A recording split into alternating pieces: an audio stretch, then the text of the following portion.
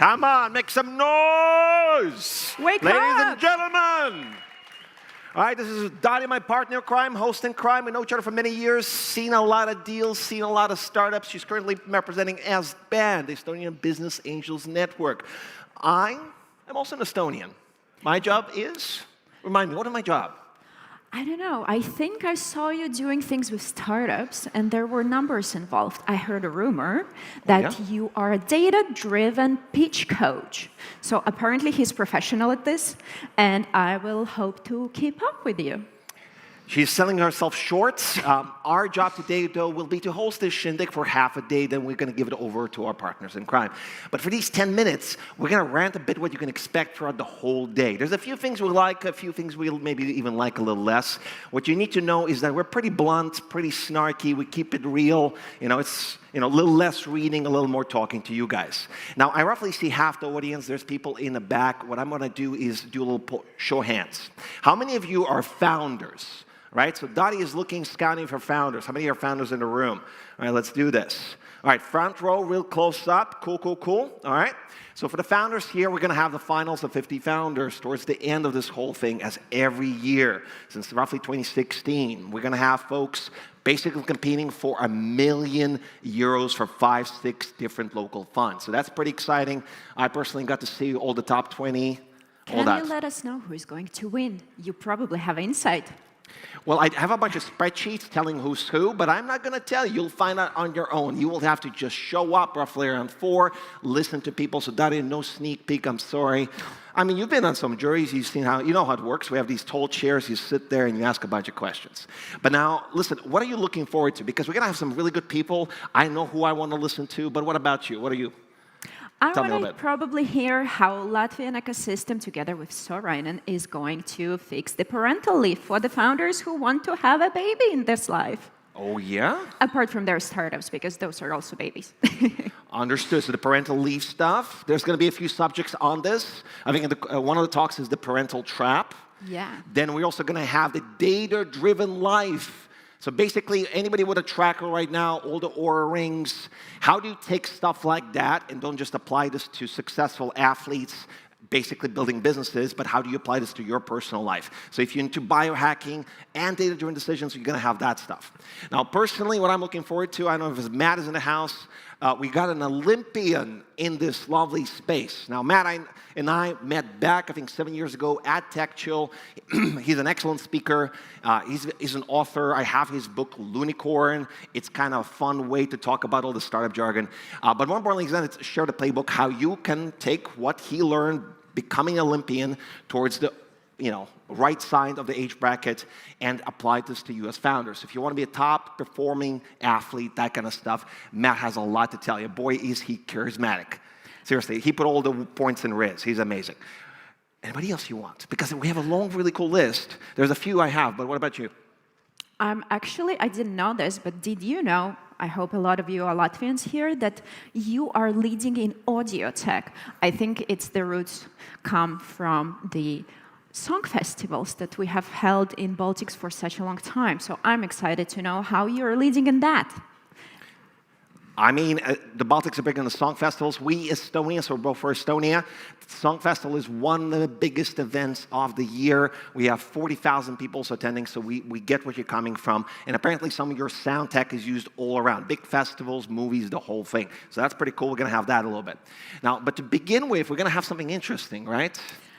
Well, I don't know about you. When I was 14, I was reading Harry Potter and just walking outside with my friends.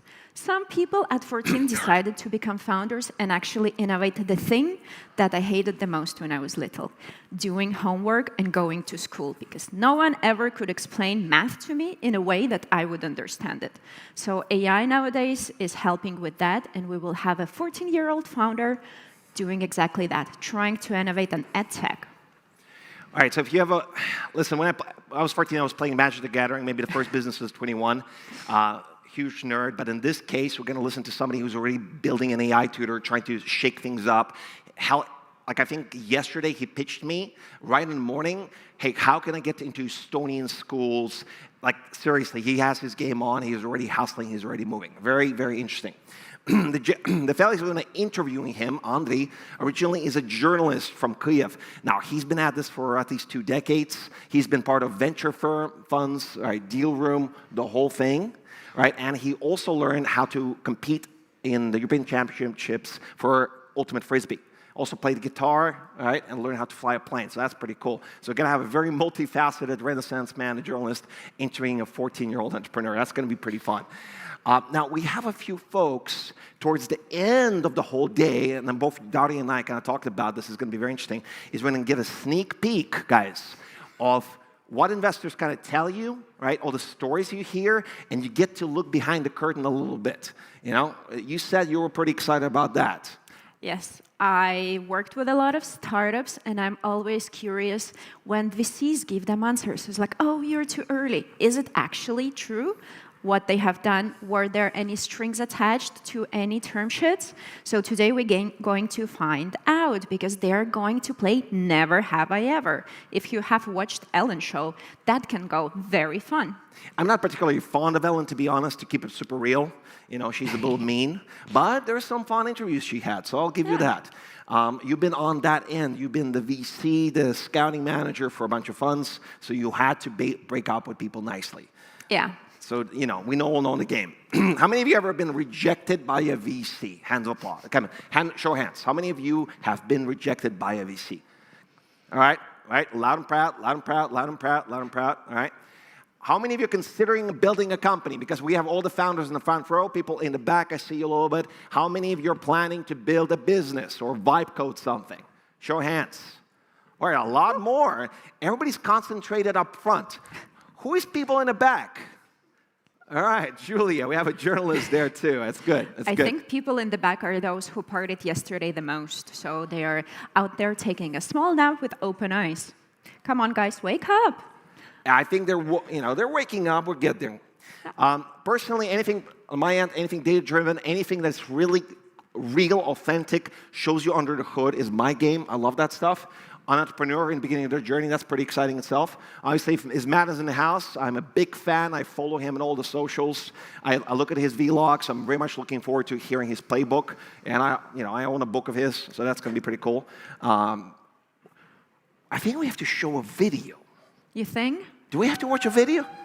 All right. Yeah. All right, guys, come on. Let's do it. So let's do it.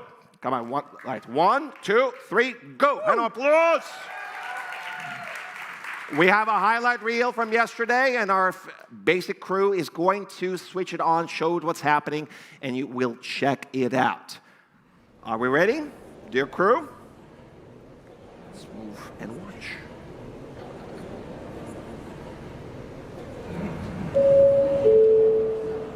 The aircraft door has been closed. We're going to be pushing back the gate in just a moment. If you would please take your seat if you've not already done so.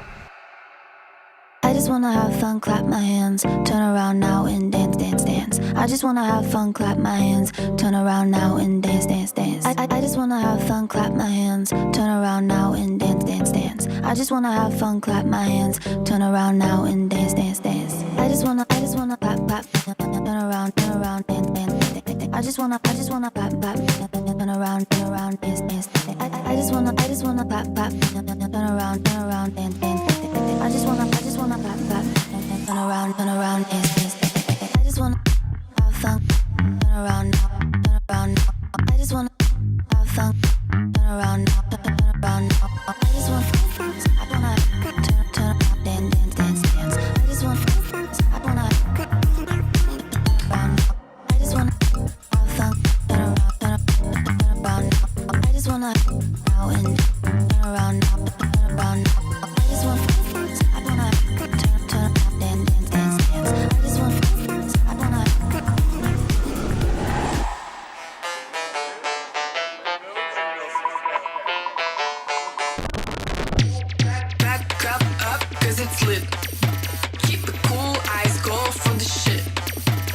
I'm ballin', look at all these chicks. Whip it up, all these rocks on my wrist. Bring it back.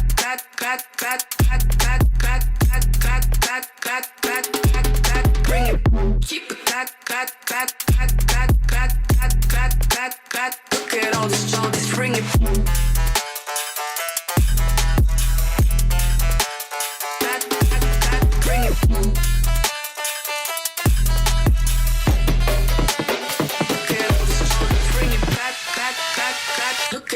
all this, bring it. Thanks for flying with us. Have a great TechChill day, too. Pretty good. Knowing what it takes to produce these videos, I don't know who did the job with post-production. You did it so fast. I'm mega impressed. Guys, once again, for the film crew, the whole thing. Now, I forgot, we're going to have something. We're going to have a fireside chat, if I recall correctly, right? I think so, yes. I think I heard the first speaker today is going to be that exactly 14-year-old, who I'm excited to hear. All right, and I'm excited to listen to the kind of questions Andriy, the intro Degeler from Deal, he's going to be asking Kaon, the 14-year-old entrepreneur, right? I think MindLoop is the company, MindLoop Edu. He's currently hunting for all the projects across the Baltics, all the schools, so he's going to talk about this. He's very big on Kosovo, you know, all that stuff, so we're going to hear about that. I think we have to also set up the stage, if I'm not mistaken, right? I think we were told to move that way. Yeah, we're told to move a little bit that way. But if we can welcome Andriy and Kaon on stage. Are you here? Are we seeing them slowly? Tech crew, let's do it. Let's do it. We got some chairs for you. All right. Excellent. And we're going to move away. Gentlemen. Andriy, good to see you. Thank you, likewise. Good to see you once again. Good luck. Looking forward to the story. Go. All right. And welcome our next speaker, first speakers of the day. Thank you. Let's do it. Good morning, everyone. Thank you so much to our gracious host for an amazing introduction. My name is Andriy Degeler. I am a journalist. I'm with Durum.co.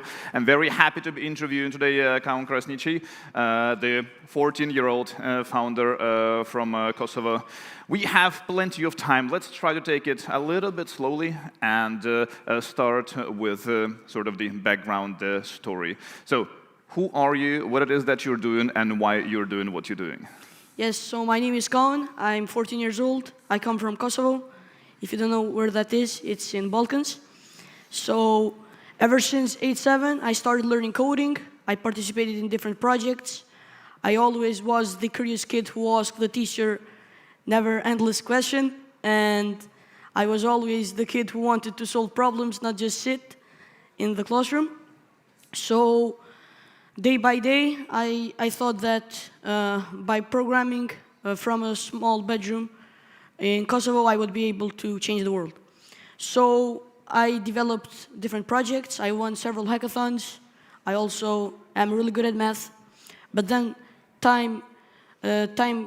after several years, I thought that learning, no one is getting to fix learning seriously. Investors don't bet on it because it's risky. People think that it's hard and slow. So I love to solve hard problems. And that's why I'm creating MindLoop Edu, which aims to personalize content for each student. The aim and the vision is to implement it across different schools across the world. And I want to be known as the guy who changed education after 20 years from now. There we go. Yeah. Please, a round of applause. So how does one start coding at the age of 7? Like, how did the idea even come along? Well, I sort of had these different after-school options to choose from. And then I thought, okay, what is one thing that without it, the world wouldn't function? And I sort of started thinking and thought, okay, technology. So I thought I want to do more to be able in a more important environment. So I thought technology would be able to give you that. So I started learning, going to these courses. But I think my own love for programming gave me more value than the courses itself. So yeah. Right, and I'm just wondering. So when you were starting to code, learning to code, finding coding really interesting, did you think already that you were going to take the entrepreneurial path and actually build something rather than just becoming a programmer and engineer? Yes. Well, I believe if the goal before having a great problem to solve and an idea to just be an entrepreneur is wrong. I believe that it should come naturally. So I didn't say I want to start a company when I'm old, but I had a problem sitting around me, and then I thought the best way to solve this problem is to create a company. Right. Yeah. Right. So is MindLoop your first company, like serious project? Yes, MindLoop is my first startup. I've company, but I've developed different projects earlier than this time. So what exactly is MindLoop? How do you explain it to the people you're selling it to, for example? Yes.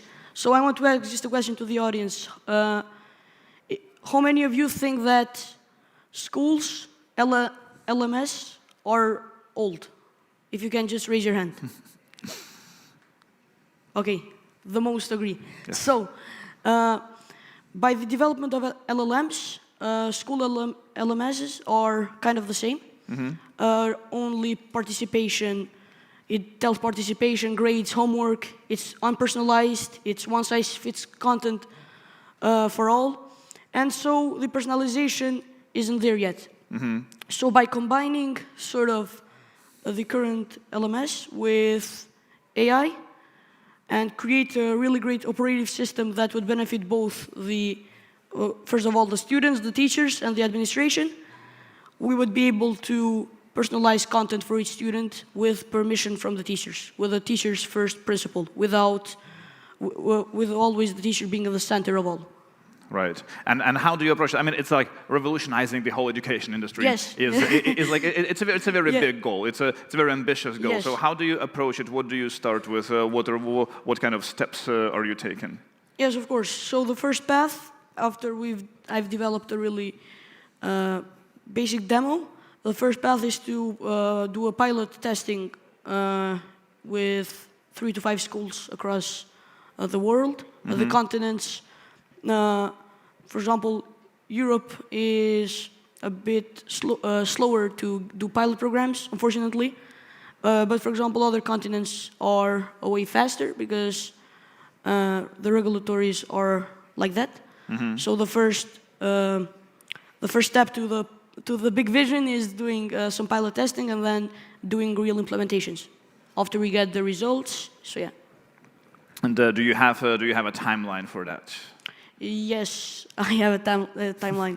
Well, school pilots, it depends really on the country, on the continent. So, for example, some countries around Nordics open school pilot programs around the end of the year, for example, some of them. So it really depends on which region is more open to implementing.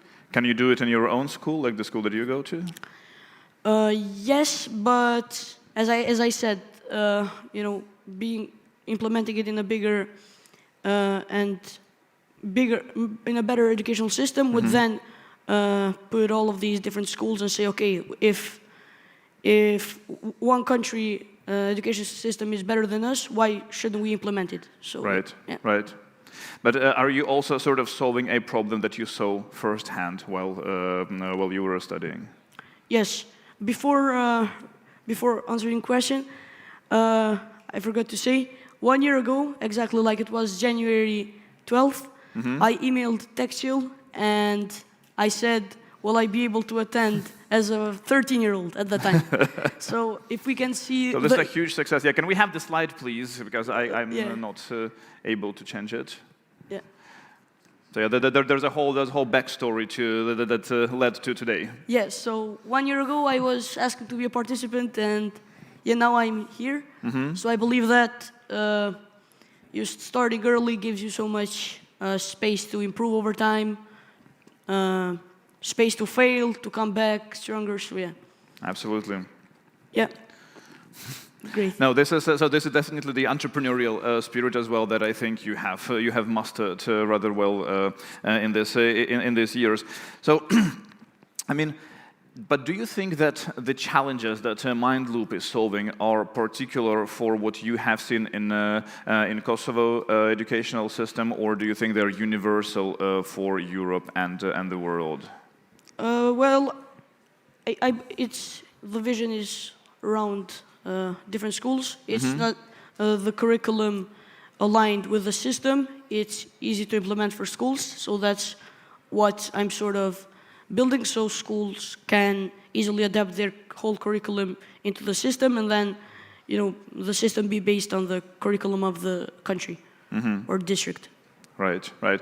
So I'm really wondering, so how did it all develop, and what kind of reaction were you getting from, for example, your school, your teachers, your classmates, your parents? So like, what was the support like that you received or didn't receive from people around you?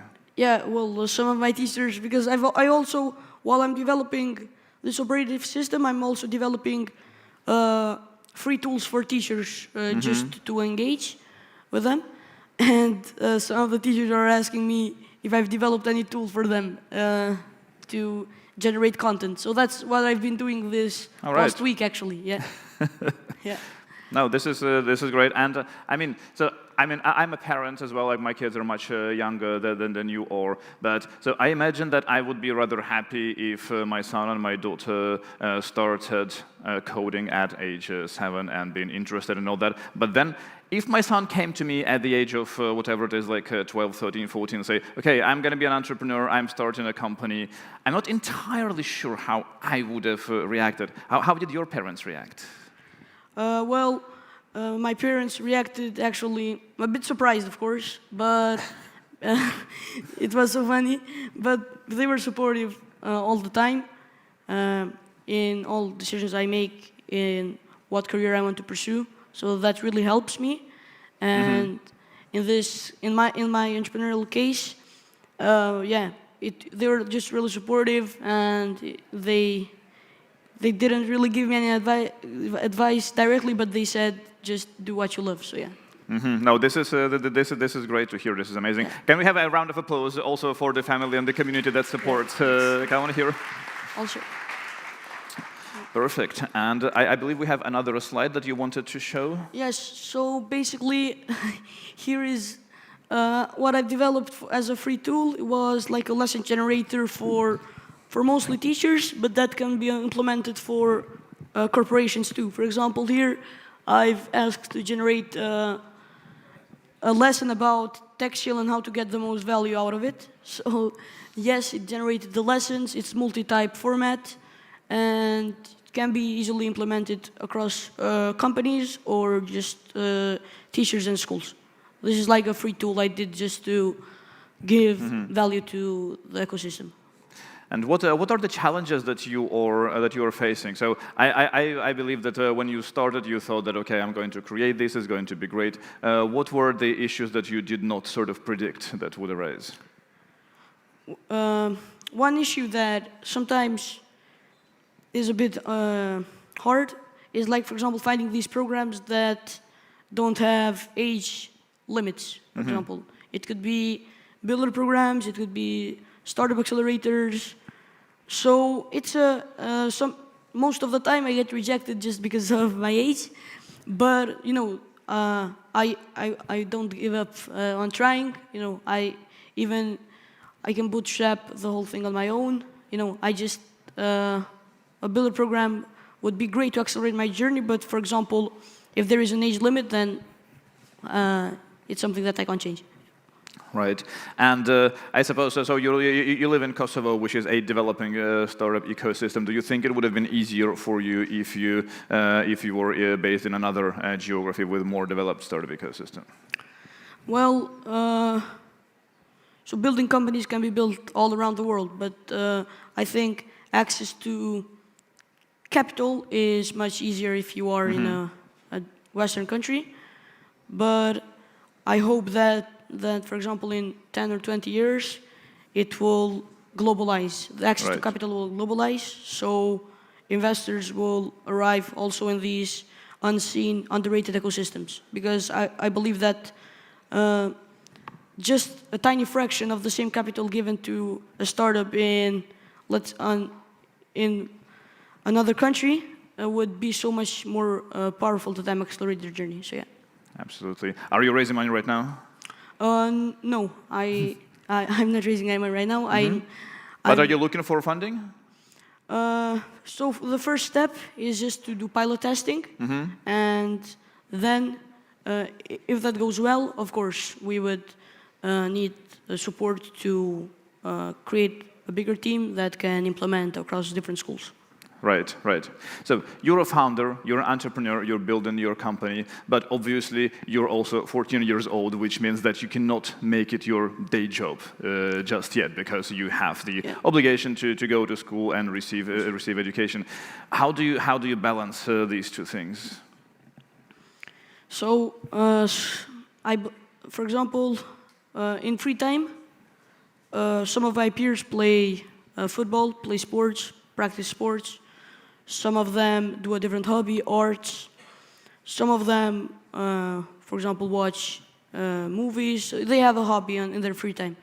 But all the free time that I have, because I love the journey, and I'm not doing it just to build a startup. So that's why all the free time that I have, weekends, after school, up until night, I use it to build. So yeah. Right. And how is the building process? How has it evolved for you over the past few years? I suppose you started mostly like coding manually. Now with the advent of generative AI and LLMs that are focused on coding, it must be different somewhat. How has it been for you? Yeah, well, you see these tweets all on the internet of people just launching Cloud Code, different tabs. That also works, but having it helped with me because I had a great understanding of coding, and before the tools expanded, and then when the tools launched, I just had it so much easier because I can just automate everything. Right. But this is great. So do you think that actually it does help you, that you understand the actual code and that you can read the code if you have to? Yeah, absolutely, because it's not just in the coding, it's actually in the thought, in your thoughts when you think about an idea, in the thought process. So, for example, if I want to build an app, AI agent that is for connections, for finding people in your network, I would directly think, okay, well, graph databases and their connections to this guy knows this guy and this guy knows that guy. So it helps a lot. Right. So what is your building process? So and now, how does it look like? How much time do you spend actually coding or prompting, and then like perhaps talking to your potential customers and doing other activities? Well, I don't have a fixed time. It depends on the day. It depends on the time that I have. But I just set like a finished goal, for example, a deadline for, let's say, the end of the month, and then I can change how many hours I build a project each day. Yeah. But you do put some deadlines for yourself. Yes, of course. Yeah. Have you been able to meet them mostly so far? Yes, and I've been doing like one big deadline. I've been splitting it into 10, so it feels more engaging over time. Great. Yeah. So are you a team of one at this point? Sorry? Are you a team of one at this point? Do you have a team? Are you looking for a co-founder, for example? Not essentially, but if an opportunity comes, why not? Because co-founders, getting ideas from different angles helps a lot. But also, what can't a solo founder do these days? What can't a solo founder do these days? That's the question. You have the tools, you have powerful tools, so you can just go out and build. And then if you want to accelerate or just stay bootstrapped, you can stay bootstrapped. If you want to create a team, then that's the time. So until, for example, a validation stage, I don't believe that essentially you need a co-founder these days. Yeah. So do you think that we are entering the era of solo founders, solo entrepreneurs? Yeah. Yes. This is really interesting. And eventually, after you finish school, you will stand in front of a choice of whether you want to go to the university or you want to just pursue the entrepreneurial career without receiving formal higher education, I suppose. Did you think about it already? Do you think there is still use for higher education for founders like yourself? When you look at best businesses around the world, unicorns, most of the co-founders or the ideas came out of university. So I think that universities, of course, will align with all the latest news, all the latest updates in the AI era. But also, even without it, you meet lots of people who match your skills, your ambition, and you can have great discussions that from there, you have great ideas that you can create a company. So I believe university is also a great networking ecosystem. Absolutely. And if you were to go to university, do you think you know? So yes. Okay. Yeah, of course. Do you know what you would want to study? What would be the line of? Yeah, because I believe coding will sort of not essentially get replaced, but just be less powerful as a degree in the future. This is just my opinion.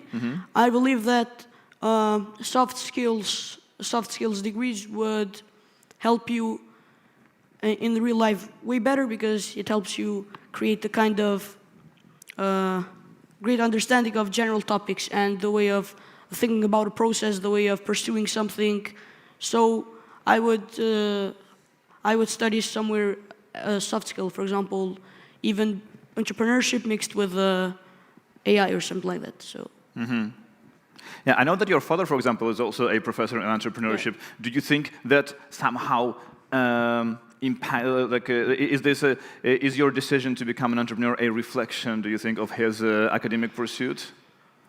You know, it helped when I discovered my own passion for entrepreneurship. But you know, in a way, he didn't tell me, okay, Colin, you've got to be an entrepreneur. You know, but then when I discovered it, I asked him questions, and then it helped having these discussions with him. But before actually finding that entrepreneurship is something that I love, innovation is something that I love, you know, we didn't really engage in those discussions. But after that, it really helped. Yeah. Of course. What makes it feel so great for you? Like, why are you passionate about entrepreneurship and building?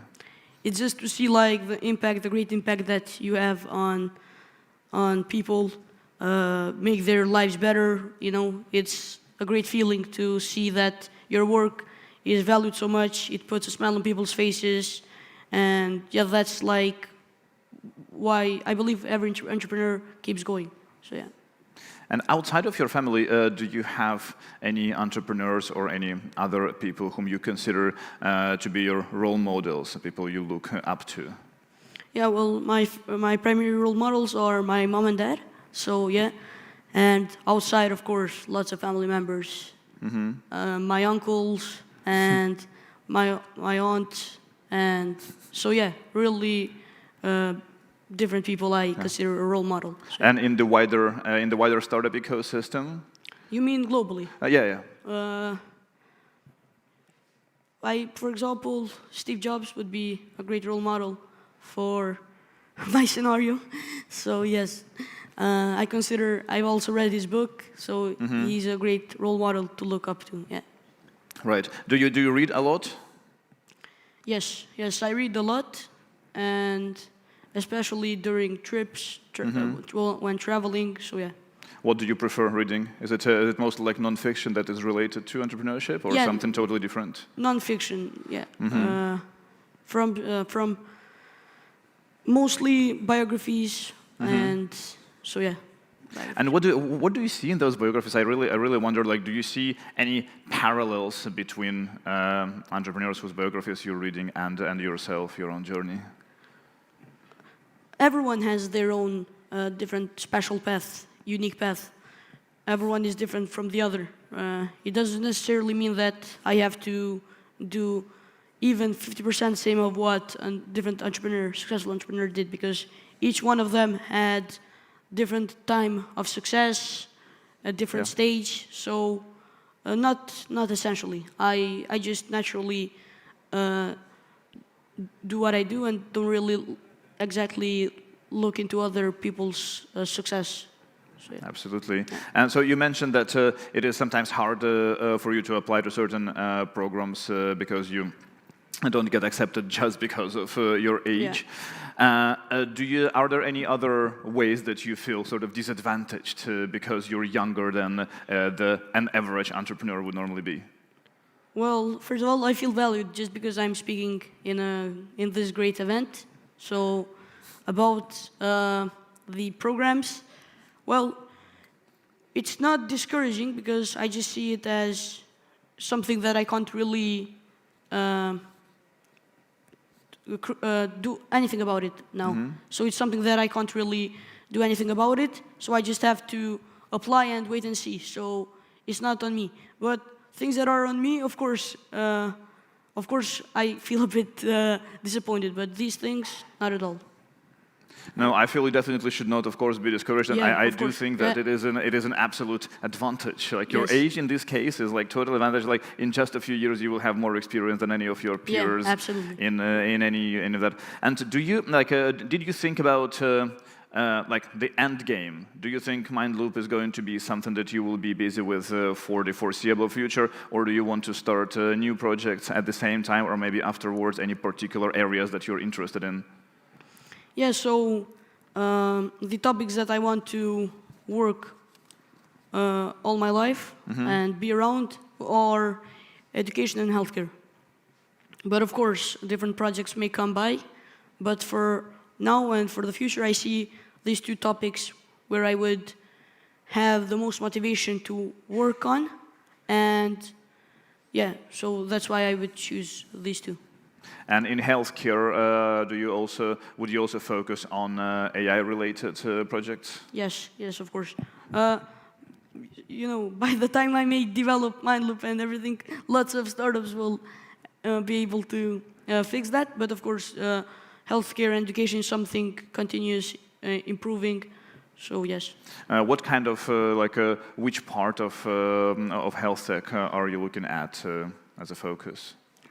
Well, for example, I've developed, for now, I want to say, I've developed agents that personalize find your doctor perfectly, because middlemen also get your fees for finding a doctor, but also it's not really personalized. But for the future, I believe that just assistance would be something great, diagnosis of different images, and then from it extracting, so yes. Amazing.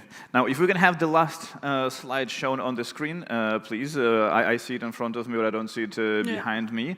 And in the meantime, now, Kaon, thank you so much. You are an absolute great example of an entrepreneur with passion and with determination. I'm wishing you the greatest success in the future. Please keep doing what you're doing. Never be discouraged by anything that happens around. And please give a great round of applause to Kaon Krasniqi, founder of Mindloop. Thank you. Thank you so much. Go. Okay. Yeah, go first. Okay, thanks. It's you again. Everywhere I turn, you're there. I never get tired of you. All right, ladies and gentlemen, here's what's going to happen. Now, we listened to a young founder, like super young, talking about social skills, soft skills, entrepreneurship. There's a few things we learned, so databases, connecting all of them. All right, a lot of really cool stuff on these experienced interviewer, presenter, journalist, the whole thing. What I'm excited by is the next presentation. Matt C. Smith. In 3 years, he qualified for the Olympics. I've been following personally his journey very closely. You know, all the reels, all the posts, daily habits he's doing. So I'm kind of interested how he packages this in 20 minutes and gives these nuggets of wisdom to all of you. Now, I asked Daria, like, is she excited about this? Obviously, her and I have never qualified for Olympics. And Yet. Very good. We got a really motivational speaker. I see you, Matt. Do you have any thoughts? What are you looking to get out of this? Well, sometimes I think I'm tired of tech, and then reinventing myself sounds like a good thing. Completely pivoting and doing something else. I'm excited to figure out how that guy went from tech to Olympian, how it happened, and what was the mindset. Maybe I can implement it in my life, and then I will reinvent myself and don't have to stay on the stage. All right, so it's basically becoming a completely different version of yourself, and even a better version of yourself. What about you guys? You want to hear about what Matt has to say about becoming an Olympian and what it means for you? All right, there you have it, Matt. I kindly welcome my friend, colleague, and inspiration, Matt C. Smith! Woo! My man. Vegas, it's good. Sign up, man. Wow. Let's go. Give it up for our amazing host. All right. How we doing, TechChill? Good to be back. Before I start, I want to acknowledge one thing. I like the programming TechChill. You have Kayan, who's proving it's never too early, and then me proving it's never too late, back to back, right? I guess the message is, start whenever you want. Anything is possible at any age. But it's good to be back. And I'm going to tell you a fun story now about how I was an entrepreneur, built and sold a company, and then I became an Olympian, and how now I'm flipping those lessons back, and how I found becoming an Olympian has taught me to be a better entrepreneur. But first, 2018, I was actually here for 2019 and 2020 at TechChill. I did, as many of you did. Give me a wave if you're a founder. Who's the founders in the room? Holla, yep, looking tired. Yeah, good for you, keep hustling, it'll happen, don't worry. I founded my startup. Yes, I did the cliche things, getting the old, unicorn masks on. I founded my business. Now, I followed the typical cookie cutter, how do you build a business format, right? I build a team, I get some advisors, I go through an accelerator, I find a co-founder, we get t-shirts with the company logo on it. It's all part of the process, all from Printful, by the way. Shout out to, some Printful people here. Thank you for that. I do the typical things that you do. I follow the cookie cutter process of entrepreneurship. We attend some events, including TechChill, South by Southwest, of course, right? We get advisors, we get investors. I grow my team, right? It's part of the process, and I was very grateful for that journey. Now, something very fortunate happened to me 2 years later. Are you ready to cheer? 1, 2, 3. I sold my company! We made it, people. We've sold the business. We've achieved the entrepreneur's dream. Build and sell a company. Now, what do you do when you sell your company, right? What do you think you do when you sell a company? What's your name? Yes. Sorry? Kos. What do you think you do when you sell your company? What does an entrepreneur do? What's the cliche thing you do? I don't know. I don't want to sell my company. Oh, you don't want to sell your company? I like that. Good. Bootstrap it to the win. I like that. Okay, brilliant. Well, you know what you do? You sell your company, you grow a man bun. Right? That's what you do. You grow a man bun, you get some beads around your neck, you go and take some plant medicine in South America, right? You go find yourself, right? I went surfing, learned to surf, and I lived in a startup-friendly location, Lisbon, Portugal, right? Nomaded on the beach. The problem with that is 6 months becomes a year and a half, becomes 2 years. And at this point now, I'm 32 years old, not 62 years old. And I'm living like a 62-year-old at this point. This is, 2022, right? So, 2022 November comes around, and I decide to get back to what I was doing beforehand. I need to come back to the entrepreneur that is Matt. Now, I've learned the lessons. I feel like I'm refreshed, revitalized. I'm ready to go. So, 2022, I moved to Norway. Oh, the flag is meant to show. Anyway, I moved to Oslo, Norway. Now, we're in the Baltics, so same, right? What is the Baltics, my friend over there, what are the Baltics characterized with when it comes to like November, December? Have a guess. Depression. I'm sorry to hear that. Hopefully not too much of it. Snowed in cars. We can all relate, right? This is what is characterized with the payments. Who's been to Slush, the event? It's named after the season. Yep, you have. You know it well, right? Now, I moved to Norway, and I'm thinking to myself as an athletic person, 32 years old at the time, not 14, I wish. And I'm thinking to myself, how do I maintain an athletic credential? How do I run, swim, cycle, when it's far too cold outside, too dangerous, etc.? What do you do in Norway? You cross-country ski. Right? That's what they do. That's what they get outside. I know you do that here as well. There's many of you here who might have tried it, but I'm in the home of it. So, November 2022, I decide to myself, I'm going to learn to cross-country ski, right? I'm trying to figure out what I'm going to do with my life next. Am I going to build a business, and what's next for me? So I decide to get a ski lesson, a cross-country ski lesson. Now, cross-country skiing is a Nordic-dominated sport. So have a guess where my cross-country ski coach was from. You, have a guess. What country was my cross-country ski coach from? Norway? No. What about you? Denmark? No. No, it's Mexico, obviously. This is Alan Daniel Corona, Mexico's national ski champion, living in Norway, married to a Norwegian, much like me. So I get a lesson with Mexico. And you know what? I think to myself, this is a fun lesson. He's a foreigner living here. He's representing a country. He takes me out with some other Mexicans, Victor here, and a BHAG is born. Now, the entrepreneurial mind in me starts to kick in. Hold on a minute. You can't be what you can't see. Sandra? Can you? Good to see you. Welcome. From 27 names. You can't be what you can't see. So I think to myself, could I just maybe become South Africa's cross-country skier? But hold on a minute. When's the next Olympics? This is beginning of 2023 now. Well, the next Olympics is the Milano Cortina 2026 Olympics. We're 3 years away. So I start doing some research. How do you qualify? When do you qualify? And I know what you're all thinking. Yeah, that's right. You know what I know? You can't believe Jamaica has a bobsled team. Come on, you saw the movie, right? It's very cool runnings. It's very sort of kind of fun story. Those of you who don't know, this is the story of the Jamaican bobsled team that went to the '88 Calgary Olympics. You know, they were all sprinters, and they tried to be the first team ever. They made it. Big movie came out. It was the same time in the same Olympics of Eddie the Eagle, big movie, that big came out. So I think to myself, okay, listen, I've got 3 years left. Obviously, I'm trying to distract myself and procrastinate from what I really should be doing. So I'm going to attempt to qualify for the Olympics in 3 years in a sport that I've just tried for the first time. Not with a Norwegian coach, but with a Mexican coach. Right? Just adding this to the picture of the thing. Now, my entrepreneurial mind kicks in, so I start to think to myself, you know, what separates you from any single goal, any single product launch, any single business, is a series of minutes and moments, key minutes and moments. And I had a hard launch date, okay? Because I had a specific date on a specific day that I had to get a specific time in a specific race. And that was Trondheim 2025 World Championships, which were exactly a year ago, basically, almost to the day. So I had 2 years, from early 2023, to get good enough to qualify for the Olympics, right? I already had a co-founder, Mr. Mexico, right? Entrepreneurs, what do we need to do? We need to growth hack this, okay? So I begun this journey of how to growth hack this. Now, how I approached this and how I kind of approached my startup as well was I identified how many days we had to a launch, for example. We'll call this our launch date. And I reverse engineered. I imagined what I would need to be, who I would need to become on the day of the race. 2 years later, I had 700 days to get there, right? So I have now my working framework. So how do I time box and allocate my time around this? The reality is I only had 230 skiable days.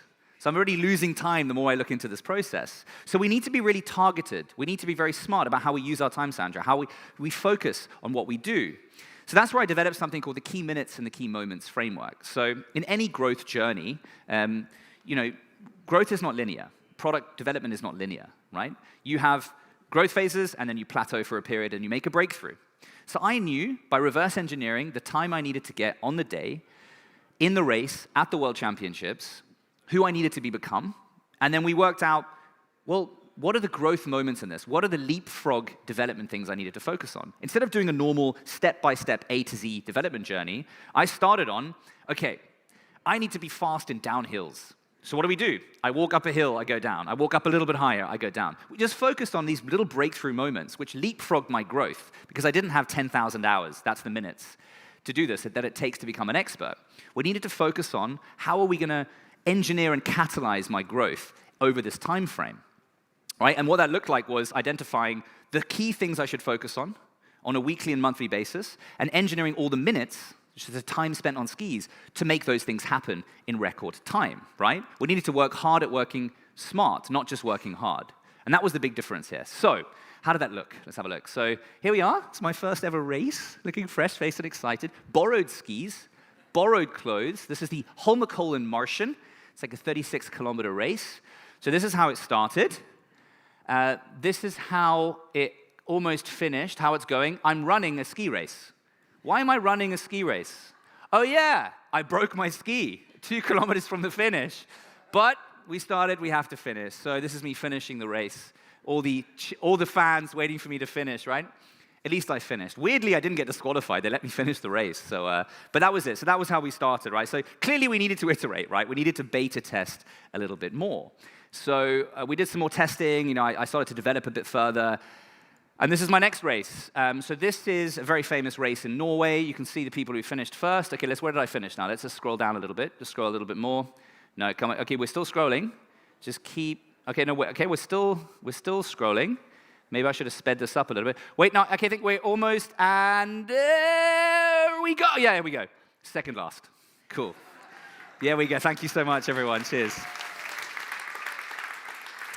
We clearly needed to pivot, right? So this is where I decided, okay, we need to pivot. What's wrong?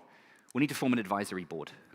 What would my startup entrepreneur self do? We needed to create guardrails to make this a success. So we reached out for mentors. So one of those, of course, was, this name might mean nothing, but Olav Alexander Boo, probably the world's most famous sports scientist, just as luck would have it, lives in Bergen, Norway, right? So I hit him up.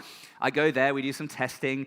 VO2 max this. We understand what is the engine I need to create in the time that I had to make it, right?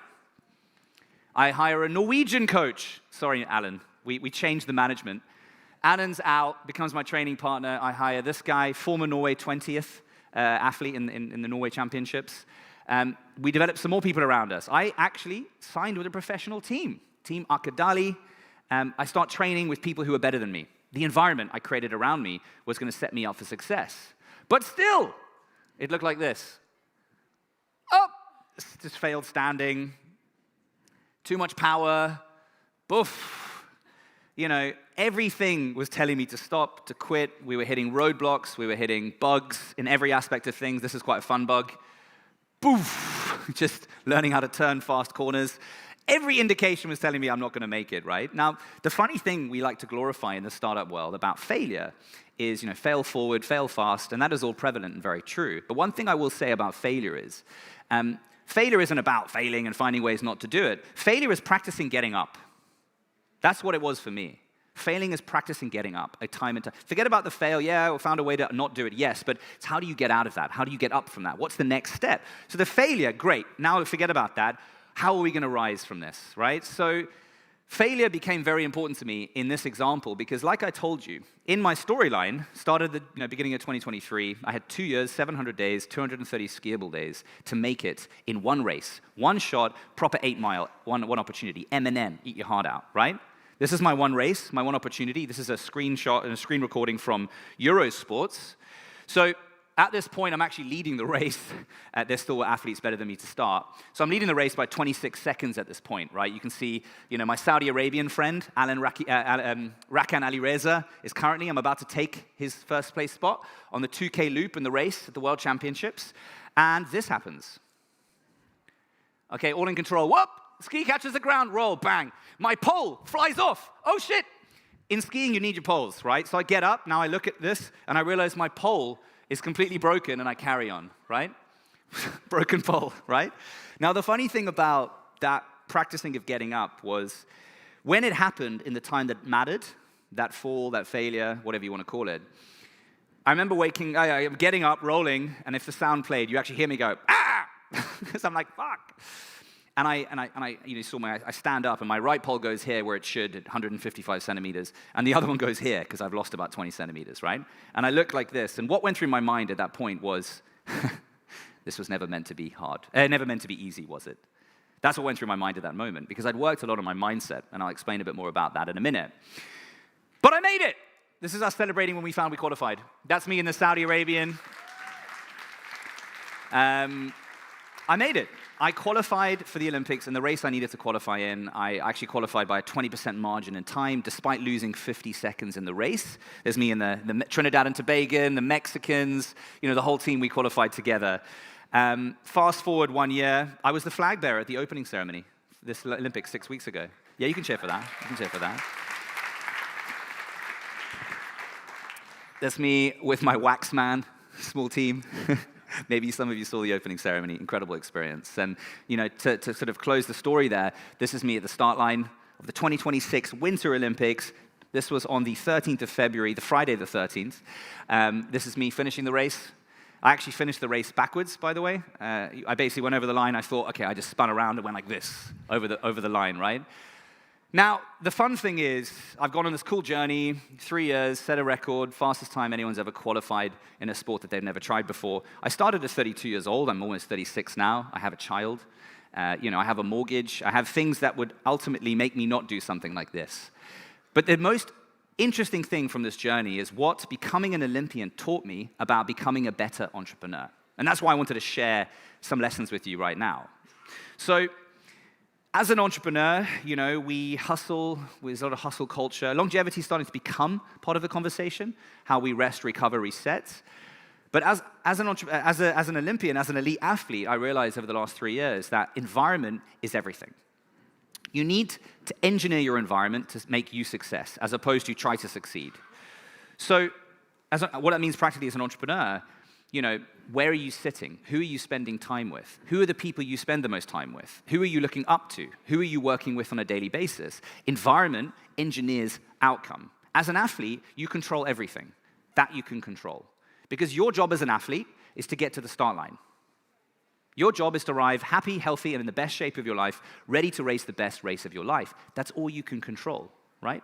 As an entrepreneur, it's the same thing. If you control your environment, where you live, who you meet, who invests in your businesses, who you hire, all these different elements contribute to your success over time, as opposed to you just focusing on how to succeed, when to succeed, why to succeed, right? Create an environment around you that will help you succeed. That's really important. That was everything to how I succeeded. I moved to where the ski slopes were, out of the city, to reduce the barrier to actually do the thing I needed to do. Because even a 20-minute commute was a barrier that would hinder me over time, right? In terms of diet and what I consumed and all these types of stuff, it was all engineered, my environment, to make me an elite athlete. Because that's what will save you on the days when you're not motivated. Because trust me, motivation is not a constant. You need to build systems that beat motivation. And those systems are in accountability, social accountability. I had a training partner, the Mexican, Alan. Remember him? He was my training partner. So we would get each other out when we didn't want to get out, when it was extra cold, when we were extra tired, right?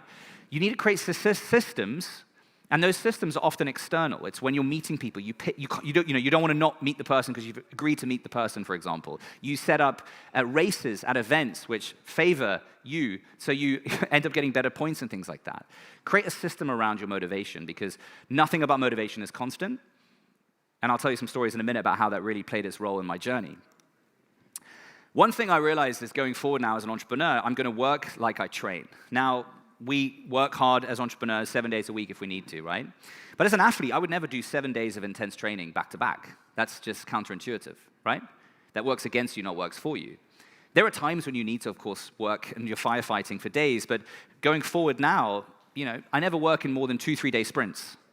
Like an elite athlete, I would never do intensity days back to back more than 2-3 days, typically 2, really. You still work that 3rd or 4th day, but have a lighter load day, or do other types of work that requires a different element to what takes from you, be it physical, be it mental, right? That's really important. So I'm going to think about the way I train, looking at my week, the blocks, when I'm working and why I'm working. When is the best time to train? As an athlete, you think to yourself, am I a morning, an evening, a midday person? How can I engineer my training blocks around my natural energy? How many of you thought about that as an entrepreneur, right? You need to make the system work for you. Running your own race. So at the beginning of this, I hire a Mexican coach, and we start to copy what the Norwegians did. Guess what? No matter how hard I tried to train like the Norwegians, I never raced like the Norwegians. You need to run your own race. You need to find a training program that is the Matt C. Smith special, that is the Sandra special, that is the whoever else is special, right? You need to have a training program that considers your life demands, your fatigues, your different elements, your training hours, things that favor you. This is what's really important. As an entrepreneur going forward, now, this is something, I'm going to not just follow the cookie cutter way I'm meant to go.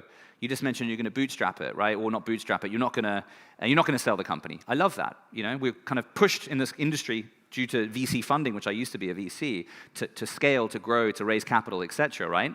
Run your own race. Be brave and bold enough to be contrarian. Go against the grain, but that's your grain. That's your narrative. That's your path. Now, the fun thing is, the big lesson I had was, guess what? Shocker. I was never going to win a gold medal, right? I started the sport at 32 years old. You can't just cheat code and fast forward to 25 years of missed skiing, right? I came 108th on the day in the race, right? I came 4th last, but I beat the Saudi Arabian and the Lebanese and the Israeli, actually. Anyway. So I beat a couple of my friends and things like that. But the goal was never to get a gold medal. What I realized was so much of everyone else is focused on winning a gold medal that they're forgetting the other areas you can win a gold medal in. So I won a gold medal by building a personal brand in the process, by building in public. I would become one of the most followed cross-country skiers. I had the fastest growing social media channels. That brought in opportunities that didn't get given to others. I developed the biggest sponsorship deal with Corona Zero, the main sponsor. Maybe some of you saw me in that jacket, right? I was one of 8 athletes chosen from the Olympics, of 2,900 athletes, to go on this big global campaign with Corona, very well paid, cool opportunities. That came to me because of all the things I did off the course, not just on it.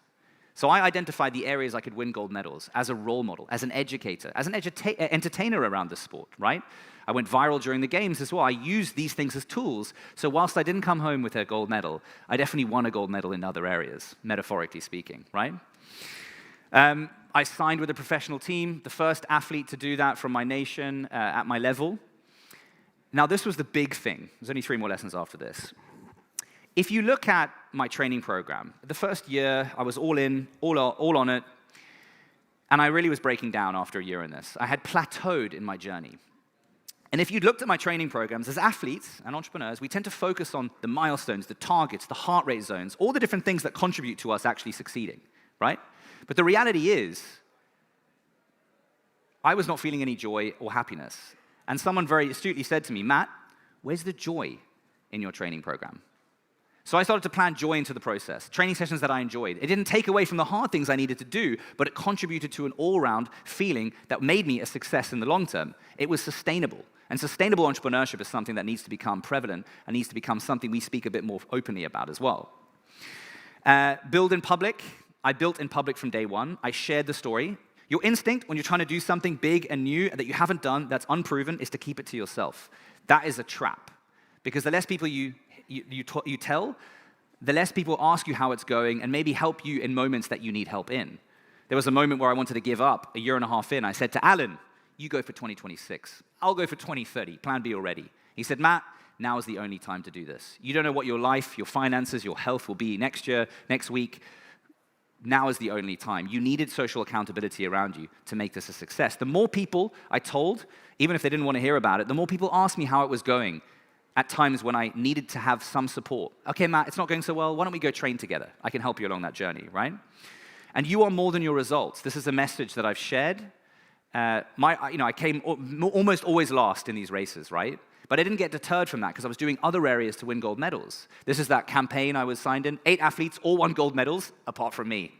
First, 108th. But I'm in the same league as these guys. And identity drives behavior. I identified myself as a skier. I'm not trying to qualify, I am qualifying. When I qualify. Language is everything. Belief is integral to this, right? I believe that I could make it. Some days I didn't, but that's where my support network, my community, my building in public made it real that I could do it. I relied on them in moments I really needed as well. This is me, Alan, making it. You can cheer for Alan. That's us finishing, cross line together, Mexico. And to finish, which I think it's a nice lesson that I realize is resonating with people. If you all met me at TechChill 3-4 years ago, nothing about my past would predict my present. Like you would never go, yeah, now you're going to go become an Olympian in 3 years, right? So wherever you are today, it's a starting line. I'll finish it at that. Thank you for joining. Enjoy the rest of TechChill. Come chat to me. I'm hanging around here. Thanks for listening. Give a scan. Give a follow. New cool things coming. Thank you. Our Matt, my man. Amazing. What did I tell you? This man can speak, he can lead the way, he can develop a playbook from scratch, reinvent himself. We got a little bit of this. Now, in the next 3 years... I think the key takeaway for me is if you want to reinvent yourself and become an Olympian, you have to move to Portugal for 2 years.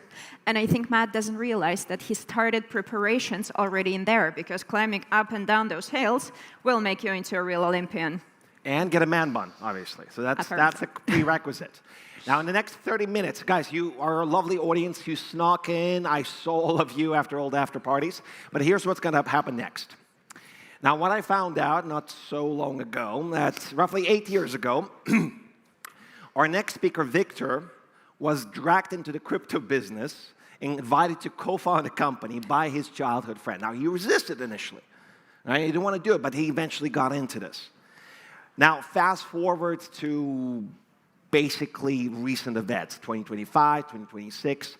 One of the top law firms in our region, Sorainen, helped them get basically the first financial license. It's called MiCA, Markets and Crypto Assets. You don't need to know what it is, but it's like a third hardest license to get for financial institutions, the whole thing.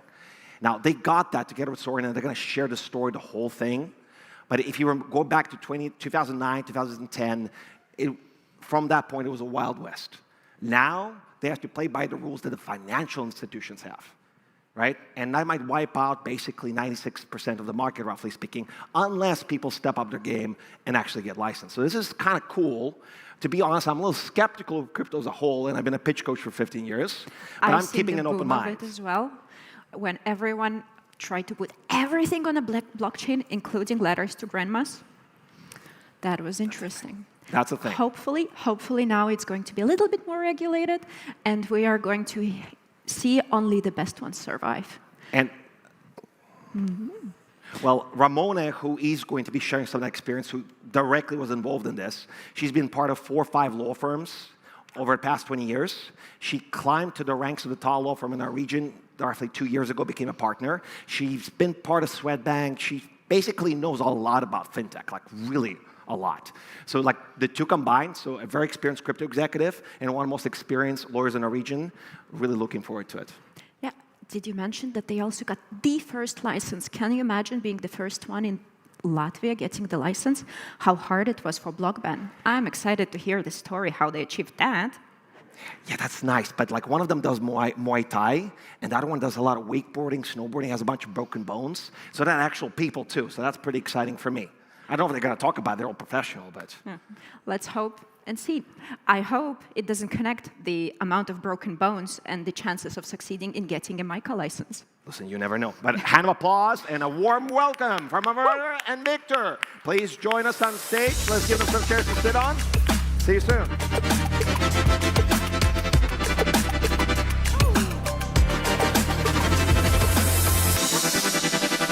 The right one. Wow, what an introduction, Victor, right? Yes, exactly. So maybe let's start with our hobbies. So I hope that the audience already have guessed who does the Muay Thai and who does the kiteboarding here. I do a bit of Muay Thai. I used to do a lot more when I was younger. I'm in my early 40s, so I've never tried. I lived in Australia for a fair few years, but I never tried surfing. My wife told me that if I do Muay Thai, I cannot do surfing, so I had to pick one side. Nice. Did you know that you can surf in Latvia? In Liepāja, we have a Baltic Sea, so there is a possibility. So everybody, please come to Liepāja if you are around. Okay, today, Victor, I will start with the warming up question about Blockban. Please tell me why. What is Hungarian-rooted company that received this first MiCA license in Latvia and the second in Baltics? Only the first was received by the Robinhood, which is also huge, but Blockban was the second one in Baltics and first in Latvia. And tell me more what your company is doing and what technology is behind the Blockban. Okay, so we started this crypto business 8 years ago. I'm just trying to find. The idea came in 2017 as I was introduced. My best friend from childhood, he dragged me into this idea of entering the crypto space. Back in 2017 or 2018, it was a very different time for crypto.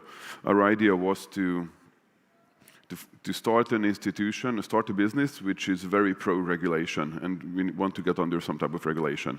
Back in, I'm sure if you're not deeply in the crypto space for that length of time, you have not experienced what was it to start a business 8 years ago in crypto.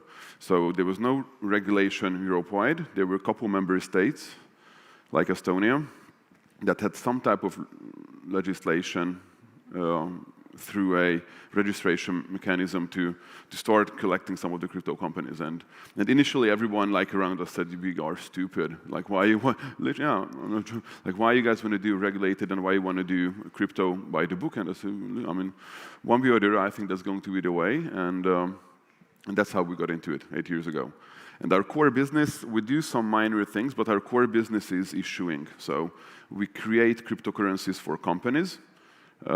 We have our infrastructure for that, and we are assisting some of these companies to bring the product to the market. But there's various needs on why people want to have crypto and why a company would like to have a crypto. So we're not in the Bitcoin space, so to say. We're not trading. We are not doing an OTC or anything like that. We are actually issuing cryptos for companies. Maybe you can share some examples of the companies who you've been assisting in creating their own cryptos.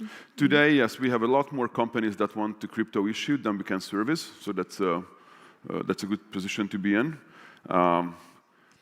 We put a lot of scrutiny on which projects we take on, because we get a lot of inquiries for early stage companies or early stage startups who have a crypto, which we usually avoid for numerous reasons. But the best clients we have, and I think the most interest is coming from technology companies that have been on the market and they want to introduce a crypto for their ecosystem. We have a vending machine franchise company, a pretty large one, Hungarian and Australian owned, that they want to have a cryptocurrency introduced to their ecosystem, to their vending machines, to their franchise business as well. Our first issuance under our MiCA license was a Latvian company, which is a crowdfunding company that they have. It's Crowded Hero, and it's a great token for them as well. We have a lot of property companies, which you have not seen yet, but you will see, I think, next week the details on how to work around a real estate-based token, not making it a asset reference token. So that's basically a variety of companies from numerous sectors. So it's not only technology, but mostly we like traditional companies for crypto. 30 years ago, almost nobody were interested in crypto, but today everybody in finance are talking about that. Maybe can you share what happened during those 30 years in the industry? Why everybody now really see the future there? Yeah. So I see that from technologically, there were a lot of attempts prior to Bitcoin coming up. That was 17 years ago, I think, 17 years ago. Initially, it was a Wild West, as somebody just said on stage previously. It was a Wild West for cryptocurrencies, and basically, it was a method to use some type of fundraising or some type of projects. It was a variety of projects, but it was not clear. It was a gray area from a lot of perspectives, I think. And and I'm looking at my experience for 8 years, the more the time have passed, the stronger the regulatory requirements became, not only with the MiCA regulation, but what happened on the market, I think, and that started filtering the market out, is anyone who is involved in cryptocurrencies, you will, back 4 years ago, even 5 years ago, the supporting infrastructure was very, very pedantic to take on. Banks, so if you want to have a bank account for a crypto company, you need to be spot on as a crypto company, otherwise you're not going to have a bank account. If you don't have a bank account, it means that you don't have a euro balance. And if you look around and look at crypto companies you've seen in the last decade, how many of them would have had a euro balance? And that's only a few percent. But the reason behind it is because those were the companies like us who were playing by the book. And I think the more the time have passed, the more the structure of the crypto market have changed. So we do a lot of trainings around this.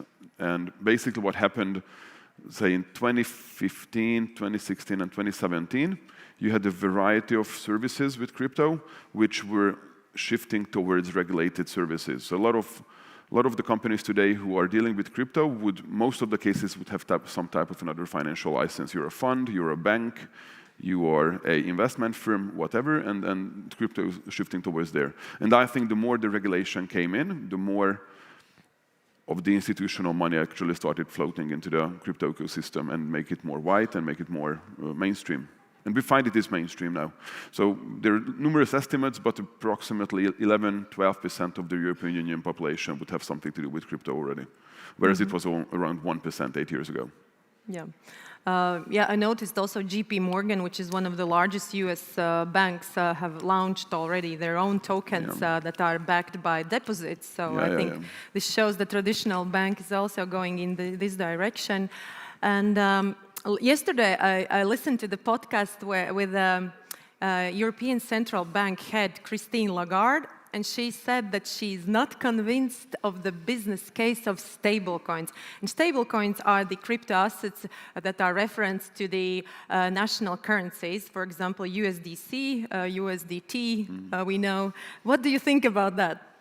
About her statement or about Yes, about her statement that she doesn't believe in the stablecoins. I'm very careful on making statements as a regulated institution. about certain things. Obviously, I can only say good or nothing. But being serious, I think I do believe in stable coins. But I think there's an existing infrastructure that has a lot of interest to remain in pace. So I would not only look at stable coins, but I would look at global payment infrastructures, looking at SEPA, looking at SWIFT, and looking at anything that you find smaller ones in Asia. There's a lot of challenges towards these systems because they get very political, these payment systems. And if you look at any hubs in the world, Europe, Asia, United States as well, they're looking at options how to come up with a new infrastructure that runs on stablecoins, for example, or what she might have been referring to, CBDCs. So national banks are issuing their own tokens, which is I partially believe it can work, but I would tend to agree with her that it still needs a lot of development and reasons why to do it. I think so. It's a complex matter, so I don't think it's that easy to judge whether it's a good or bad thing. Yeah, because she grounded her statement because of the volumes that have flattened out during recent months. So, but let's move to the Latvian angle and Baltic angle. So, why did a non-Latvian company chose Latvia for setting up her MiCA business? Yeah, we've been active in the Baltics for 8 years. So, as I said initially, we started working in Estonia. We own a regulated institution in Lithuania, and we were operating out of Lithuania for a while. So I know each Baltic state is very different, but still looking at the region from a population perspective, from a political perspective, they are kind of close. Looking at a regulated institution, I think there is numerous factors you have to take into account when you're looking at where to go, how to obtain a license. I think you need a welcoming environment, which we definitely found here from a central bank, so Latvia's bankas perspective, a political perspective. And in Latvia, I think there's a very good supporting infrastructure, including your law firm as well, because no matter what, if you're in regulated financial space, you will have a lot of legal work. So you need to have legal professionals that are very strongly tied to the business, and they are experienced and known on the market, as well as have a reputation to be able to work with regulators. And I think that's probably one of the top priorities. From a regional perspective, I think there's a lot of innovation in the region. There's a lot of talent that we find. And touch wood, but it appears that we are pretty good with hiring locally. It's a lot easier and a lot better than, for example, Lithuania or even Hungary.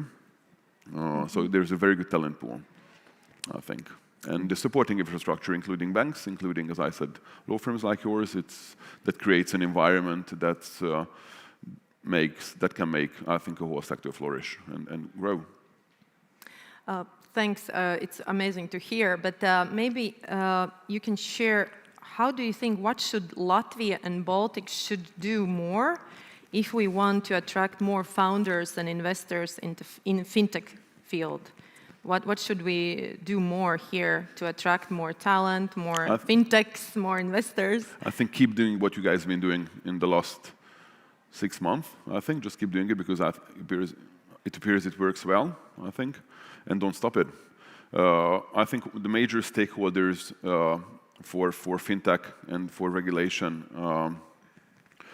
I heard it from, it took 2 years for Latvia's banka to prepare internal stuff for licensing regimes to be able to manage, and I think that was a great approach how to do it, because they had, according to them, they built up an internal talent pool as well to be able to work with newcomers and potential licensees, which I think worked great, so we have a very positive experience with them. But just keep doing it and promote it, because I think Latvia and Riga, the city itself is a hidden gem, which first time I was in Riga was 8 years ago, and I was here in 2024 a couple of times, but last year, 2025, I was here 18 times. So, and a lot has changed, right? Yeah, yes, people are nice. I think the environment is friendly, and Riga is still a hidden gem. It's a And isn't it important we have Air Baltic and direct connections, or? I'm not flying. You get me back. Okay, I'm not flying Air Baltic that often. Yeah? Okay, sorry. I usually fly with what I was told is I usually fly with late or tomorrow. I fly with LOT, yeah, but they never left me behind. So for people who, but good connection. Yeah, for people who don't know so much the regulatory and do not follow the law, please maybe explain why this license is important and how complicated it was to get it. So I'm not trying to deep dive into regulation, but basically what happened on the market was under the MiCA regime, anyone who was operating a crypto company within the European Union has to obtain this license, depending on which country they are from. So the European Union allowed 18 months for transition, and out of the 18 months, like Hungary allowed 6 months for the transition, and some other countries a year, or some other countries a year and a half, the maximum length. So in order to operate, you need to have this license. And that's it, there's nothing around it. If you want to have a crypto company in the EU, you need to obtain a MiCA license. If you don't have it, then you are basically, depending on the jurisdiction, you're committing a criminal offense for sure because you're running unlicensed activities. But some states like Hungary or France, for example, would have additional measures as well on the top of MiCA regime to make it regulated as much they can. It gets an argument whether it's an overkill or not, so that's what it does. So if you have this license, you can operate in the European Union, and it opens a lot of doors as well. Yeah, many think that regulation can kill startup speed. And what did the process actually tested in you as a founder, co-founder of Blockben? We've been through a lot of licensing ourselves. So as having an electronic money institution as well did help us, I think, with the licensing process. A lot of support from you as well, a lot of knowledge, but it was, being fair, it was new for everyone involved, I think, obtaining a license like this and going through the process. I trust my staff, so I think I have a very good senior staff that's running our business, including the licensing and including the compliance measures. But it's a journey. So I still hear people saying that, okay, they go to a jurisdiction and they obtain a MiCA license in a couple of months. I say, best of luck, and whatever. I'm a bit skeptical, but I think that, and they did change on the market. So looking at the regulation itself, and you were asking about founders and startups, I agree partially that some of the startups and some of the smaller companies, actually most of the small companies, would say it's an overkill. And it's a hard thing to obtain a MiCA license. But if you look at the whole intent of the regulation, obviously it wanted to make big players get into crypto space easy, like banks, which is good for us because we see that the crypto will stay and it will grow. So it's a very good sign. But whoever is small on the market and whoever is a technological element on the market, then they will find it hard to see whether they can obtain a license themselves. But I think there's a lot of room. So I think on the market itself, 96% of the market participants are out of the market under the existing status quo, but there is a lot of space available and a lot of room in the supply chain around licensed companies. So if you're a technology company as a startup and you deal with blockchain, I don't think you should be worried that there is a hefty regulation in place. Find an institution and work with an institution who does have a MiCA license or a bank, and then it will, I think, change the game completely. I think from my perspective, the process was pretty fast for the first time, also for the regulator to go through this experience. And when we submitted the official documents in June, you got the license in the beginning of December. But of course, there was preparation before the June done. But what was the hardest thing in the whole process for you? We had time pressure, which nobody wants to hear about, and we kept it to ourselves. But running an existing business out of a jurisdiction where you know that the game is over at the end of December, and I'm not sure how much experience you have with regulators, but we never do it, but we've seen some players don't try to put time pressure on a regulator because it's not going to help. It's going to be counterproductive. So the time pressure was a bit, I think, stressy. It took us, like, we get this question sometime, and I think it took us 8 years to obtain such license because you need a regulator that sits down with you and wants to give you a license in the end.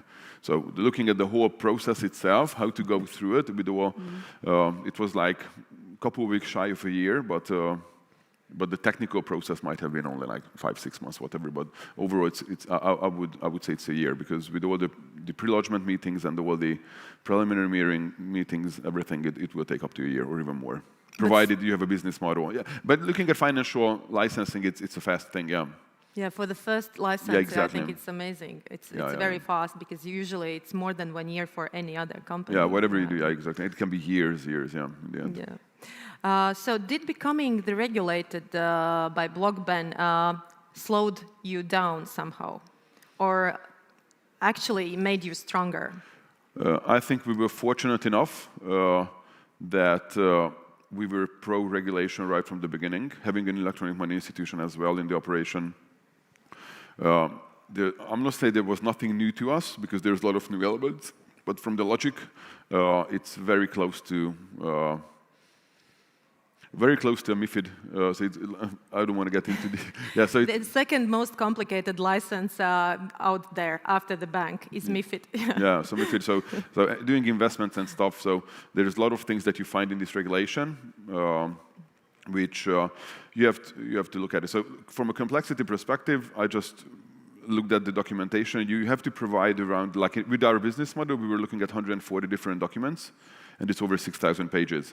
And you can't chat GPT it. Yeah, you will hear stories from the Latvia's Banka as well. So imagine that you have to design 150 documents, but it's not the documents itself. You need to run a company in accordance with the documentation that you are providing from a policies and procedures perspective.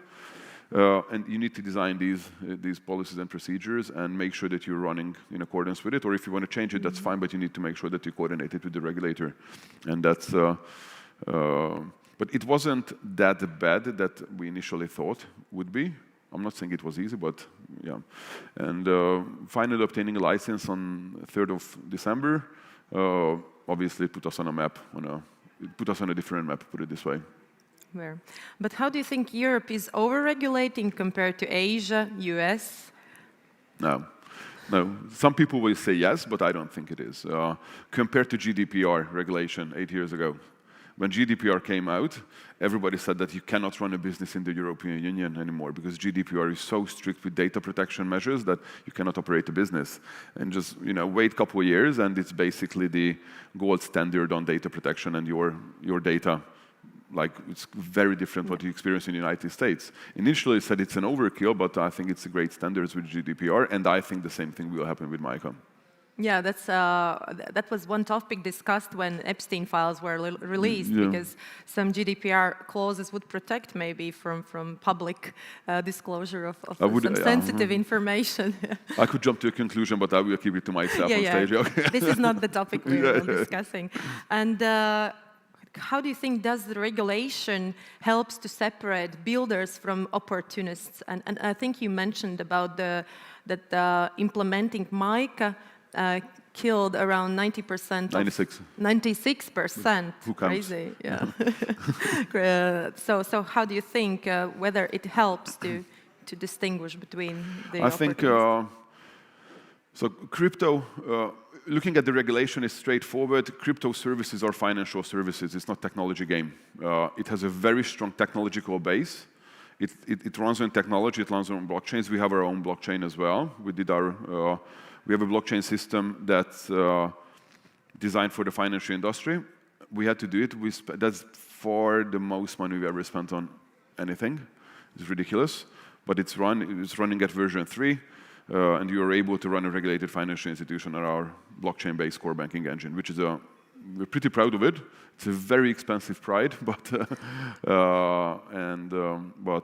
so that's something from a technology part. I think if you're a founder, you need to find how you would like to take part in the whole supply chain in the crypto space. Because if you're a builder and if you want to have a small startup, I would not encourage you to look for a MiCA license, provided you don't have financial services background.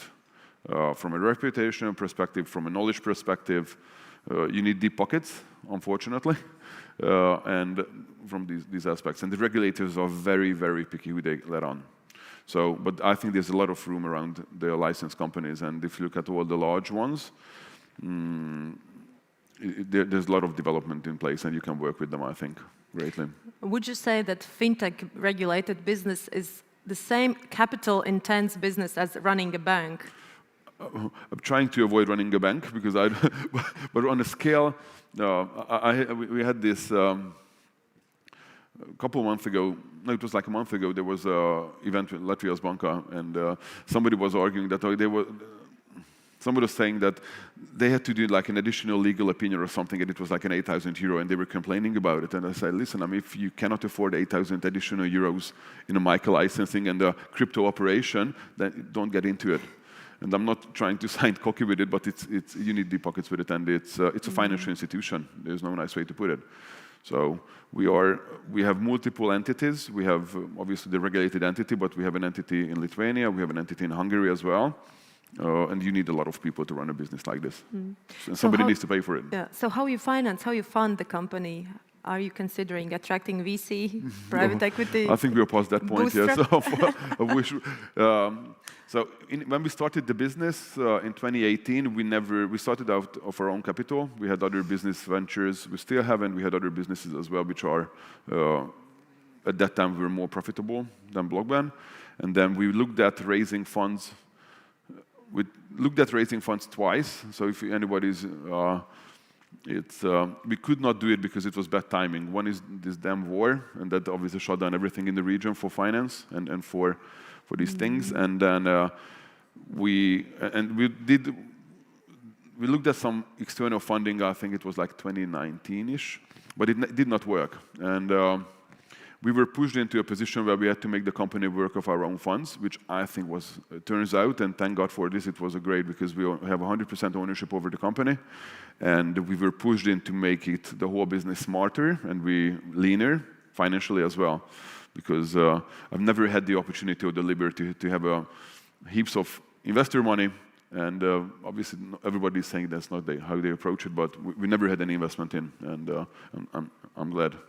We might look at something like that down the track, but it's not on our agenda. So we have, for scale up probably, but it's not a major issue today. And I think for the regulator, it's very complicated to explain what is venture capital and what are the source of funds, because everything should be proved to the central banks. Yeah. But I hope we will educate them soon more on that. Yeah. And what is life after the license? What is the reality? So one is this huge event, you got the license, but you should live with it. Yeah. The platforms got pretty strict, both Apple and Google, so it took us, after license, like, I'm not even sure I've told you this, but it took us almost 8 weeks to go live with our app, and we had to convince Apple. But it's fast with Apple. I know that for the banks to get Apple Pay, it's even longer. Yeah, but you need to get operational, and we wanted to assure business continuity, which we're unable to for a couple of months, which is very, very unhealthy for us, but it is what it is. So we had to spend over almost 2 months to convince Apple that we're allowed to provide. They had no problem with the app. Basically, the thing was we had to convince them that why are we allowed to provide crypto services in the European Union. And they are not relying on the license issued by the central bank, on the ESMA register, yeah? I think I was naive, and I was under the impression that it would help, that you have a license from a regulator and you have all the passporting things. Apparently it did not, yeah? They even were getting their own legal opinions as well. Yeah, and we provide it as well. Yeah, so it's a ridiculous thing, yeah. So we are launching a lot of projects for our clients, and we will have a lot of interesting collaborations in 2026 with a lot of players on the market. So we love it. It's busy, super busy. We are we're understaffed as hell. We are looking at, we can run the operation well, but anything that's for growth and anything that's for new projects coming in, we are struggling from this aspect. So any new talent or any from talent pool, we're very open to speak and look at new colleagues to join our team. Very good, yeah. If you were starting again today, would you do something differently? I'm not sure I would do it. At all? No, I'm just talking about the core banking engine we have, yeah? It's not my PTSD, but still,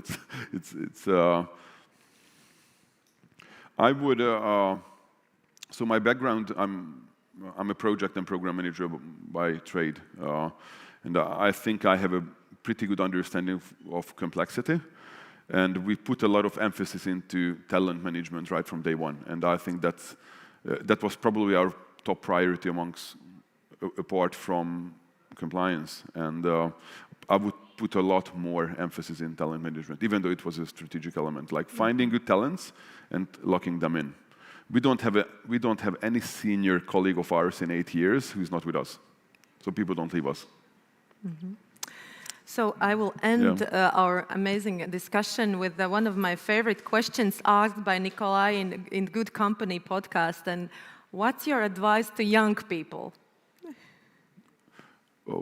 Overall, not only related to crypto or regulated business. I think to get, and in today's world, we see it with, I would not like to be a 20-year-old today, because what's happening on the global scale with AI and on the employment market, I would not like to be in my 20s now. So make as much of your human contacts as you can, because that will determine your path down the track. So the more you're able to interact with people, and the more you're able to cooperate with people, that will definitely determine your future, no matter what you think today. Doesn't matter whether you're introverted or extroverted, you will find your peer you can hang out with and work with, and that will help you build your career, I think. And that's definitely people underestimate the value of connections. No matter what personality you have, it will always work. Thank you. Thank you for amazing advice, and thank you for listening. And please enjoy TechChill further. So thanks everyone. Okay. Thanks. All righty, we have some chairs. We'll move ahead.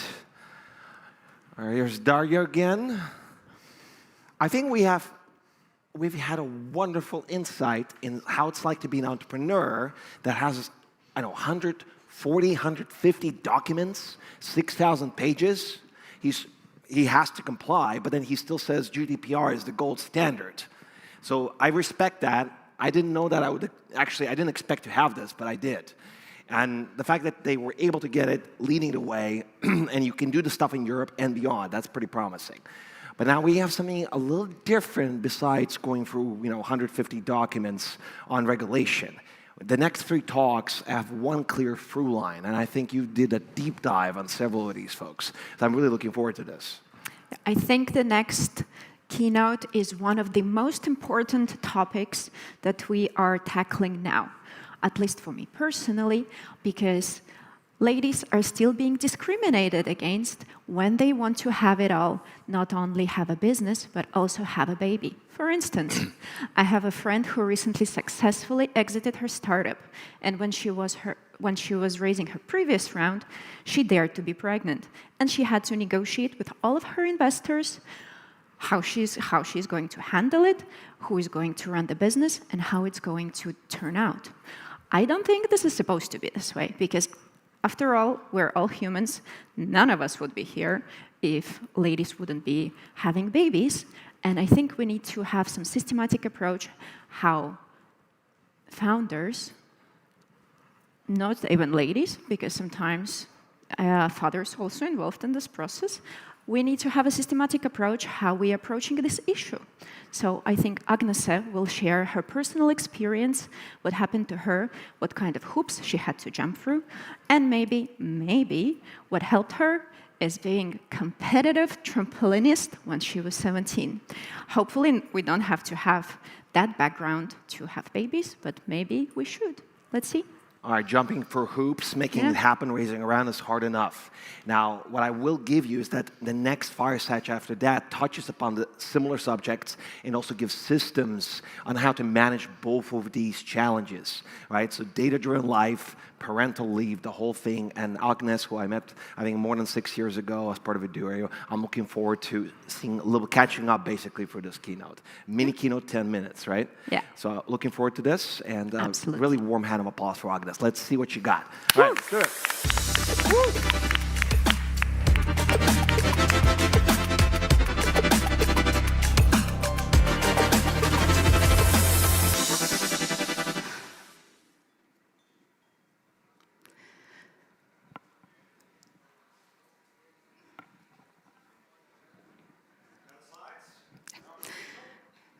A few years ago, I was in conversations with a startup about becoming a core member, a shareholder. I was going to help it grow. Real commitment, real involvement, real excitement about what they were building. But I was also pregnant. And once they found out, it didn't just change the conversation, it ended it. Another shareholder made the call for the whole team. Agnes is pregnant, she cannot be a shareholder. I wasn't asked how my leave would look like or how involved I would be during it. I received no questions. Just a very quick assessment. Agnes is pregnant, she can't be a shareholder. So that was annoying, and I would have let this go. But then I started to talk to founders, to fund partners, to senior members of the startup ecosystem. And I came to realize how messy, how awkward, how big of a taboo parental leave among them actually is. It's a real elephant in the room. And the thing is, when you build a startup and you build a fund, it's like entering a marriage. It's long-term. And well, people sometimes tend to have babies in marriages. The fact that you don't talk about them, it doesn't mean that they don't get born. It just means that you don't know what to do with them once they arrive. So at the Startup Association, me and Madara teamed up with the legal office Sorainen, and we decided to explore how actually big of an issue this is and what can we do about this. And what we found only confirmed the fact that this indeed is a big elephant in the room. In one survey, 66 VC funds across 10 countries were surveyed, and only 50% of them covered parental leave. And the authors of the survey emphasized that the respondents were already prone to having those parental leave policies, which probably means that there are more than 50% of funds out there that do not have anything on parental leave. Another study was done on maternity leave, and they found that 84% of women are worried about the amount of time they will be able to take off, and 71% of them are afraid how their position will have changed once they return. We actually ran our own research as well, and what we found, we researched and spoke to founders, VC fund partners, and senior members of the ecosystem. And what we found was that 0 founders had parental leave addressed in any formal agreement. We actually had a founder share her story where she, upon launching a startup, was very upfront with her investors that at some point she will want to have children. And the investors said that that's absolutely fine with them, but then she became pregnant. And the investors used clauses in their shareholder agreement to push her out of the company at 6 months pregnant. Another finding that we had was that the majority actually do want to have guidelines on how that parental leave might look like. One of the venture fund partners that we spoke to shared an example of their portfolio startup where one of the co-founders took a 1-year maternity leave, and the startup that she returned to had already pivoted, the vision of the company had changed, and it was no longer aligned with her vision. And so a lot of questions and issues were around her role and how to proceed forward. And the third thing that I think was quite alarming was that most worry that taking parental leave would actually impact how core they are perceived to be in the company. And that really raises a concern, because the thing is that people do combine raising families with building businesses. Building startups is not a sprint, it's a marathon. Is it really that wild to assume that somewhere along the way someone might have a child? I want to be very clear. We are not talking about parental leave for employees. This is very different. Startup founders and venture fund partners just wouldn't be able to take a year or a year and a half away. In our survey, they were very realistic about the time off would look like. So they say on average that would be around 4 months, potentially returning part-time in the beginning, clearly delegating their responsibilities, and of course, hoping that no one will use their time off to push them out of the company. And I want to be clear on another thing. This isn't a woman's issue. This is everyone's issue. Co-founders need this. If your co-founder decides to step away and nothing's written down, there are no rules. Someone will just come up with them on the spot, and it's probably not going to be in everyone's favor. Investors need this. If you have a portfolio company where a founder steps away and there's no clear process of how it looks like while he's off, well, that's a direct risk to your portfolio company. A risk that could have been avoided if you had structure in place for situations like this. And of course, VC funds need this. Most LPAs have a key man clause, but most LPAs do not carve out parental leave, which means that you're in legal breach whether you know it or not. And at the end of the day, any collaboration, any venture should be built on transparency and trust, right? So this is what we did. Us at the Startup Association, together with Sarainen, we decided to make this transparent and clear. We have built legal clauses that can be incorporated into startup shareholder agreements and venture fund agreements that carve out everything around parental leave. And this is what the templates cover. They cover how long the leave would look like. We've currently put in a 4-month protected leave with potentially extending it 1 to 2 months return only part-time. What that protected leave means is that your shares keep vesting, your position stays intact, and if you need to take longer time off, vesting pauses, and your schedule extends rather than ends. Another thing that we've put down is check-ins during leave. You'll probably want to keep in touch with the team and know what's going on, so you can plan that in before the leave. Another part is, of course, handover. It's required to have at least a month before the leave, a very clear handover how your responsibilities will transfer to someone else. And another thing that I think is extremely important is that both sides are protected. The clauses imply that if, for example, a shareholder breaches them, there would be financial penalties for that. And at the same time, if the founder or partner decide to extend their leave and they can't really agree on how that would look like, the other shareholders have recourse too. So that is what this covers. And they are available now at startin.lv. I didn't get to have a seat at the table, not because I wasn't qualified, no, but because someone else decided for me that my maternity leave means that I can be at the seat.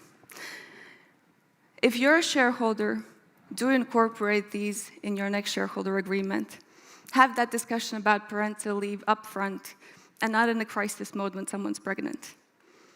And if you're a shareholder, a VC, have a talk with your portfolio companies. Understand how they approach parental leave. You have real leverage to normalize this. Have the discussion I didn't get to have. Thank you.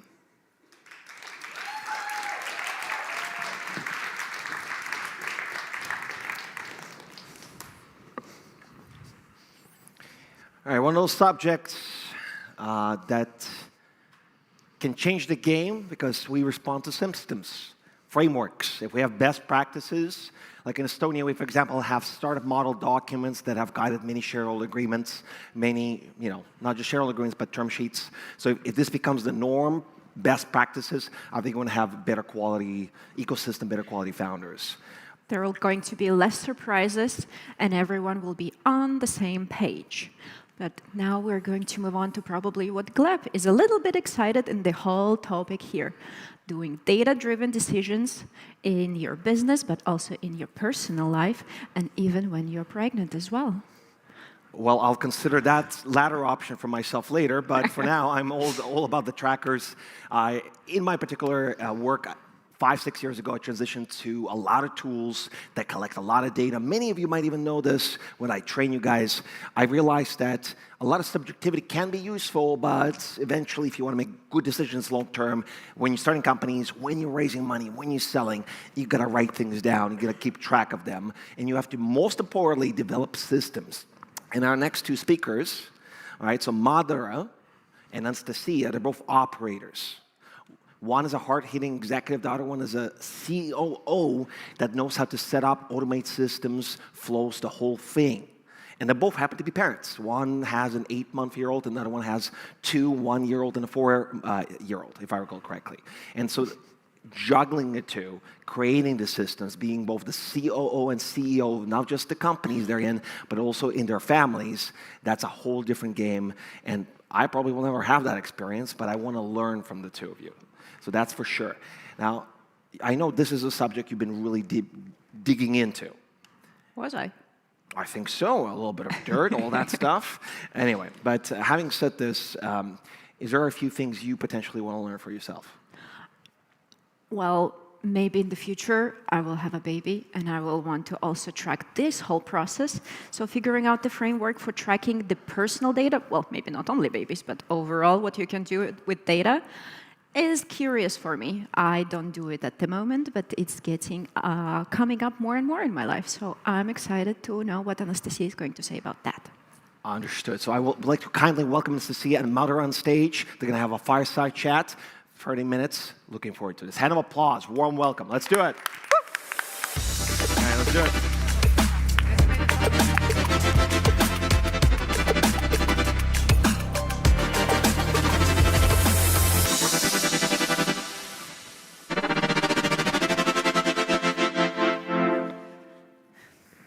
Okay, you're the CEO of Printify, now president at Fuel.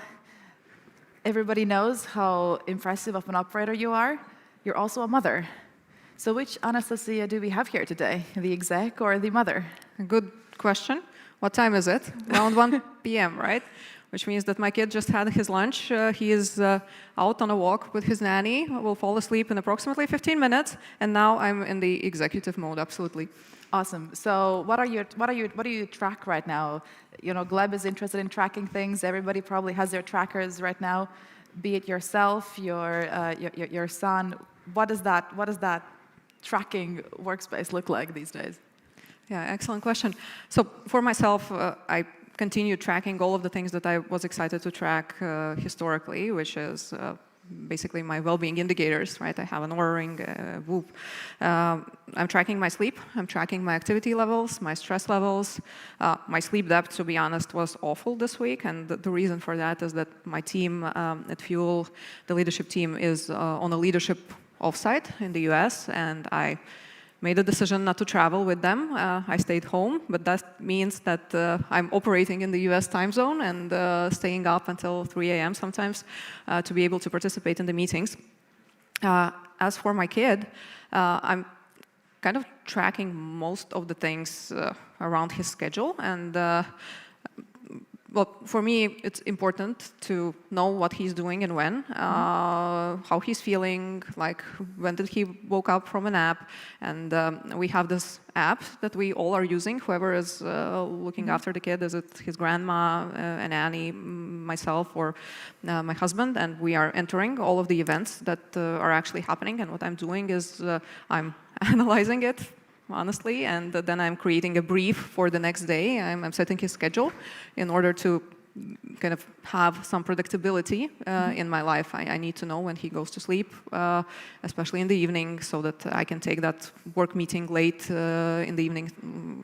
My kid goes to sleep around 7:45 p.m. and from 8 until later on I'm available for work calls. So actually, like, there are many things you can track about kids. The unfortunate thing is that you have little control over them, and that is something that I had to learn, right? So I thought that, okay, like, I'm gonna learn everything about baby schedules and how to make sure that they sleep enough through the night and the sleep quality is good. And like, even like best of the books out there don't help you to deal with the reality, which is that sometimes there are things that you have to just accept not try to control, and just kind of have an open mind and be flexible about how your day is going to unfold. So what you're describing is very much what it's like to build a startup. And I remember when I had my daughter, people were asking, oh, so what is it like? What does it feel like? And I was like, you're a founder. You know what it means to build a startup. My baby is just another startup. And from what I hear, it sounds like you're applying the same mindset. And I really like the phrase that you used right there at the backstage when you called yourself the CEO of the family. So yeah, explain to the rest of the audience as to what that mindset means and how are you taking your lessons learned at the office into the home? Absolutely. So actually, like the way, like I like to think in systems, and I kind of broke down motherhood for myself in systems sort of thinking as two key factors, right? So everybody says like, motherhood is tough, especially in that first year, and they blend it all together. But for me, it's two things, right? It's the kid that is like the absolute pleasure. You love them to bits and they bring you joy and nothing else but joy. And then there is the whole day-to-day management stuff and not sleeping stuff that actually is kind of the tough part of it. And kind of based on this understanding, what I aimed to optimize straight away is this whole household running, household management stuff. So what I did, I thought about like considering that like I've been in pretty kind of high responsibility positions at work for a long time. I asked myself like, how much time am I willing to take off? When do I want to come back? And what will it take to get there? And for me, what it meant was actually having help pretty early on at home.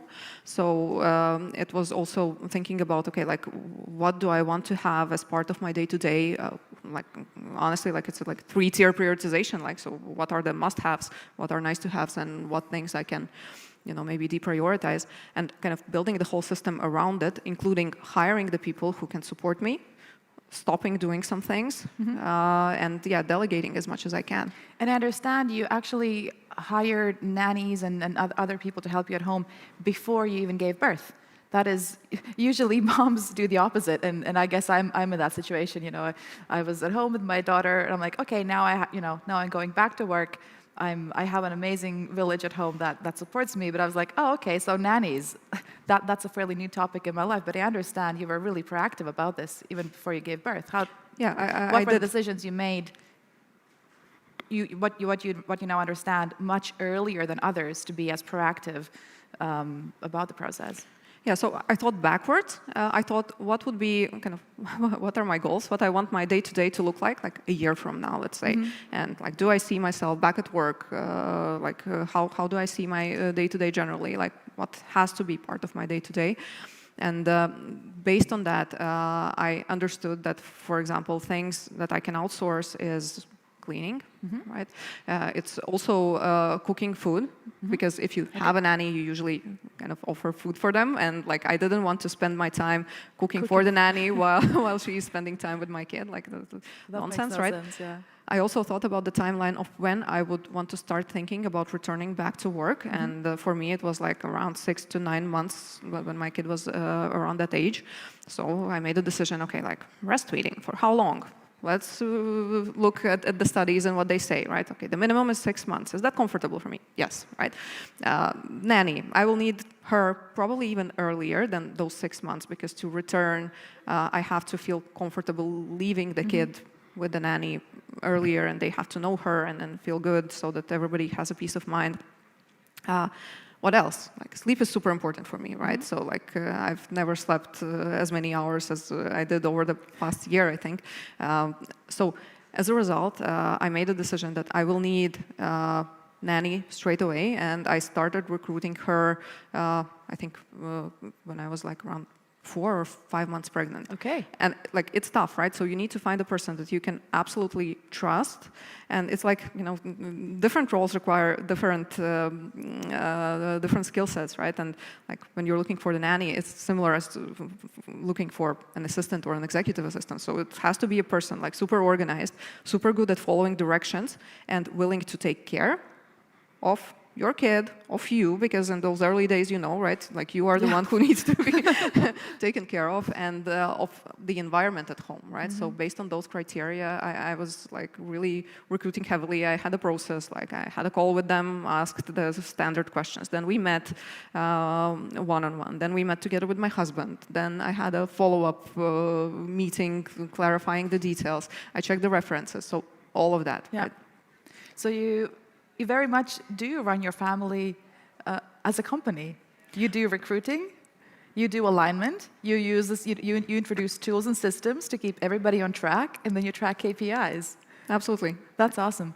But also, as in the startup world, and even more so, I imagine in the family world, as you said, so much is out of your control, and I imagine that there must have been either painful experiences or decisions you've made consciously to not, say, track everything, or leave times in the day that are entirely out of your control, and that you're perhaps willing to just go with the flow. Is that how you operate, or you're like, nope, you could optimize everything, you just have to try harder? No, it's living in constant feeling of guilt, and I think like everybody who is working and a mom can relate, right? You feel guilty for not spending enough time with your kid. You feel guilty for, not working 24/7 the way you're used to, right? And then you feel more or less like anxiety about everything that's going on. Like, for example, as I already mentioned, like I'm not in that offsite at the moment. Yeah. I don't feel good about that, to be honest, right? So like my FOMO is going crazy. I feel that I'm missing important conversations, and like I'm not in the room to be able to contribute at any point in time, because like the informal stuff also matters, right? Yeah, of course. Especially when kind of you're when driving. You've been away and you're coming back, and that cohesion is so important, right? Absolutely. So and then kind of the important thing is to quiet your mind, to understand the big picture. So like this is a decision I made. I wanted to be a mom. I wanted to return back to work, right? So like I'm not a victim here. Like I'm just living the result and the consequences of my decisions, and I'm optimizing as we go. So for now it's this. Maybe in 3 months when the kid gets older, I'm able to travel wherever I need, right? Yeah. Awesome. So I do want to talk a lot about how that process looked like at your work. But before I do that, just want to take a moment of appreciation. Your son is right now out napping and strolling and having the time of his life in the sunny day. So is my daughter. So, a huge shout out to your village and mine, who makes it possible. Who is in your village, by the way? How come did you manage? Yeah, so my village is a bit different than yours. So I am just returning back to work, and I know you are back full time. I'm still part time,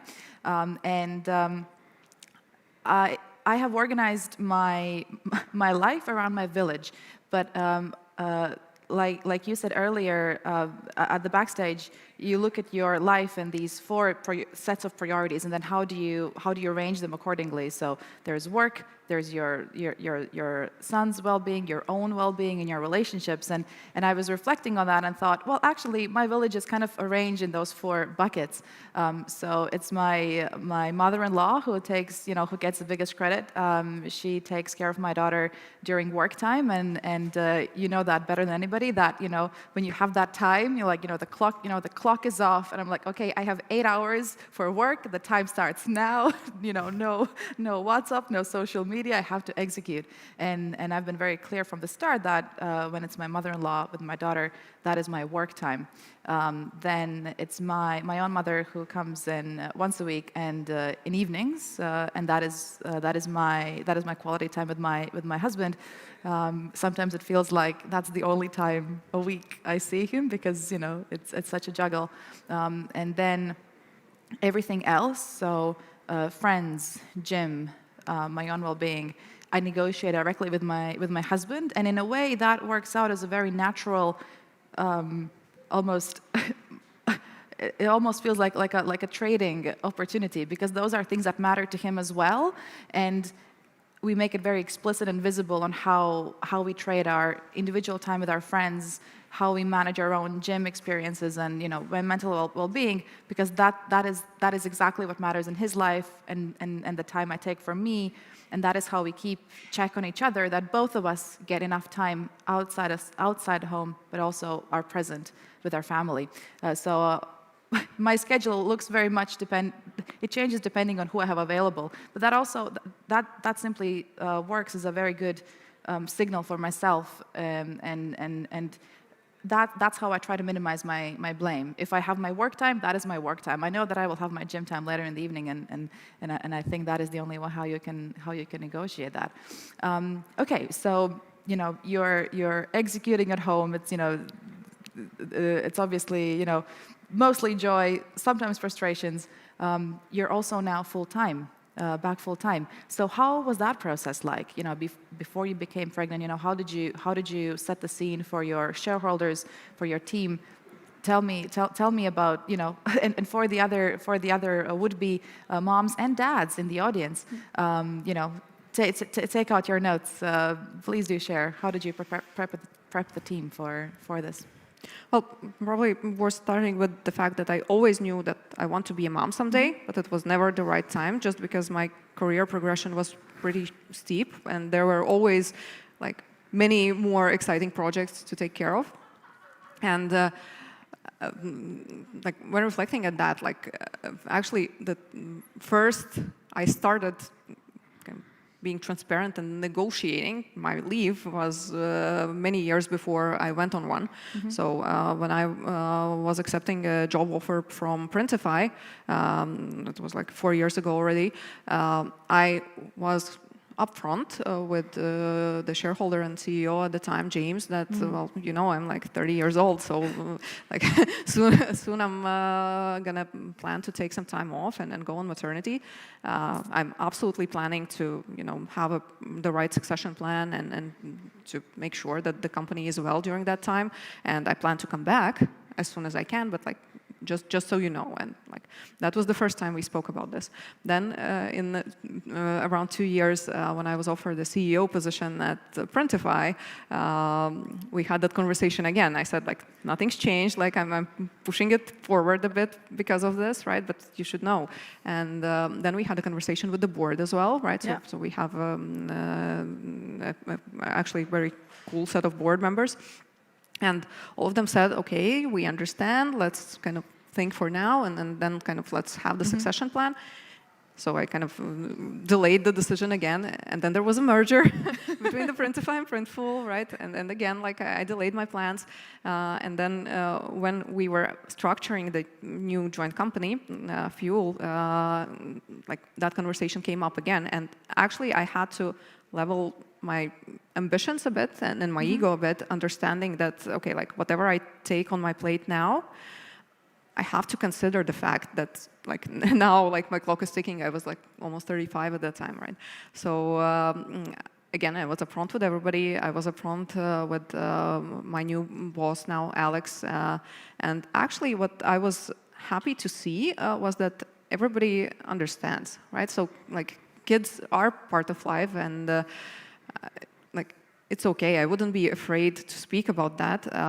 However, as any employee, when you come to somebody with a problem, you should also come with solutions, right? So have the conversation up front, have a succession plan, make sure that people around you are aware of your plans so that they can make the right decisions. For example, structuring the team, right? Do we need that person or not? Okay, we know that Anastasia is going on a leave, probably sometime in a year. Let's kind of have that person here so that they can catch the things that kind of have to be redistributed.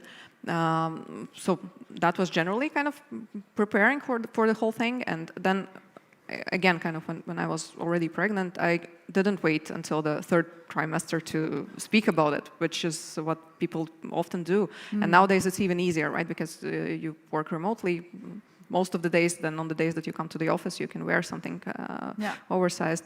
But no, I had that conversation early, and I came with a plan, with a succession plan, how my workload is going to be redistributed to which people, what we do with the role names, what we do with the team members, how and when potentially I come back, and how do I gather it back in. What do I do during my time off? Will there be time when I'm completely off? And there was, right?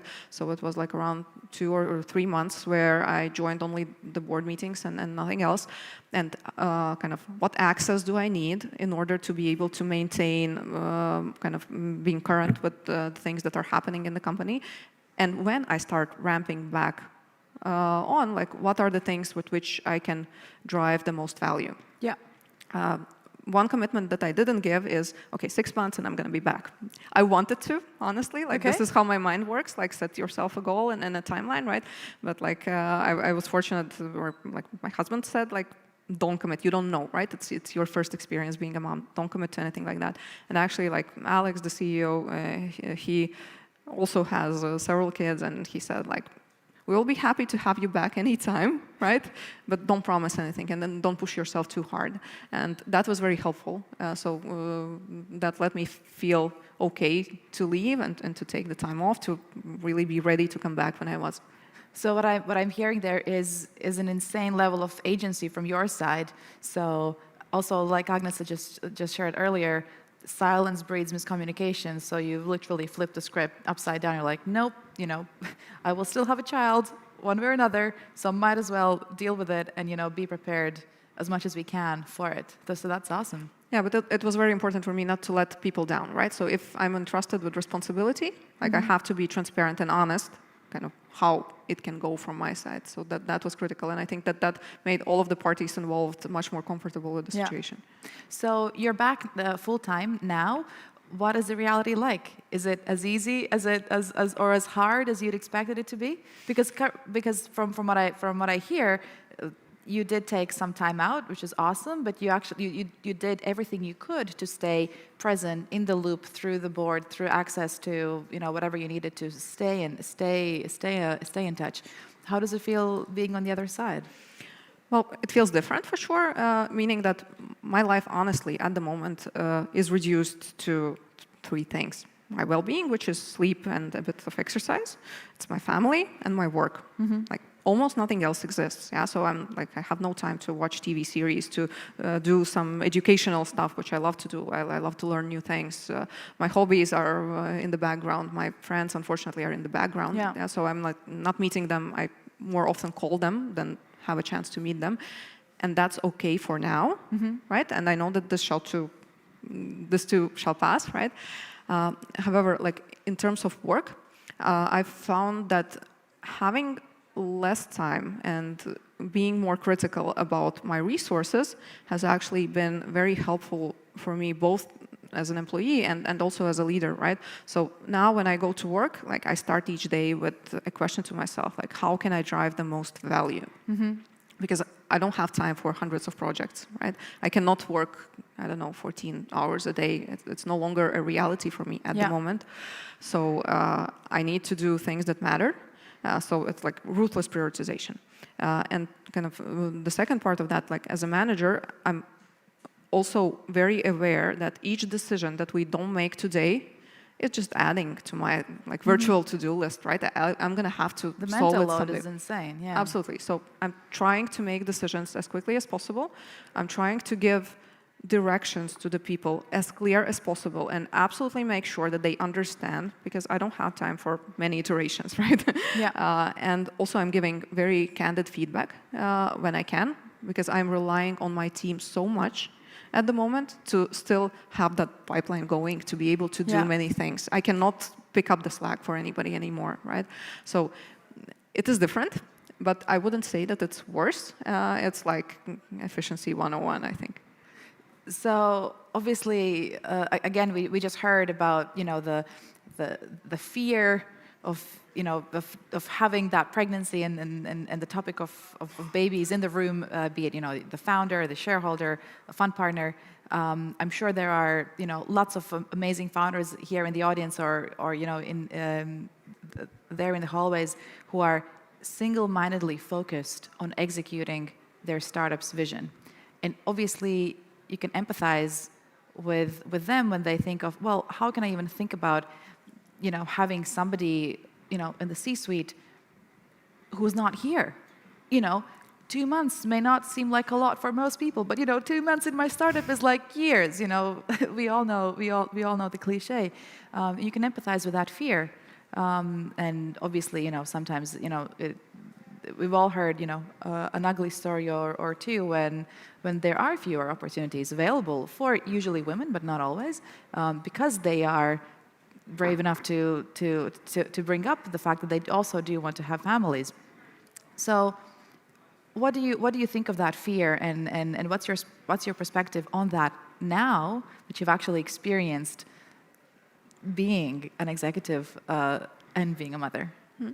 It's a good question. I actually also hired a lot of young mothers who just had kids historically, and what I've seen is all of them appreciate the opportunity to be at work, and to contribute so much, right? So like, I don't worry about it. And like, when you are hiring that co-founder or that executive, you are looking in that person for the skill set that's exactly kind of the skill set and also the personal qualities that will allow them to navigate such situations in a good way, right? So like, if you're hiring somebody, in this case her, because like she's bright, she's driven, she's motivated, she knows how to run stuff, she knows how to organize, that is not going away, right? That is not going away. That's why, like, don't be afraid to hire, but also don't be afraid to have that conversation of, and I know like it's not a question that you can ask during a job interview, right? But in more informal setting, I think it's okay to talk about like how would potentially that look like? What's the timeline, right? And I think that anybody accepting a position should also be open-minded about having that conversation. So kind of both sides should be transparent and to understand kind of what's the, maybe unwritten at that point, but ideally written, as Agnes said, what's the agreement that they're entering into? So actually what I'm hearing is that being a mother makes you even more qualified for the job sometimes. Because you describe that ruthless prioritization, being clear about your priorities and the trade-offs. With one caveat, if you have the support system, right? Because kids get sick, sometimes they don't sleep, right? So like, I mean, become best friends with your mom and your mom-in-law, right? Because like, or like have a nanny, right? Because those are going to be people you have to rely on and really trust when the stuff gets hard, because it's not always possible to decide or like to not attend that meeting, right? For some reason. And sometimes you also cannot really like leave your kid at home, right? So like having that support system is critical. And I think that kind of, it's okay to expect from women to be able to perform if they have that support system, but not otherwise, because it's like being a mom is more than a full-time job, to be honest. There's certainly no free lunch, for sure. Okay, so you've shared a long list of things that, would-be parents and would-be employers, startup founders should take notes of, this is an amazing framework on how to optimize everything you can. And you shared earlier that you've chosen to move your gym routine and everything closer to home, such that and you only go to the office outside the rush hour to optimize the time. And I think all of those are so such practical and really necessary decisions you have to make. So what happens when something falls through the cracks? What happens when you can't optimize everything?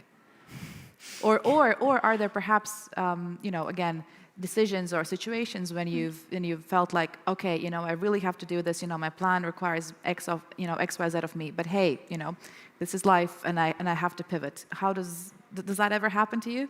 Of course. I mean, it happens to everybody, right? So I think I already mentioned it's about flexibility and giving up the absolute control. So the way I look at it is like, I've built this system that is working for me now majority of the days. Right? Some days it does not, and then there's compromise.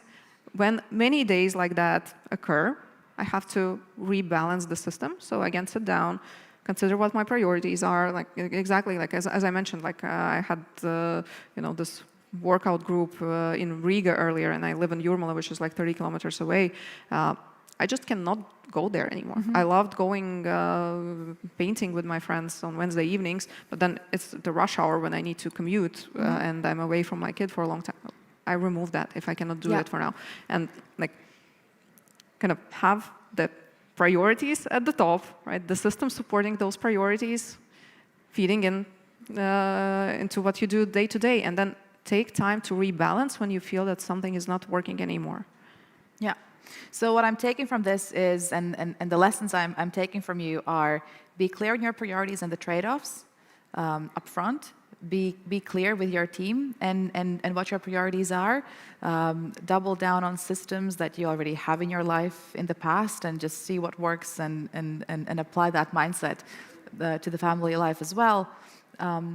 What else should the would-be parents, the would-be founders here in the audience, even if family building is not on their radar right now, what is one thing that you wish everybody started doing now, even if kids are, say, 5 years away?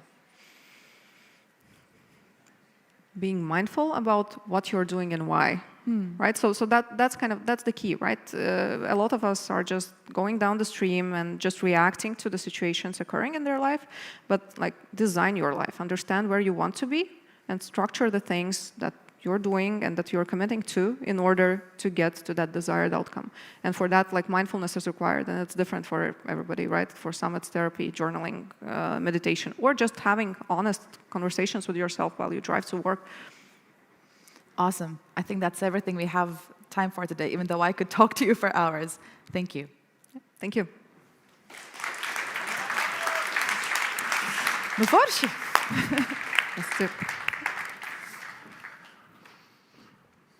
I think that was a very insightful discussion. Now we have an understanding of frameworks and how you can optimize your life, even if you have made a tiny, tiny baby. That and making mindful decisions, actual choices, take responsibility, a lot of really good mental models, guys, from an experienced executive who's been there. Now, what's going to happen now is that you're going to get a break. We're going to get 15, maybe a little 20 minutes, get some food, get a protein shake, whatever. But when we come back, we're going to have some really, really exciting stuff. The whole audio tech industry, real San Francisco stories. Zach and I went to Kyiv together, took a convoy, but came back with a train. We've seen some stuff, right? So he's battle tested. Now, what else we're going to have is going to real talk about cybersecurity.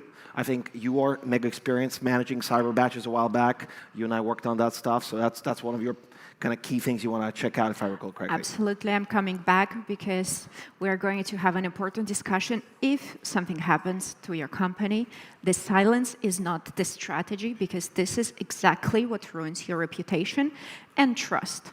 And this is not good when you're running a company. But also, we're going to have some lighter topics. We're going to listen to how Latvia became an audio center and how it's going for you guys. This is going to be also insightful, especially if you're into music. Obviously, there's another two things. One of them is an honest chat between some of the most experienced investors we have in our region. I know Maria is going to be there. I know there's going to be Bad Ideas Fund. Basically, people talk about all the nasty term sheet elements, but they're going to have a really cool talk. And finally, this whole thing is going to wrap up with awards and the finals for the pitch competition. Guys, you've been a lovely audience. You can hear well, at least I'm losing my voice a little bit, so I should shut up and maybe listen to people. But I want to say I really appreciate this very good vibe. I'll see you roughly in 15, 20 minutes, guys. Thank you so much. Paldies. My name's Gleb. I'm Daria, and we were your hosts, and it was lovely. Thank you, and see you in 15. Guys, thank you so much. Thank you so much. Let's give it over to Lama and Aris. And guys, bon appetit. La bubo appetit or la bo appetit? See you guys. All right. Cheers.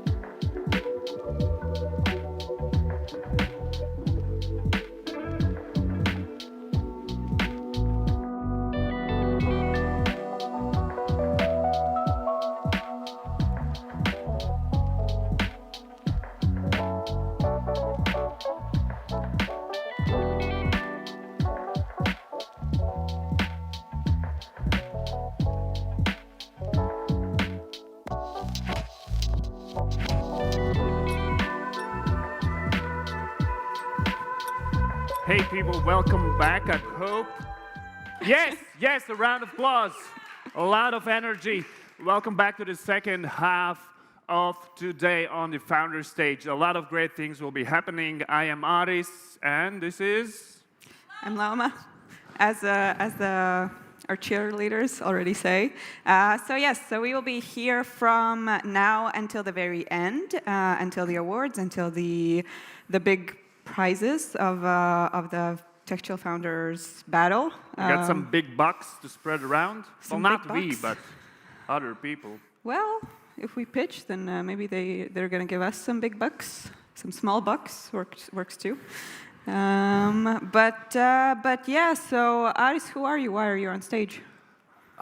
That's a good question. I'm part of TechChill family. I used to run investor relations at TechChill for 3 years, and currently I'm managing NGO ventures in Riga, where we also invest in startups.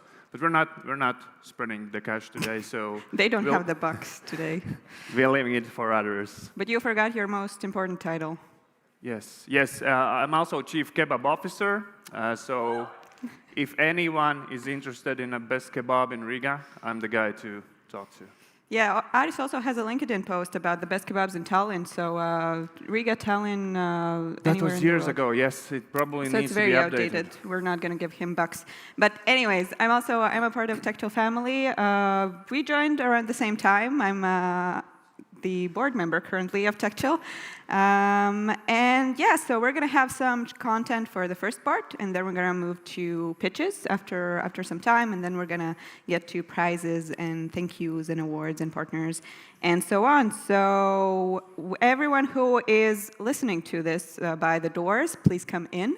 We have some very, very exciting chats coming up by some of the local superstars of the startup world. And yeah, maybe Aris, you can give the word. Who are we welcoming? Yes, but first, why are we here? Why is this happening? Can we get the logos once more on the stage? So, no? Yes. So let's give a round of applause to all the supporters who are supporting TechChill and making it happen every year, and especially this year. But we will move into the content. A lot of great panels and keynotes coming up. And the first one is, how many of you were yesterday at the karaoke? Yes. So us as Latvians, we have a lot of musical power. We might not know it, but we're a little country with a huge sound.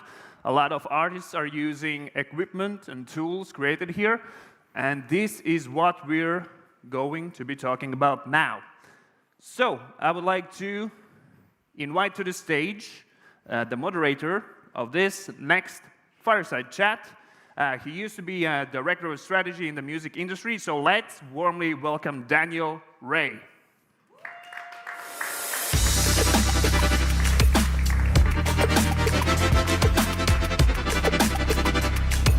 Gentlemen. Hey guys, so we're... Okay, you never know when it's gonna end. All right, so we're gonna have these guys come up here. Who here has ever seen or heard of the Yeti blue microphone? That's Latvian. Anyone listen to Coldplay? Right? All the music that was produced by Coldplay in the studio, the software behind all that, Latvian. Any Jack White fans? Right? He's actually coming this month here. But so Jack White, he didn't decide he wants a guitar pedal off the shelf. He wants to go and create this custom amazing thing, right? Company he collaborates with to build this, Latvia. So Latvia is a country, it's 1.8 million people, and that's about the size of Warsaw. And in this city-sized country, right, you have over 25 music and audio tech startups, 25. And that's not luck, not coincidence. It's very specific. So this is based on that it's a country that has deep roots in audio engineering and innovation. And that's kind of what we're going to talk about here today. So first we have Helmut Bems. He's a founder of SonarWorks. And they make the software that's used in over 300,000. We'll let them applause here. That software is used in over 300,000 recording studios around the world. These are professional recording studios. I don't even know how many amateur studios or home studios it's used in. I use it myself. Fantastic stuff. So that's helmets. We have Mikhails Stunders. If you ever spent time working with audio, you know just how fragile these microphones are that are up on stage. Everyone's terrified to drop them, terrified to hand them. What does Mikhails do? He says, let's make one we can just throw. Right? Who does that? Dijas here, Dubovskis. He's a founder of Game Changer Audio. And I've been to their offices. And I don't know if it's called his office or laboratory or workshop or I don't know what it is. But you have all these crazy guys running around, thinking up all kinds of things like this. A synthesizer that uses lasers to read optical things to generate sounds. Why? Because they can do it, and people will buy it. And it's amazing the stuff that they have that's coming out of here, right? So we want to talk about where does all this come from. And I think that something a lot of people don't know is that during the Soviet period, Latvia was the absolute center of audio innovation and audio manufacturing and audio research. It's not like a part of it or a hub or this. It was the absolute center. Right? You had a company here, which was Radio Technica, who had their factories here in Riga, and they were producing 7 radios a minute were coming off of this thing. This they call it this Spidola. And the Spidola, how do you pronounce Spidola? Spidola, yes. Spidola. Yeah, it became so iconic for being radio that became kind of the slang for any small radio was a Spidola, right? And then you also had here RMIF, it's the Riga Musical Instrument Factory. And they were doing all kinds of crazy things with synthesizers, making things kind of similar to the Moog synthesizer, these analog. And they were coming up with these crazy things that any rock band that you listen to from that period, from Warsaw on over, was using the stuff that came out of this factory. So when Latvia got their independence, a lot of these factories didn't really make this transition. And you had kind of, Radio Technica went from, at one point, I think it was, 20,000 employees, down to just a handful. And so, unfortunately, a lot of that industry didn't make this transition through the independence. But there were a few exceptions. Like, for example, in 1995, not too long after independence, there was a Latvian recording engineer. His name was Martins Salaspruns. Is that right? How you say it there? He co-founded a company called Blue, which we talked about before, making the Yeti. And Blue that's Baltic Latvian Universal Electronics.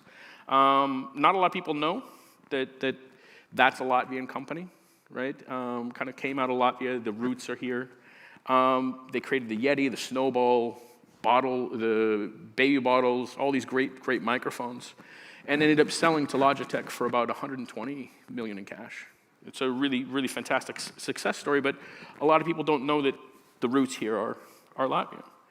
And so I want to ask here, kind of from the panel, we'll start with helmets here, and then like each of you to answer the same kind of question is like, so growing up here, how did any of this history actually reach you, right? And this legacy of Radio Technica and RMIF and that whole era. I mean, did your generation feel connected to this history, or was some of that kind of already gone by the time you started?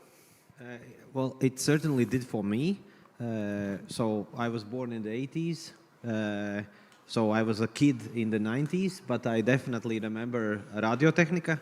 I actually had a family connection there. One of my relatives was working as a CFO for Radio Technica factory, and I did a science project in the school that was building guitar speakers, and then I actually went to Radio Technica lab to measure them because they had all the proper facilities.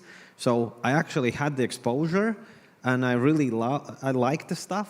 I liked the audio stuff already when I was a kid, so I was visiting the factory, and I was, at that time, I kind of looking up and like thinking, wow, one day I want to kind of be involved in this whole thing. I actually had this like dream, I guess, that I would like to run this company, but I was too young, and the company died too quickly, so. Yeah. Nicholas. All right. Very similar memories. I, in fact, do remember also my youth, my childhood, being surrounded by that equipment, be it Radio Technica or the VEF radios. And particularly what struck me, in fact, was that both they had a technical ability, but also, in fact, it was a pretty good aesthetical design back then. I just vividly remember how those pieces looked, and also tinkering with them and at home and something. But I actually remember something else, like one other thing that has actually was here in Riga. They were doing a lot of vinyl records, and I remember playing with those around as well. You know, they were, I think, Melody, yes, it was here. They were pressing vinyl records. I think everyone has those at their home here as well, probably. You know, so that's my childhood memories. Excellent. Dijas. Oh, well, hi, all. I have a completely different experience, actually. Like, I guess I'm born in the 90s, and by the time I was around, like, everything was gone already. At least for guitar pedals, there was nothing. We were looking at UK and United States, and then so we sort of started from zero, but then in about a year or two in, like, all these people showed up from, like, microphones and, like, all kinds of engineering, and then they gave good advice. Sonarworks was already starting, and Erica Sins was starting, and there was a thing called Real Sound Labs, I think. So those were the three companies in 2014 that were doing something. That's all I had. Yeah. But I used to play guitar when I was a kid, and I had this guitar pedal called Venta. I lost it. I think it would be a kind of a valuable relic, item now, but you they did buy make one. guitar pedals. They're still out there. You can buy one. I just wanted to actually add that I think just now I felt like there was like closing kind of that period and that loop.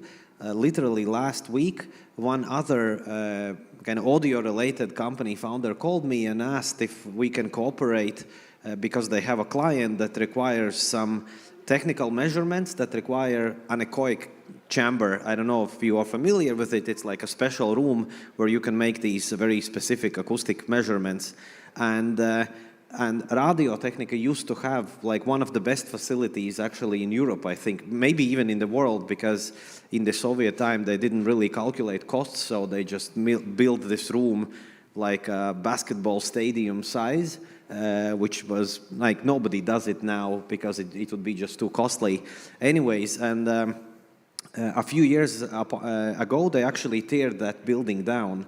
And this guy now calls me and says like, hey, let's do this project together. We need this room. And I was like, gee, you had to call like 5 years ago because then we would still have the opportunity.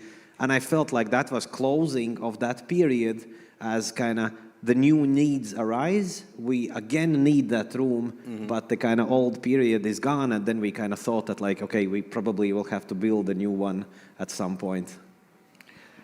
Yeah, I mean, this is a great example of what is so unique about Latvia here is that they had this history, they had these resources, they had these capabilities that could take a country that's only 1.8 million people and really be able to play above their weight. And I think there's also specific reasons that beyond just some of these the things that we've been talking about now, and we want to kind of dig into some of those. And so I have a question here for Mykolas.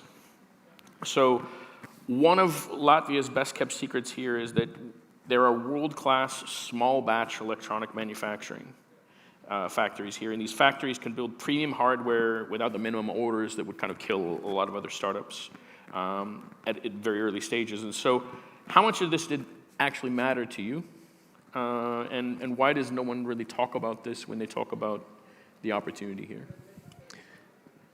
Yes, indeed, there's that manufacturing capacity here, and it matters and have mattered a lot for Catchbox. we have leveraged on that quite deeply. And I think that the mere existence of those capacities, of course, is great. But what you really have here is that you can have a very small batch manufacturing, flexible manufacturers, but also we have one of the largest in Northern Europe, the Hansa Matrix, which can run a really professional, very going to scale it up to quite, reasonable levels. So beyond just a small batch. Correct. Yeah. So I think there's a path that's available, and we've been leveraging that from here in Latvia and Baltics and Finland, where also some of our company roots are. So it's putting this all together. Yeah, this matters a lot because you're not, constrained to going to Far East, for example, to manufacture the first batches.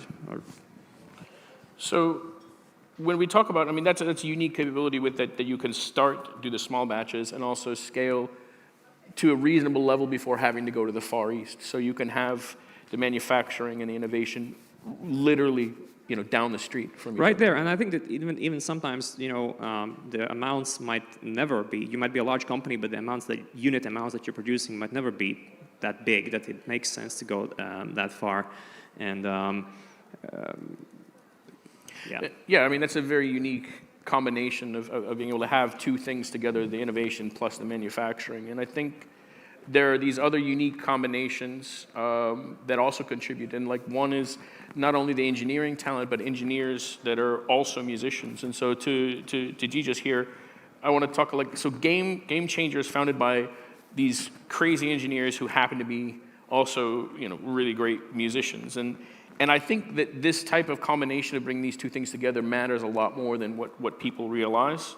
I'll use one example of your product is the Plus pedal. And so the Plus pedal is like a pedal that is a kind of, we would call it not exactly a looping pedal, but it's a manipulation of digital effects but it looks like a piano pedal. And if you were not a musician, if you were purely an engineer, you wouldn't put those things together. And then you've got these, I don't know what even you call it, the xenon gas running through these tubes and then just electrical, I don't even know what it is, but it's cool. It makes, sparks and things like that. You have to have a weird brain to do that, right? And so talk to me about, basically the combination of these weird-brained music and engineering people and how that factors into what you do. Yeah, so I actually think it's something like 50-50. We're musicians, engineers in different combinations, both in founders and in the team, because one thing is the music side, but another thing is we borrow a lot of things from general engineering, from mechanics like springs, from optics, like all kinds of infrared laser sensors and emitters, and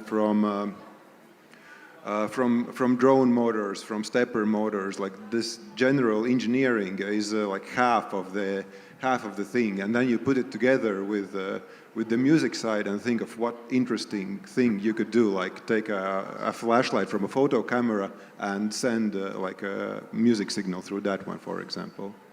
So it's both. It's crazy. If you go see the things they're doing, it's just like you kind of walk out of there just like, who thinks of this stuff? But they do. So, and that's kind of why they're very unique. And we're talking a lot about like how the opportunities that are here in terms of creating things, but also when you're creating something, then it's getting it out into the world, and that's like this next phase and this next step, and that's another whole other challenge in itself. And I think this is, Helmets, to talk about this, is that with SonarWorks, you've scaled globally. I mean, you're in literally every studio that's out there in the world, and you've done that all from Riga. You've had to hire and build, and you've raised significant amounts of money. And you're competing with companies in London and Berlin and San Francisco and so on. So what does Riga give you, and being here in Latvia give you, that those places don't? And is there any possible trade-off? Is there some things that you're missing because of that as well? I think if I talk on the aspects that is a benefit from being here, then we are kind of very specific industry. I mean, in some, let's call it music tech.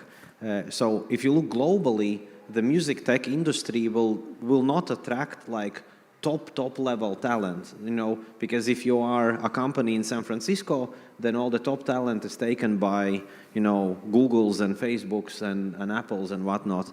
So, and generally there is a kind of funnel of where the talent go globally in relation to these companies. So when you are an audio company in, let's say, San Francisco, you're actually competing with all these giants for the top talent, which we don't have to do here locally. So I have a sense that overall, it's not like engineers here are necessarily cheap. We are kind of cheaper than SF, but kind of comparable level to, let's say, Berlin. It's not actually that big of a difference.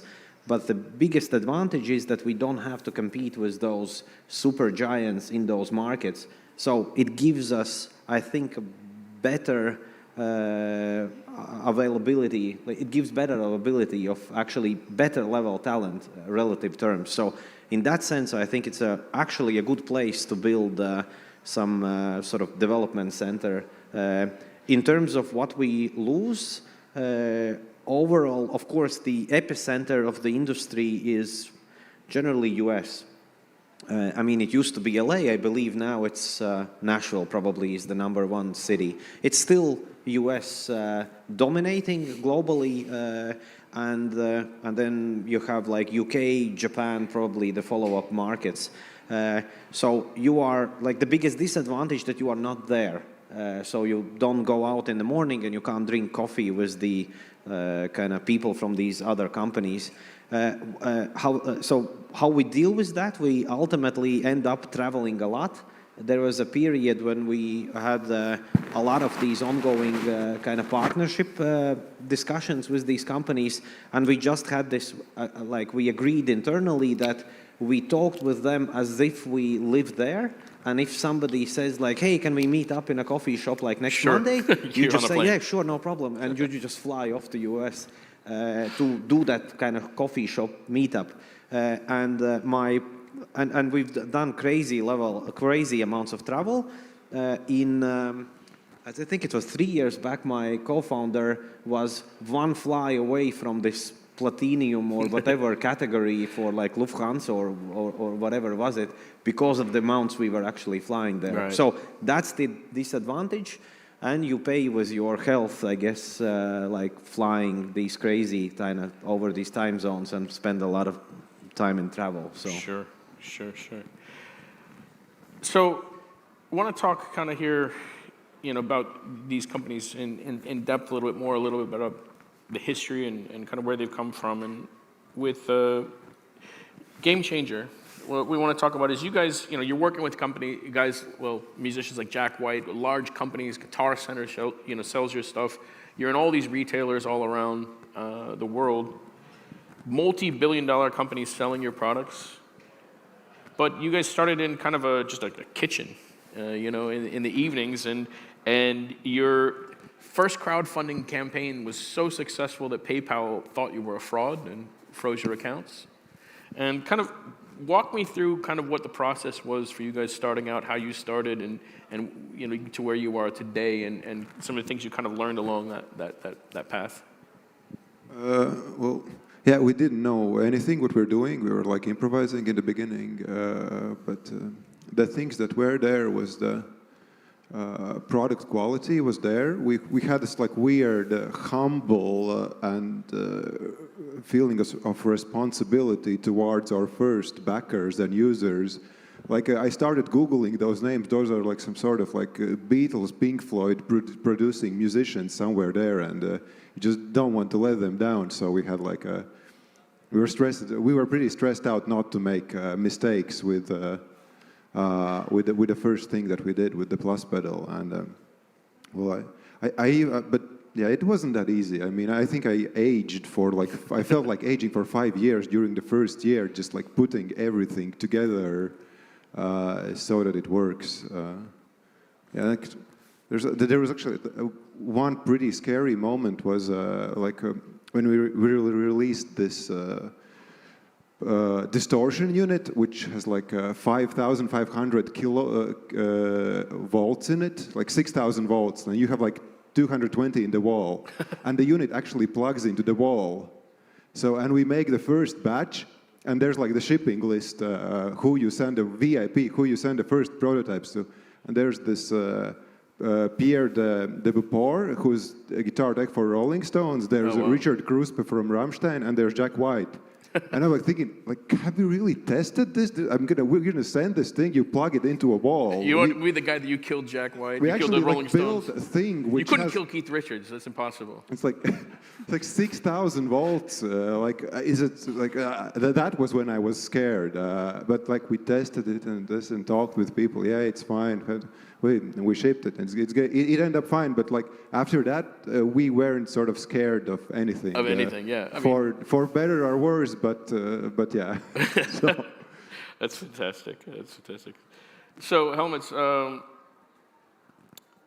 Here's kind of the thing that's crazy about what you guys have built is, without getting technical for people here, you guys have created something that is taking and trying to calibrate the sound for everybody in the recording studios, right? And you kind of said like the sound you're listening to is not really what it is in reality, and how do you convince people of that what they're listening to is not exactly what is real, right?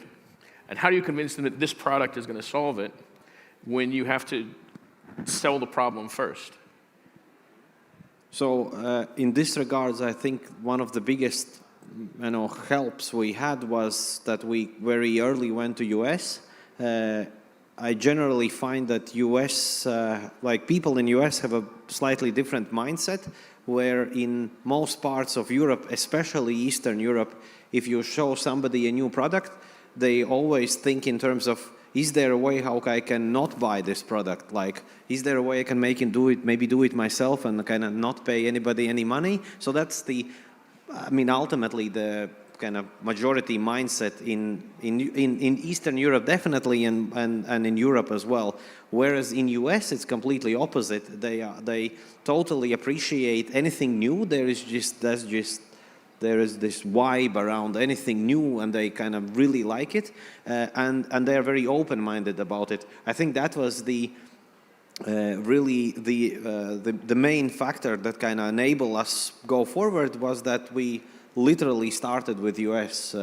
First thing we did, we just flew off to US without kind of return tickets, and we just spent a lot of time going from studio to studio, and then we kind of realized that people are different there, and the fact that it was something new was enough for most people in US to kind of actually start engaging. So I guess my general conclusion would be that if you have something sort of radically new, US is probably the best place to start, simply because of that mindset that people have. Right.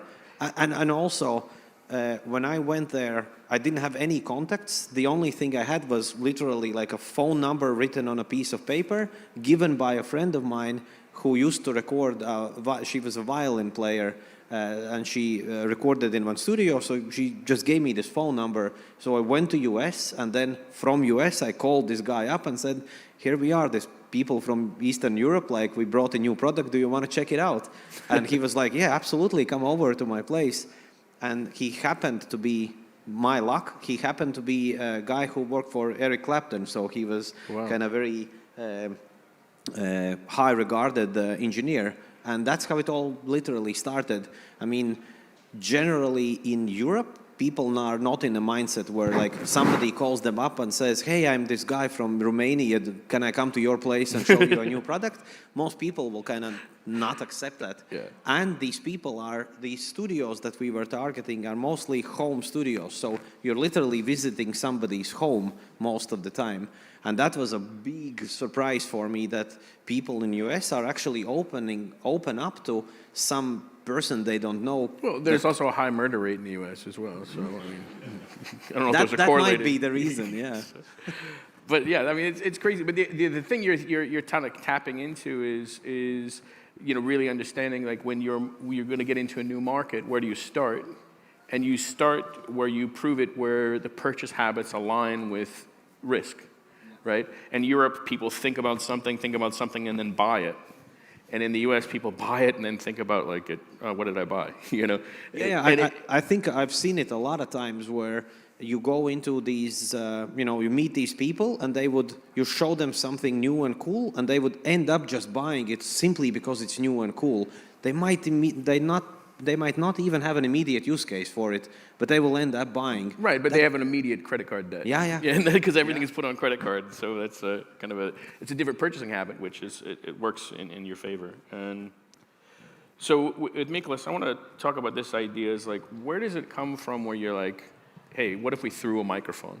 You know, like where did that happen? What's the origin, and like how did you get to that idea from this problem to a product? Well, that particular idea comes from a university context. That's where it started. So we were, in fact, a bunch of students looking at how the student engagement takes place in a university setting. The university, the teaching, generally the learning and the teaching, the on-site experience have become more and more interactive in the last decade or two. We would agree with that, right?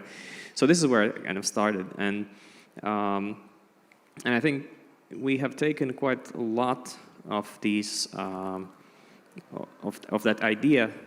So basically, there's that physical act of throwing a microphone. That's of course in itself a piece that we've created, and that's our brand name and everything. But I think very lately we have grown outside of that, and we've taken basically the idea that the audio technology doesn't have to be, boxed in a black plastic only, and it can be emotional. It can be something that people, regular people, I would say, enjoy using, picking up, and being not afraid of. So we have expanded the idea of that throwable microphone, the cube-shaped throwable microphone, into also other microphone types, and it's become a whole wireless microphone system these days. So I think it starts with a crazy idea, then you realize it, but then in order to grow, you need to take it further, kind of extrapolate that valuable trend. And I think that, where it's coming from, I guess it's just a tinkering mindset of thinking like, why things work this way and why wouldn't they work better or something like that. No, it's pretty fascinating when you look at the idea. Like a lot of people get nervous when they are speaking in public or something, and then you give them a microphone where the shape of it, and they've seen microphones everywhere, and psychologically it is, thing. You give them another shape, another thing, it feels. Have you thought about like putting them in teddy bears or something that make people feel a lot more comfortable? Yeah, well, that's the thing. Yeah, so I think this approachability that's very it's critical for adoption. Basically, that user experience is critical for adoption. If you think that the user of an audio technology now and going into the future is less and less so a stage professional, an audio professional, and any kind of trained into that field. It's actually another kind of professional, but they still need to use the stuff and be comfortable with doing their thing. Absolutely, absolutely. So we want to take a question here from the audience. I don't know if anyone has any question here for the panel. Anyone? Can't really see. Wow, I mean, you guys are answering things so well that we have no questions out here, it looks like. So I'm going to go and ask you guys another question then. So we look at the history here. Radio Technica has employed at one time, I think, about 20,000 people, and was the most dominant manufacturer in the region for their category. And Latvia at that time, I mean, because of this, audio tech was very visible to the local community. And while a lot of these companies that are here on the stage right now might not be household names or well-known here in Latvia, in the broader music tech industry, everybody knows these companies. And everybody, whenever I go around anywhere and, saying I, talk about Latvia or something, immediately, there's these companies and a couple of others that immediately come right to mind. After Porzingis, right? Yeah. So we want to talk about, so where is the future of Latvia? We talked about the past here. We talked about the present of audio tech here in Latvia. But what is the future of audio tech? What can it be? What does it look like? and what's it going to take to get there. And I think we'll just start with helmets here and come down. I'll start with, I think, a realization that if I look at music industry, I think it's a very unique industry from many aspects.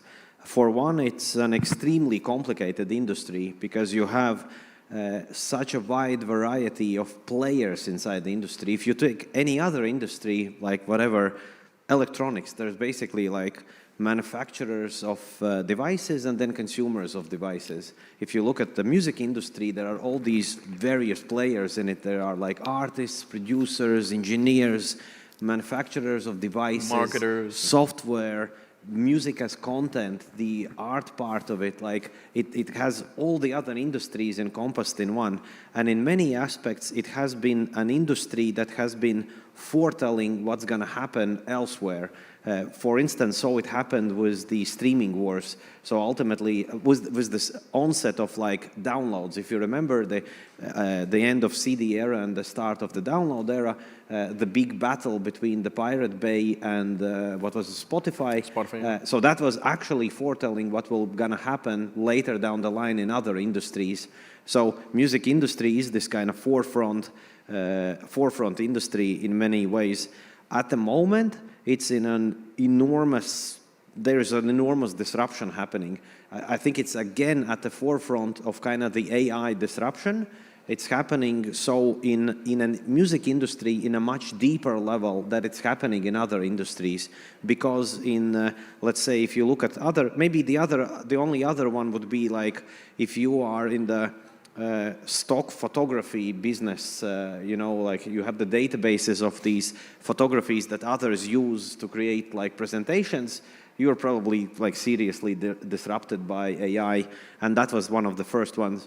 Music industry is just right there at the forefront. It's being completely disrupted by AI because now AI can create the content itself at a level that's basically on par where most people won't tell the difference.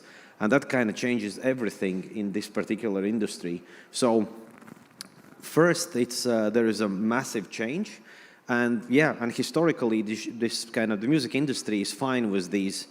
Just give you an example, the transition from CD era to the download era, there was a 3x drop in terms of, so industry lost like 70% of revenue.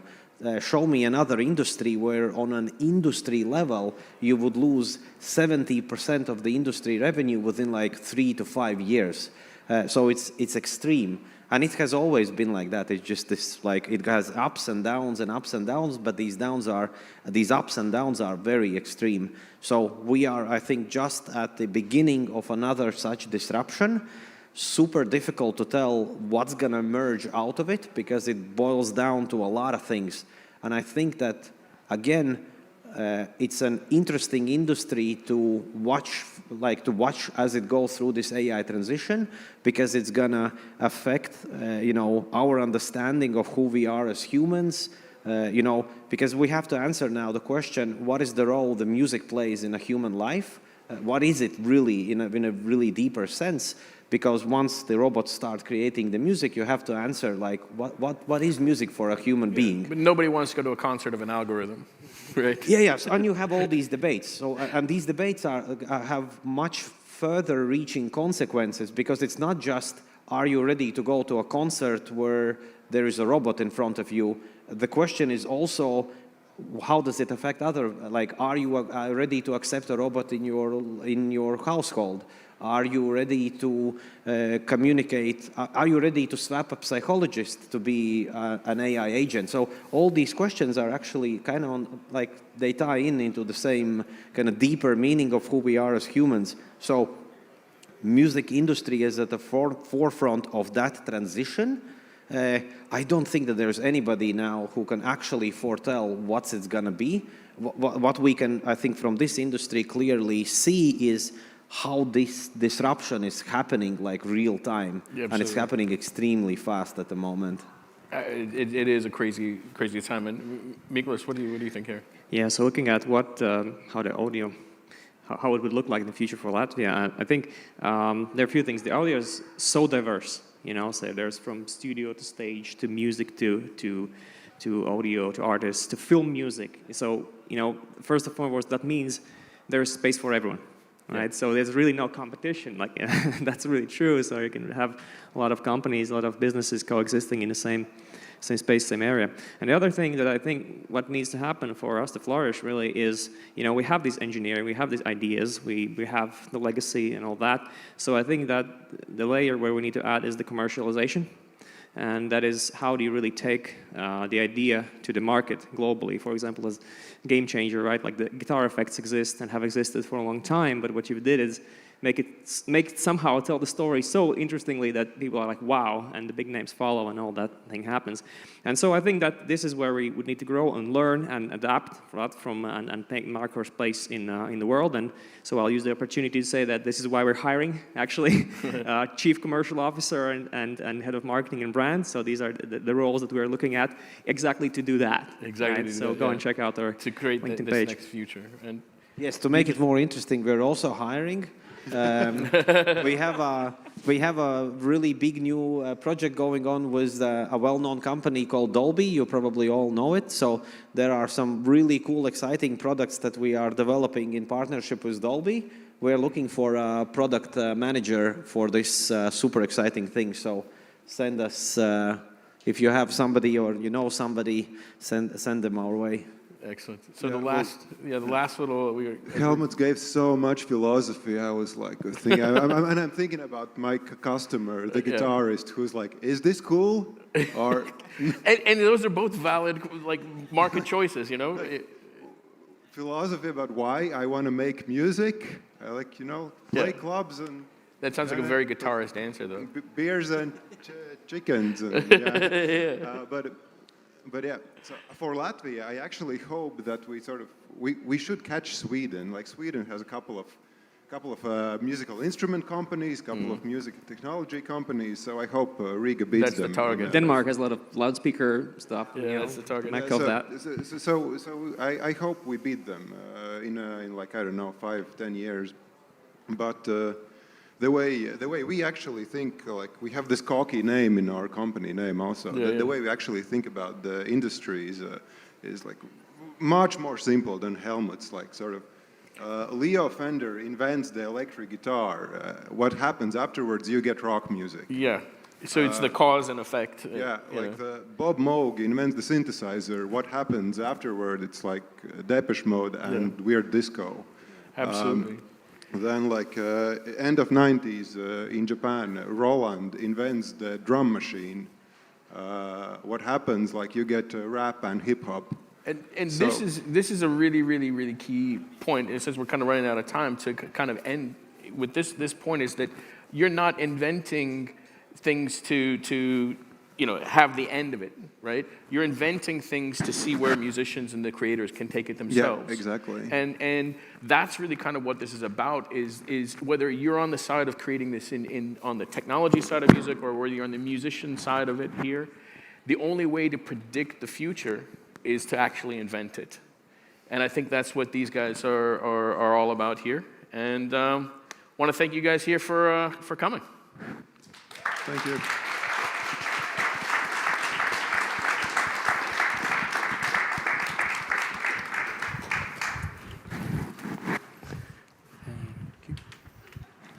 Thank you to Daniel, Helmut, Mikalis, and let's give them another round of applause, please. So, what have we learned? Sometimes good things happen when you invite strangers into your home. Sometimes something else might happen. So, you take the risks on your own. But we're going to finish this part about music, I think, with a musical advice, and I will need your participation, so please don't let me down. I'm going to do 2 words. You have to do only one. Don't stop. No, it's believing. Let's try again. Don't stop. A little better, but okay. We'll try again next year. Yeah. So, what are we doing next? We're gonna shift things off. Obviously, we're not many singers here in the audience yet. But if you listen to Matt's keynote in the morning, then maybe you can still learn. We're gonna try in like 3 years again. Iris will be back. But anyways, we're gonna shift things off to communication in quite volatile and unpredictable times. And we're gonna move along to cyber attack hits and the fact that most organizations doesn't really fail technically when these attacks happen. They actually fail from a communication point of view. And in a world of information warfare and escalation of cyber threats everywhere, the narrative that we prepare is actually our frontline asset. So the next speaker will be talking about how silence is not really a strategy in these situations, and your organization needs to be prepared because you need to have the playbook ready before you actually need it. So let's welcome on stage the CEO of Calibrated. Round of applause to Yulia.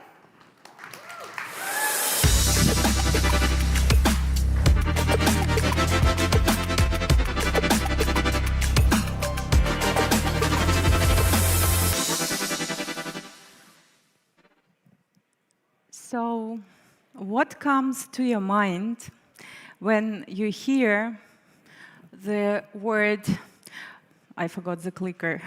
Can someone bring it over to me? It's on the table over there. Okay, so I know my presentation, I will start without the clicker, but let's have a conversation. So, innovations, any ideas? Future, good. Anything else? What? Tech. Probably quantum computing, or delegating everything, all the boring tasks to AI agents. I will show you the innovations we had in Ukraine, in the center of Europe, not recently, during the winter time.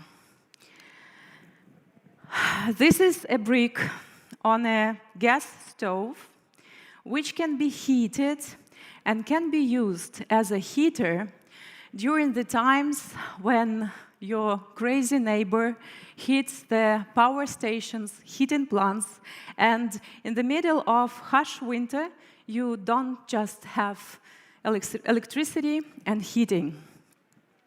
This is another innovation by one of my friends. She is heating on a camper a croissant for breakfast. This is another innovation by another friend of mine with a headlamp. She is trying to prepare dinner.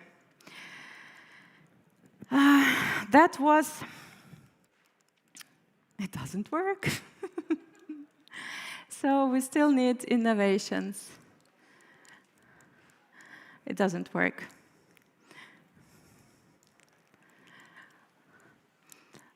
Who can help me with the clicker?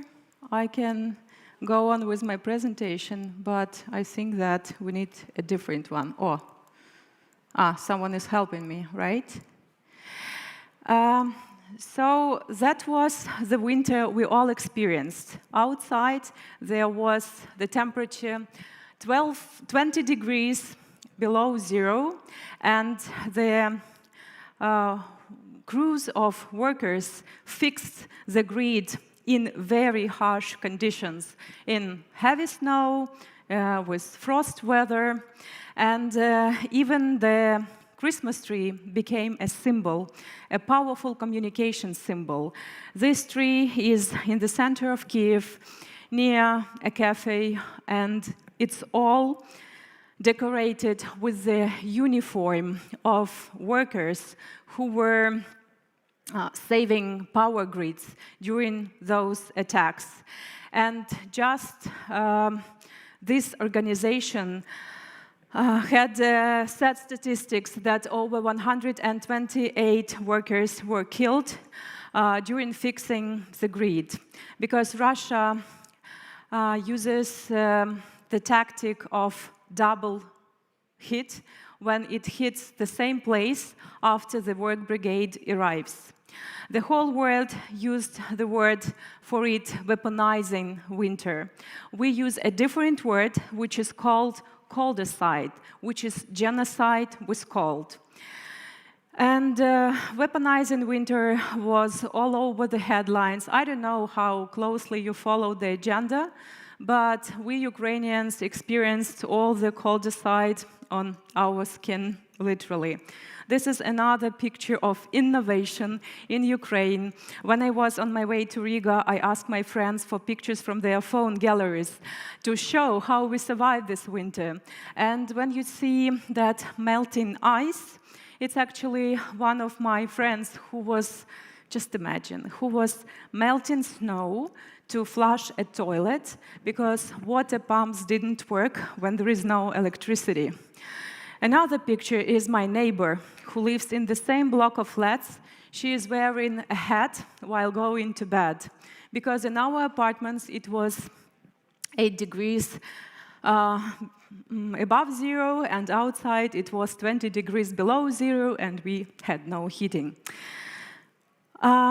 These maps are widely used and demonstrate the trajectories of drones and missiles targeted at peaceful Ukrainians sleeping at night. It may have this pattern, or this pattern, or this, but all of them aiming people having the same target: make Ukraine have an uncomfortable life and make Ukraine surrender. But this year, spring came, and I remember on the 1st of March, everybody was so excited that it's finally spring. And we celebrated spring in each social media post, saying we did survive. We survived winter because spring brings hope, spring brings warmth, and spring brings new hopes for the future. By the way, I figured out when I was getting ready for this presentation that all the items I bought for this stage performance were made in Kharkiv during this harsh winter. Kharkiv is an industrial city close to the border with Russia, and the thing is that city is heavily shelled days and nights, and still, under these harsh conditions, without electricity, with blackouts, without heating, this amazing stuff was made, and I think it deserves applause. Thank you. So, spring has come. Don't be illusioned that attacks are over. The white smoke in the picture shows how the heating plant was back to operations. I was celebrating it. It means that we will have heating. And another picture was by my sister, taken in another Ukrainian city, but actually it shows that still power grids are targets. I don't want to scare you, but ask yourself, are you prepared? Do you know what to do? And do you have a backup plan? You know, when Russia attacked Ukraine in February, I remember that me and a group of my fellow colleagues, PR people, set up a PR army, a non-profit organization that helped united Ukrainians with international media. We understood that we need to help Ukraine be visible, be vocal, be heard, and be noticed. We made sure that we connect authorities, eyewitnesses, and experts to give interviews, to tell stories to the media. And back then, I realized how powerful communication can be. It's both a tool for attacking and a tool for defending. And this story I'm very proud of. That thanks to the efforts of the PR army, that story was told in international media. and a Ukrainian volunteer was released from Russian captivity, meaning that due to the story exposure, person's life and dignity was at stake and was rescued. With the growing demand on telling stories of other companies, I set up an agency, a comms agency that works with companies, startups in the domain of security. These are cybersecurity, defense tech, and cognitive security. So the name of the agency is Calibrated. It's based in Ukraine, but we have international clients. There are multiple disputes whether PR is needed or forbidding for defense tech. I would suggest you do the following. Just try to replace the word PR with the word reputation. Does your company need reputation? Reputation walks in the room even before you enter it. PR helps you build trust and credibility in the eyes of your stakeholders, regulators, partners, clients, employees, you name it. PR is, as a business function, helps to create and manage trust signals of your company through partnerships, through certification, through awards, case-based narratives, through media coverage and thought leadership. This is how it works. Apart from it, we are living in the times where we witness dramatic change in media ecosystem. So media landscape has been shifted to AI, has been altered greatly. Just imagine these numbers. 50% of users don't go to Google to search information anymore. People go to AI. They ask questions, they search for information through AI models. And actually, this is where PR can help. Another picture, another digits show how greatly AI traffic grew. It grew by 527%.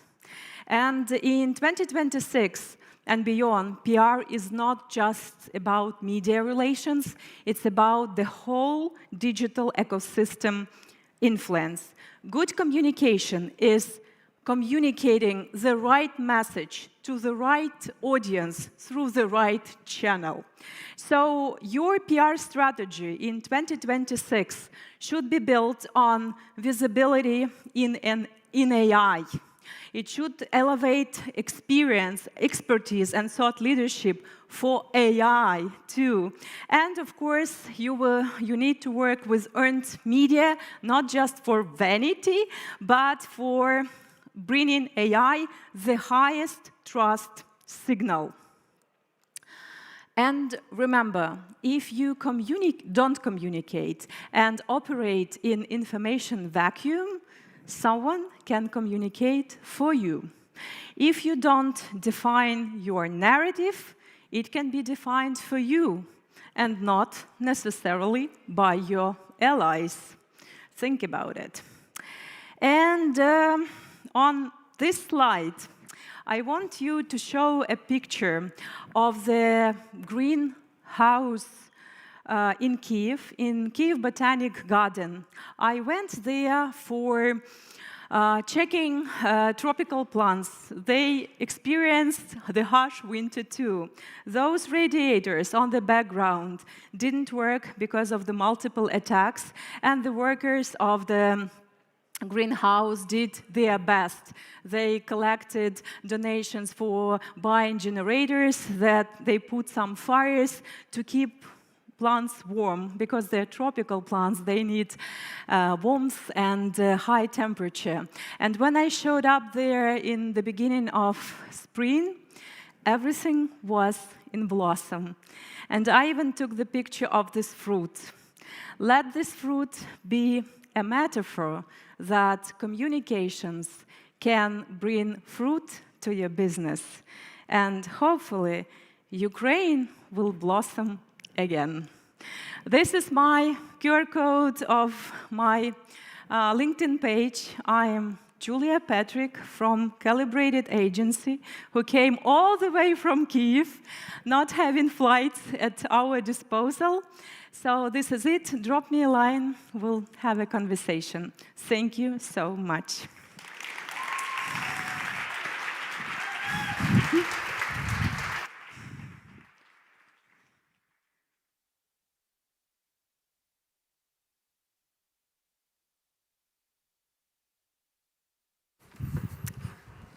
All right, thank you so much, Julia. And also, as mentioned, I think everyone who is here probably already knows that TechChill is very vocally and very strongly an ally, a support for Ukraine. We also had the booth yesterday for, how you say, donation, not donations, but several things that you can buy in support of Ukraine. Haven't seen if the stand is still up, but you can walk around and check, and also check some of the initiatives, how you can support Ukraine in this time of need until we reach the victory. But all right, we can probably move ahead to our next speaker. Yes, we can. And we're going to continue on similar lines, I would say.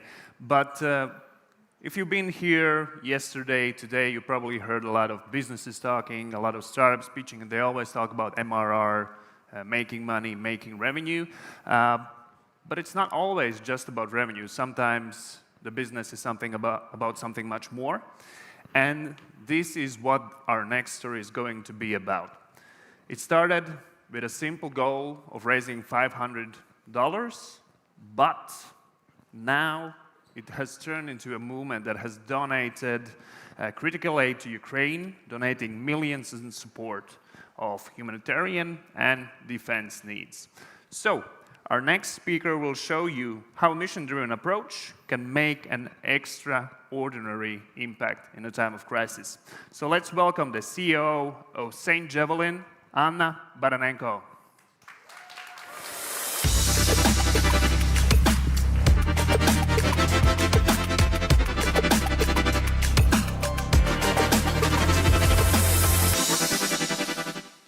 Okay, hello everyone. Oh my God, I don't know why it feels like I have to sing here, not to speak, but okay, anyway. So St. Javelin, does any one of you know St. Javelin? Oh my God, thanks. That's really impressive. So let me just introduce our story in more details. So people always think that you probably need some huge idea, huge resources, special connections to make an impact in the world. But sometimes the simplest ideas are the best one. Just before the war started, I started something called St. Javelin. We ran 100 stickers. There's like 1,500 being sold every day. It's crazy. All over the world, like Australia, New Zealand, Israel, Argentina, Brazil, like people are buying them from everywhere. Altra's destroyed. A friend of mine said that he was at the airport and he was wearing this shirt and somebody just yelled, St. Javelin. We evolved from humanitarian assistance to then actually supporting the Ukrainian military with drones. Это иностранец. Он придумал этот образ «Святая Джавелина». Now we are fundraising for winter needs. Winter is coming. We bought $100,000 in generators for troops on the front line.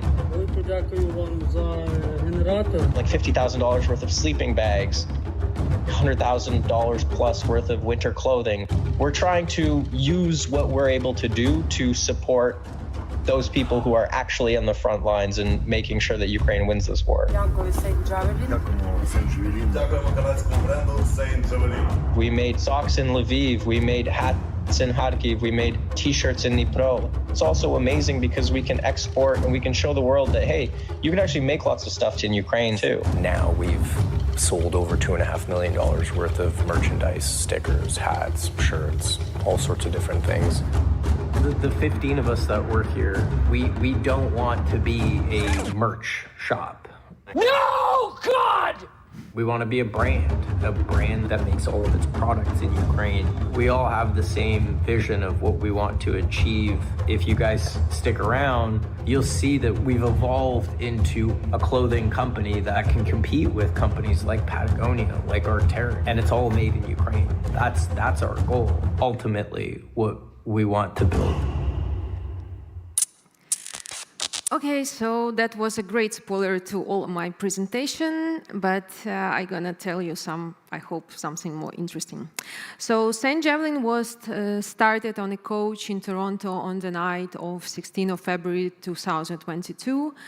There is a Facebook post and Instagram post that start everything.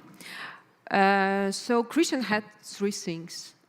First, he was a former journalist who had worked in Ukraine, so he understood the situation very well. Second, he had his phone. Third, he had his motivation to help. Within a week, St. Javelin became the most viral symbol on the planet. It worked because in that time, back in early 2022, the situation was very clear to every person on the planet. Before the Russian propaganda spoiled a common sense. At that time, people around the world understood that Ukraine was being attacked, and they wanted a way to show their support for Ukraine. So it was almost like you want to wear a jersey of your favorite sport team, but you wanted a symbol of support for Ukraine, a symbol of resistance, a symbol of protection. They wanted to wear it on T-shirt, put a sticker on laptop, on the car, even on the Russian embassy building. They wanted other people to know their position.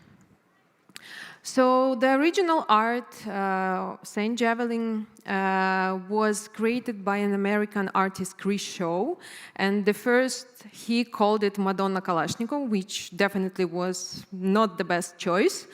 And then in 2022, Christian, with the help of Ukrainian artist Yevgeny Shalashov, produced this final version of St. Javelin symbol. Prior to journalism, Christian worked at Shopify, so he had an experience with e-commerce. On February 16, he set up a very simple site with only one product, the sticker. The first night, it was like a couple of sales. The second night, it was $1,000 sales. Third, $5,000. And people started to order from around the world. And then on February 24th, 2022, the mission for St. Javelin became a totally different. St. Javelin had donated the first $500,000 to a Canadian charity called Help Us Help. This first big donation went to items like IFACs, bulletproof vests, and other humanitarian assistance.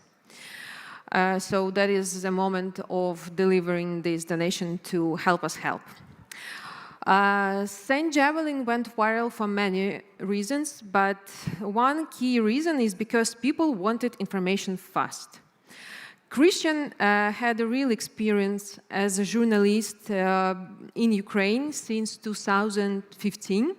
So when he started sharing his blunt opinion on what's going on around Ukraine on social media, and he posted some memes about it, he received a lot of response and attention.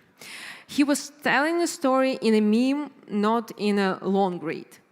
And he wasn't a journalist anymore, so he wasn't neutral about the situation. He was fully supporting Ukraine and criticizing Russia. Humor is a strong way to share information, especially through memes. St. Javelin was unique because humor and war is normally taboo. But for soldiers, medics, journalists, and other people from inside this environment, dark humor is normal. Those were early adopters here, and they helped to spread information to regular people. Humor was the method of breaking through the bullshit of Russian propaganda. BBC, CNN, Washington Post, and other international media cannot afford that for obvious reasons, because they are simply restricted by rules and journalism guidelines. That is a historical moment of Russian warship, which is supposed to go and to do something to itself, but let's just skip it. Saint Javelin became one of the most important accounts on social media to provide information about Russia's war against Ukraine, but in a very modern way, through memes, jokes, and short videos. Then regular people would share opinions, stories, and debate in the comments. It became a true community. There are some examples of early Saint Javelin memes. So first, we used print-on-demand services to make and sell stickers, T-shirts, socks, some very simple products. And it helped us very well to scale up and to ship everything quickly. Saint Javelin viral around the world. People send us pictures of their Saint Javelin tattoos. Please do not make it anymore.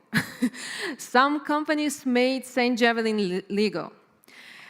Media around the world wrote articles and even made documentaries about Saint Javelin, like BBC, New York Times, CNN, Fox, Washington Post, and many others. There are some examples you can see here on the screen. Some examples of unexpected places where you could see Saint Javelin symbol, including a tattoo.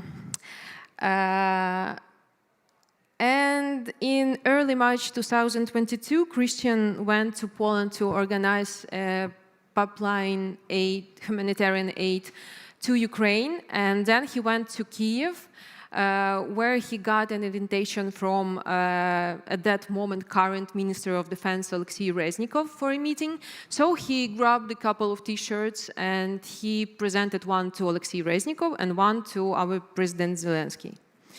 That's the moment of delivering this. Just as a proof that our president has our shirt. He had already started to build a team, and this trip made it obvious that if we want to manufacture everything inside Ukraine, we need help. So by May, we had an office in Toronto, many team members in Ukraine, and we launched our first Made in Ukraine T-shirt.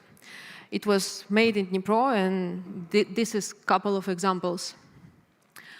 So then we started to expand the range of products made in Ukraine.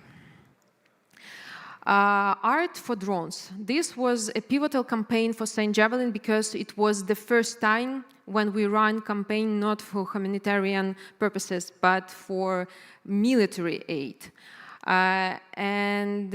We were selling prints of beautiful paintings by Ukrainian artist Maxim Palenko.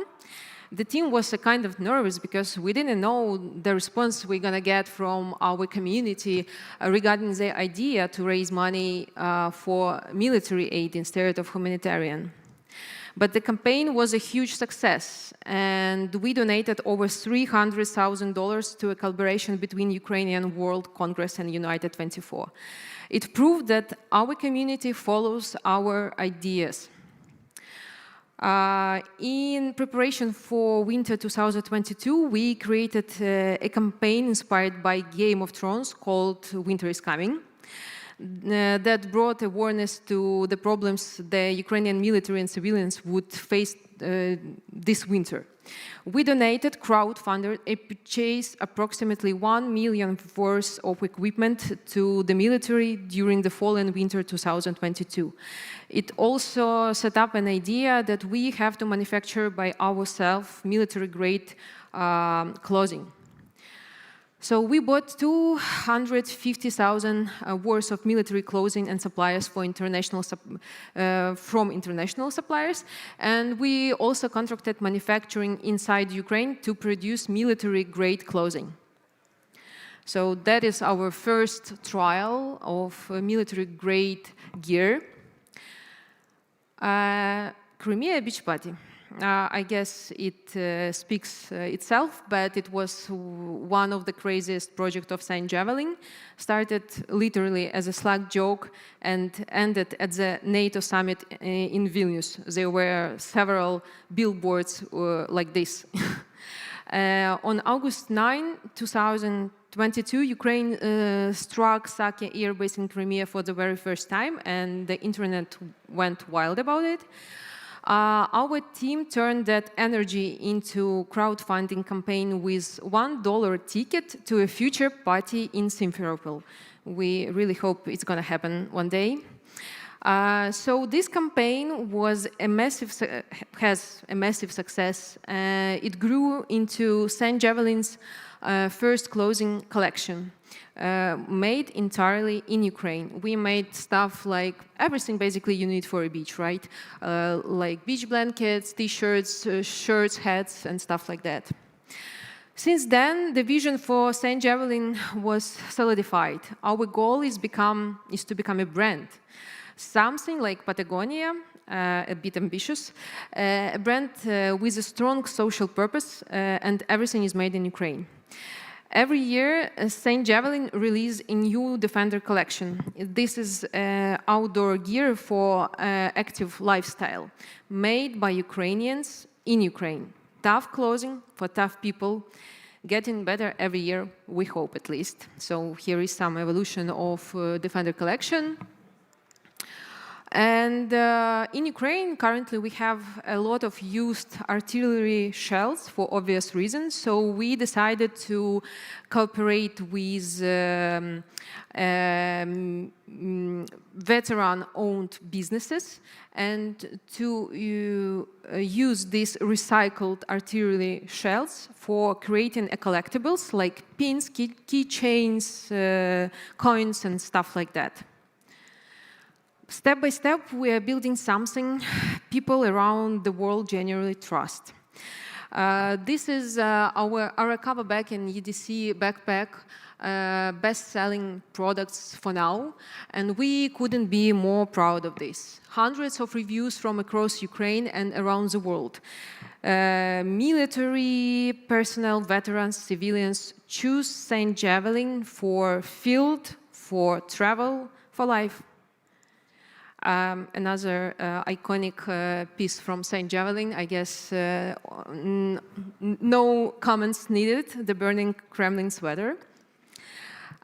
Over these years, Saint Javelin has partnered with lots of Ukrainian organizations, military units, and foundations. We make continuous improvements to our processes, to our manufacturing, to our team, and to our infrastructure. By the way, just for now, we are looking European-based 3PL, so if you have any advices, suggestions, contacts, please DM me on LinkedIn. Baranenko Anna. In 2022, we barely made any products in Ukraine. In 2023, we made less than 50% of our products in Ukraine. By the end of 2024, we made the majority of our products in Ukraine. In 2026, we made 100% of all our products in Ukraine. Through blackouts, through one of the hardest winter of the war, Ukrainian designers, manufacturers, and shippers keep showing up, so does Saint Javelin. We shoot our campaign only with soldiers, veterans, medics, and volunteers. We ship globally via Nova Post. Companies around the world also purchase our products for their corporate orders, for their team members. So, by the way, if you want some cool merch for your employees, for your team members, DM me as well. And we continue to donate and crowdfund for organizations across Ukraine and around the world. We are trying to build something that lasts, We are trying to build something that represents Ukraine, that express resilience and toughness and inspire people. We are constantly trying to get better and to prove ourselves that we are not just a flash in the pan. We are an organization that lasts decades and is a big piece of rebuilding Ukraine. So thank you very much for your attention, and also I got some our original Saint Javelin stickers which started everything. So if you want some, I'll be just here near the scene. You can come and grab some. Thanks.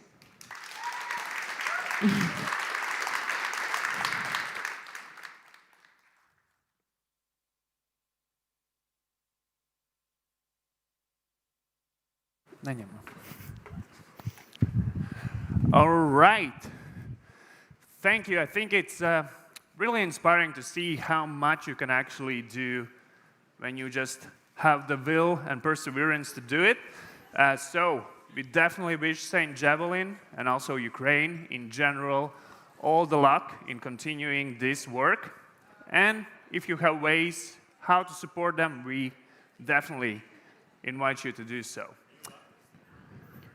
We have some commotion, but we also have our next content piece coming up very soon. Yeah, maybe let's give like a couple of seconds. There's a lot of demand for the stickers. Otherwise, our speakers will not actually get to the stage, right? So let's do 5-minute break. Jesus, there's so many people. All right, so everyone come get stickers. We're going to take 5 minutes off so our speakers can come on stage, and then we're going to welcome the next talk.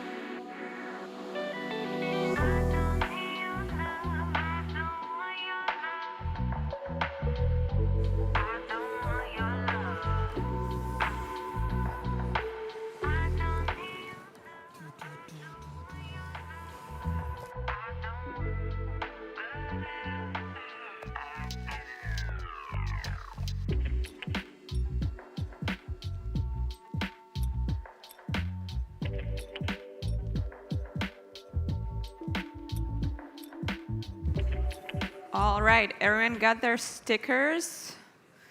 Very, Who very got good. stickers? Woo!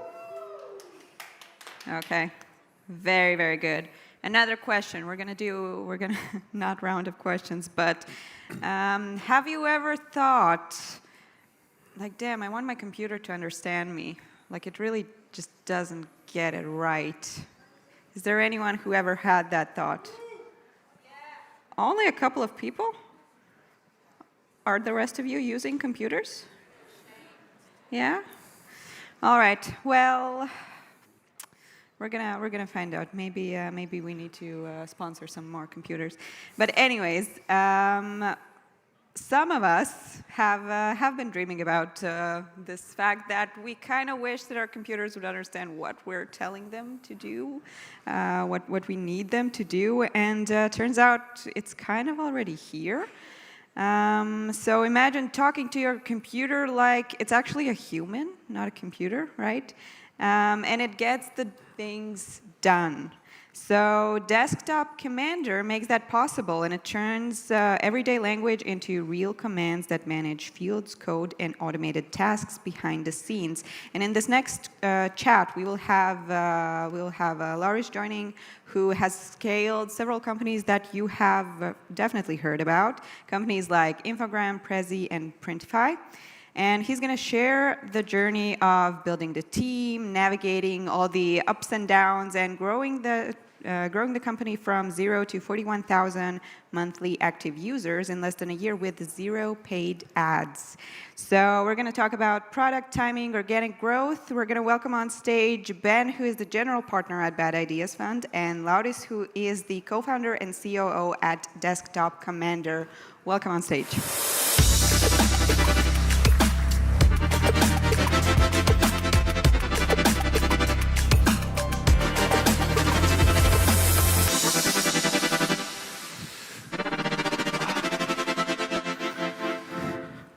Right. Okay, good. Mic is working.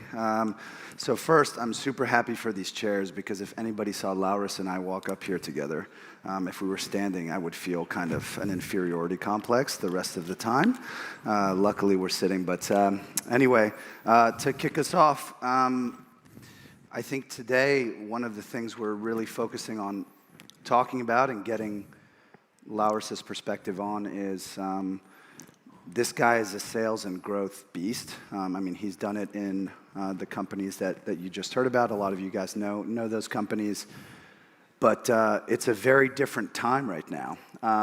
Technology landscapes are moving incredibly quickly, both in terms of like the core technology stack, but also how people are discovering technology tools, how they're switching between technology tools, how they're combining them, integrating them. I mean, every single week, there's a new thing that's taking over the world, a new way of doing things. And these guys have been growing incredibly quickly. Shameless plug, they're one of our portfolio companies, so very happy to see it. But hopefully what we can do today is Lauris can share, like, how do you do that now? How do you do that in 2026, in March 2026 when things are shifting? So let's kick off. Maybe just a quick refresh on some of those numbers at the top is 41,000 monthly active users, or what is it now? It's going to be 100 in March. Okay, so small update. 100,000 monthly active users. I think they said number 5 on Anthropic's Cloud Connectors list, but I think it's number 2 now, right? We were number 2, but actually today they are changing some things, and currently we show up there as number 5, so that's correct. Oh, number 5, okay. You had a 1.14 million pre-seed round. We were a part of that, 42 cap, led the round, and now you guys are growing. I think what would be interesting, maybe you can kick off and tell the story. Like, how did you guys get off the ground? Sure. So first of all, thanks. Nice to meet you all. I'm Lauris, and yeah, glad to be here with Ben. Been running sales teams in startups, currently part of Desktop Commander. So, well, to start the story, actually, the story starts with Edward, our co-founder and CEO, and the creator of Desktop Commander, and him playing around and trying to build stuff that he needs in his daily work as an engineer. which he did quite brilliantly. So he started with something as a side project on GPT first, actually. Then when MCP concept came out, he built an so-called MCP. So to those who don't know, that's a plugin into AI tools that lets them talk to other external systems and tools. In our case, it lets them talk to your local file system and computer. So Edwards did that, and he published a couple of videos that at some point started picking up, so showing that there's some interest and then also some growth in terms of user numbers. Started for the MCP. So that was around March last year. Yeah, so that's actually the initial story. Edwards built the MCP, which is one part of our product, the free product part, and it took off. There were some good initial signals. Then there's some more, but the very initial story is that. Yeah. So 100,000 users now. You know, nothing is simple, and I'm sure that we could get into the details of it. But big picture, if you were to kind of identify 3 key decisions you guys made on the product side, on the positioning side, that are driving growth, what were those 3 key decisions that you guys made? Yeah, and actually, let me step back and maybe briefly just tell what Desktop Commander is. So it's an AI tool that lets LLMs access your computer and file systems.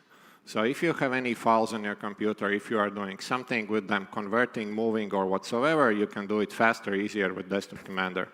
A super simple example, which actually most of users start with, is, hey, organize my downloads folder or my desktop.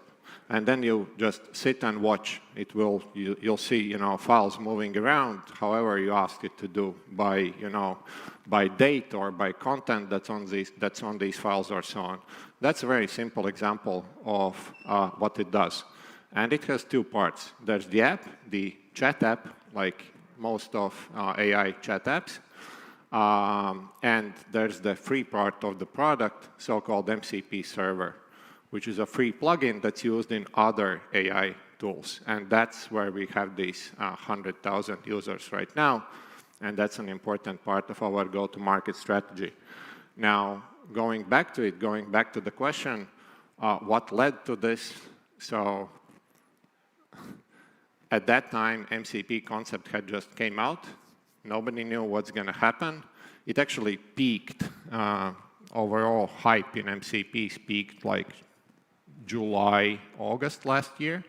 So March was still a little bit before that peak.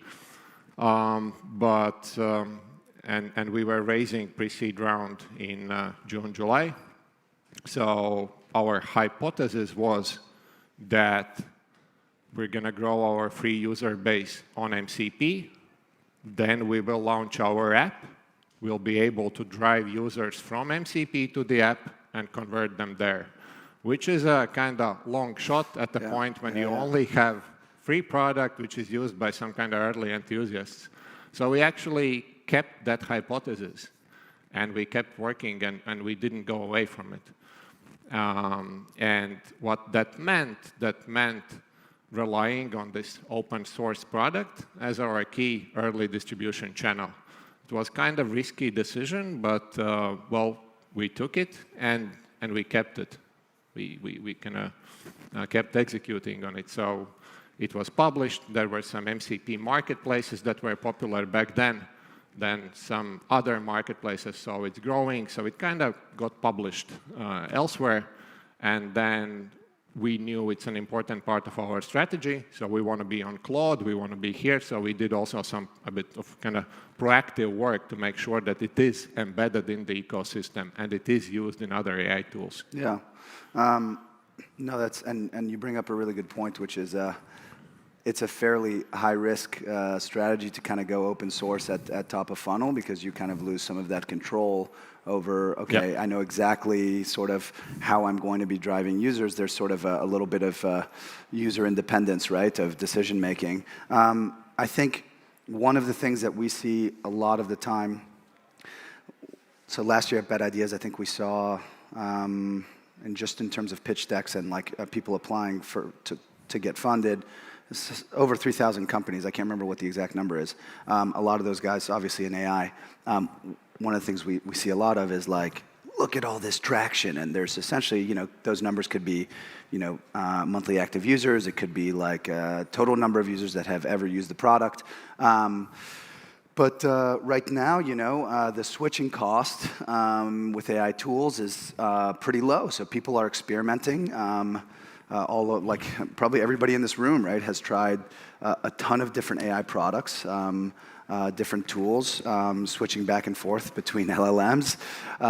So my question to you is, on the road to 100,000 users, how are you distinguishing between what's just like experimentation AI traffic versus real traction? Well, we did also have ups and downs in that journey.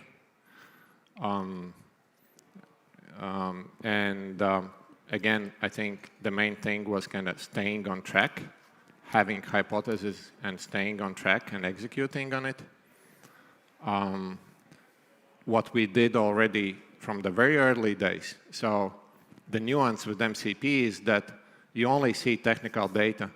It's a plugin that's used in other tool, and it's a downloadable plugin. So you only see when somebody downloads it and uses it, but you don't have user information, you don't have emails, you know nothing about them. You can't really send emails or something like that. But what we did from the very early days, we tried to figure out the ways how we can talk to our users, and there are some ways. So we were able to invite them to surveys via kind of inviting them via MCP and injecting invite to that. So we did a lot of user research since the very early days. We did two things. We did quantitative surveys, and we did then also a lot of interviews. So we were actually talking to these users all the time since the very beginning. And then also, well, we see the retention data, and retention data are not great because of the nature of the product and all that. So you really need to figure out, so like, is there actually something true in it?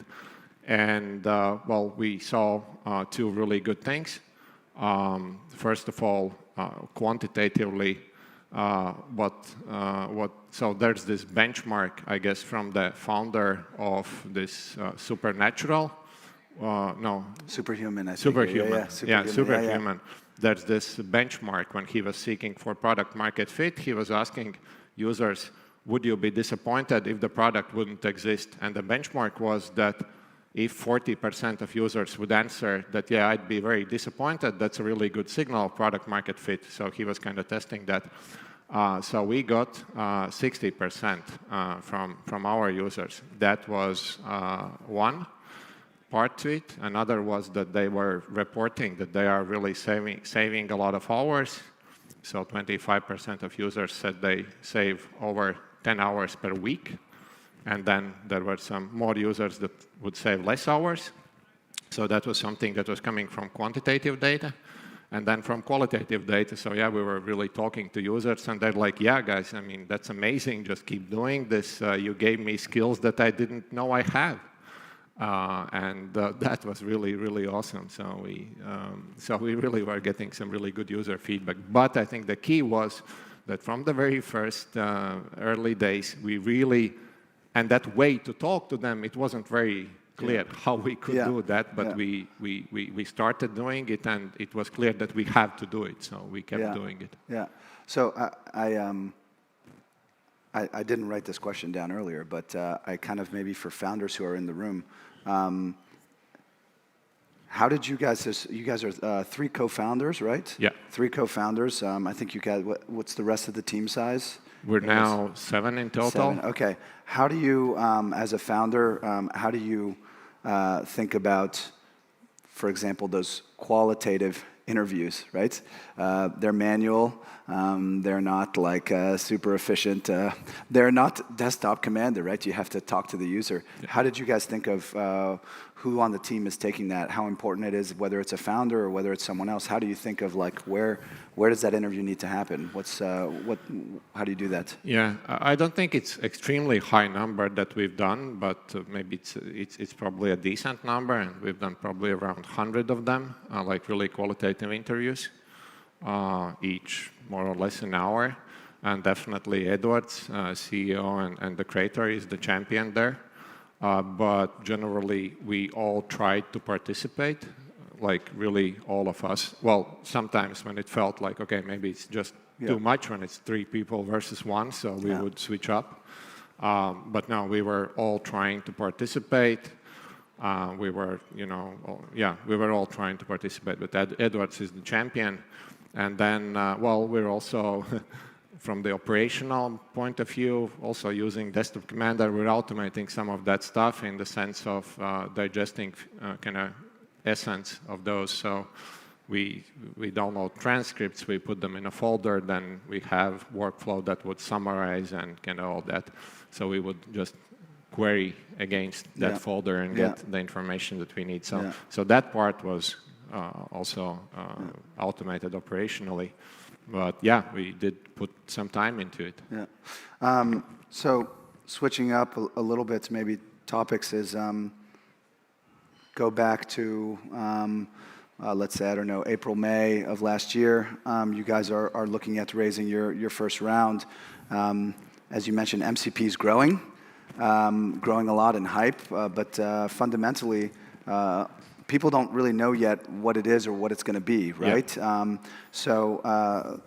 If I maybe juxtapose that versus 3 years ago, if you're building in payments or in SaaS, and you're saying it's the X of Y industry, creating a comparable with something for people, for VCs to be able to understand. How did you guys approach storytelling of how we're going to communicate our round to investors when?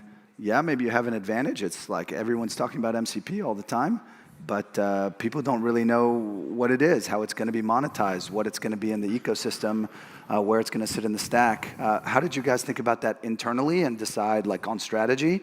And then how did you do that going into pitches with investors? Well, we were quite clear and honest about that in the sense that, we said, we don't know what's going to happen here, but this is the hypothesis. And what was clear was that something is happening, that we have some traction. So obviously, you want to figure out the ways how to leverage that. So doing something else would be simply stupid. And then we developed a hypothesis that we can grow this even further. We can't monetize MCP users because that's just a free plugin. Maybe we will be in the future. It's used inside of other tools, so we need to launch our own app with this capability, with MCP behind it, and some other feedback that we already had from users about limitations that they were hitting in other tools. And that was our plan, and we really clearly and openly said, we don't know what's going to happen, but this is the hypothesis, and this is how we're going to execute on that hypothesis. Like Edwards said it, like we got a ticket to Bloodbath. That's it. So, what do you do? Throw it away or go ahead? So we went ahead. It's interesting, and obviously we participated in the round at pre-seed. What I can sort of add here is just, and no offense, and Edwards, I think I see you somewhere right there, is like, there just wasn't a lot to go on. Like, we don't know what's going to happen with MCP. We also don't know, for example, what's Anthropic going to do? What's OpenAI going to do? And everybody's I think on Monday, someone's like, they're not going to move into the application layer. And then on Tuesday, oh my God, they're going to eat the whole application layer. And everybody's kind of like blowing with the wind. And so we don't really have a lot of certainty as investors there at pre-seed when things are shifting. Traction is early. The number one thing, at least I can say this from our perspective, is proof of team's speed and execution. How quick are these guys moving? How quick are they learning, right? So everything Lauris was talking about data, right? Like, Yeah, okay, cool. You've got 30,000 users. I don't really know what that means. Can you tell me more about those 30,000 users? What have you guys gathered from those 30,000 users? How many iterations of the product have you already done or you plan to do? What feedback do you already have? And if you guys can show me a loop of building quicker and quicker, yeah, I may have no idea and you may not know where you're going in the future, but what we have to go on is at least this is a team that can move quickly, that's paying attention to users and customers, that has a hypothesis, and they've got some proof. So for founders maybe who are in the room who are pre-seed, and maybe you're in a similar space and you're getting pushback from investors on like, well, you know, what's going to be the revenue at this point or all these things, and you don't know. Every investor is different, but at least I can say from our standpoint, like be honest that you don't know. Focus on showing what your team can do. So yeah. And I guess also a little bit tricky part was that essentially as we had MCP and we were working to launch our own app, we were basically working on two products simultaneously, which, and that was a big question, and we got challenged. Okay, so maybe you focus only on one thing and then see what happens. So yeah, but we stayed on course. Okay, so staying in the raising money lane for one more question is, this is one of those that's like a great VC contradiction, right? It's like, well, I want to show that you guys need to show me that you're moving quickly, right? But you also need to be taking meetings with investors because you need to raise your round, right? And every hour in with an investor, and Edwards, I can feel you looking over here. Every hour in with an investor is an hour that you as a founder are not spending talking to a customer, iterating product, looking at data. How did you guys go about like looking at building your investor pipeline to sort of not have this huge opportunity, like sunk opportunity cost of like, yes, we're talking to all these VCs, maybe we're talking to 100 VCs, but that's 100 hours that you're not putting into the product. So how did you guys triage building your pipeline for investors? Well, back then, actually, we didn't do much of it, and I'm going to tell why. We definitely will do now in the next round that we're preparing for. But that pre-seed round, it happened very fast. So we have Bad Ideas, and we have 42 Cap, which is a fund from Germany. And we were working on a deck. We were working on our story and all the materials and everything. We hadn't started raising.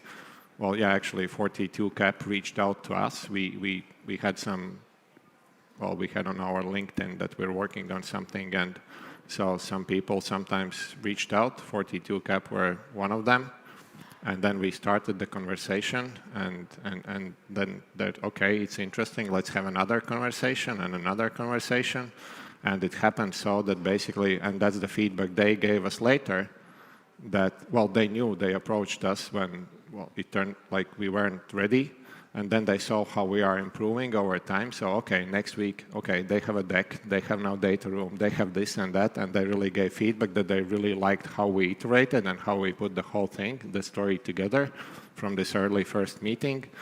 And then it kind of escalated. Actually, it happened really fast. Yeah. It happened really fast. So, and for us, it was, so we hadn't started the process. I mean, we had the numbers, we had the story, we were working hard, but we weren't fundraising hard yet. We got the term sheet from 42 Cap. Same day we pitched to Bad Ideas, and same day we finished our pitch deck.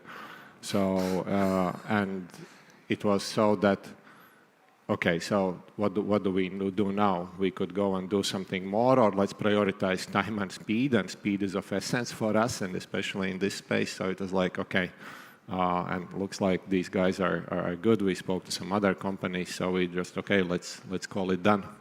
Okay. If you're a pre-seed founder in the room, okay, maybe they're not necessarily building exactly in your space, but let's say that they're building sort of in a space that's inherently dev tools, AI forward. What's your biggest advice on how to negotiate like speed and growth? I think you just said it, like speed is of the essence, but you know, how do you think of like building traction, allotting the time to the product and growth, but being able to raise money? I mean, a 1.1 million round is a pretty good result, right? What advice would you give to pre-seed founders right now? What to focus on, how to think about building out that roadmap of speed versus raising? Yeah, look, really, honestly, I like, in a sense, I don't really have much experience, right? It happened very fast, and now we're gonna hopefully do around soon, and I think I'll be able to give a better answer then. I think a few things that really were important for us. We had a story. We stayed on that story. We stuck with that. We were very transparent with the investors because I'll maybe tell a story. We had a bit of a not a hiccup, but like discovery again in the data. So we only saw technical data. We see only user data. We see it in analytics dashboards. We see our user data are growing. We see we're like 40,000 MAUs. And then as we are working and we are pitching simultaneously and talking to investors, right, and we're seeing that part of these users actually behave weird, but that was visible only because it was happening in the process. So we realized, actually, that out of those 40,000 users, 20 are probably not actual users, but implementations of our product in some other product, because it was like, it didn't show that typical user behavior. And we were like, okay, what do we do with that? Well, we kind of prepared the report. This is the data, this is what's happening, sent to you, sent to bad ideas, even had meetings to explain and to make sure that, I don't know, if it helped, probably you can tell, but that's what we did. Yeah, well, I mean, I'll speak on the transparency front. It's a tough line for founders. I'm a former founder. The line between like, I need to sell my vision, I need to sell my company, I need to move things forward, but fundamentally, if you're going to take someone's money, having that basis of relationship of honesty is important. I can say when these guys came to us and were like, hey, we think 20,000 of these users could not actually be users. We don't know what they are. And that was the answer. And the answer wasn't some then repackaged of why it's actually great with lipstick on it. For us, that was like, okay, well, at least what we know is like what we see is what we'll get. Right? So every other part of the story, every other part of the narrative, everything else we saw in data got a lot more credibility when the founder's willing to tell us that half of the monthly user base right now might not actually be there. So I can sort of speak to the honesty and transparency piece. It's not always easy, and I'm not saying, you need to divulge every flaw, everything that's behind the curtain of how you guys are working, but I think that level of honesty still plays a huge part. I do want to move to right now, like talking about like building at the frontier of AI right now, like building in the MCP space, building like when we're seeing huge companies, for example, maybe in the application layer that are, at 150, 180 million annual recurring revenue, and in 30 days they drop down to 60 because there's a new release of a new model, or simply because actually the models are now moving into that space, or maybe there's just a new player, right, that's coming into the market. So we see this happening right at the model layer. We see it happening at actually the distribution, and then we see it obviously in the application layer.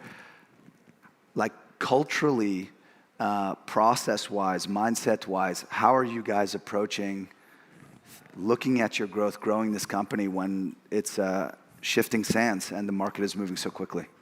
Yeah, it is a little frustrating sometimes. Yeah, speed is crazy. Like every day something is happening and it's changing the landscape. What we usually do whenever something major happens in the market, actually, well, we do have a discussion. Okay, so what does it mean for us now? Like, should we change something in regards to the strategy? If yes, then what? Like, do we even know what could be changed? And if no, then okay, well, let's stay on track, right? We don't have any better answers. Yeah. So, but we do look at it always. So, like, of course, when Cowork was launched, so Cowork was launched because Cowork essentially is very similar to Desktop Commander, just with less permissions. because they're going after more enterprise users. Well, essentially, they're going after Microsoft users, I guess. So when Cowork was launched, we were like, OK, so now what's going to happen now? And it was good for us because of the nature of the product, because of the MCP. Because our MCP, it was before Cowork, its most popular client was Cloud Desktop. And then when Cowork launched, it appeared that it was even more used in Cowork. So users couldn't do in Cowork what they intended to, and then they installed our plugin, which is on Marketplace with all the other plugins that they have to make it more capable. So as a result, we went from 30,000 MAUs to 100,000 MAUs in 3 months. So I think 13 November, 14 December, yeah, or no, 14, something like that. 16 February, 14 January, and 13 December, something like that. And now around 100 in March. Yeah. So that helped us because of this. So we kind of grow with the ecosystem, and that's where I guess our risky bet played off. So we bet on our open source product. Now it is embedded in the ecosystem, and actually now everybody is shifting to this AI as execution, AI as employee. That market is growing, so our free product grows within it. So that was good for us. But whenever all kind of major changes happened in the market, we really did come together and discuss, OK, what it means for us. Do we change the trajectory? Yeah. I do want to highlight that's what's so, I mean, it's always been difficult, and the devil is in the detail, but in the example you gave on Cowork is like not being lazy in understanding who is Anthropic really going after with this product and understanding where you sit relative to that.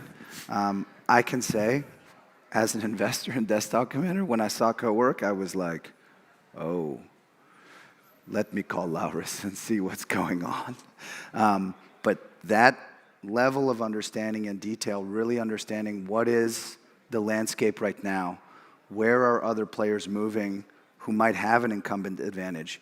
If Anthropic wants today to come after this user base, they can do it. Yeah. But is that their motivation? Where's their motivation going to be? And I think for founders who are building, we preach a lot of like ship fast and get feedback, yes. But in parallel to that, like do your homework and understanding where are you in the market, where is the market going. The guys who we're most afraid of in terms of understanding who owns distribution, who owns like brand, who owns where users are first really interacting with AI and with products.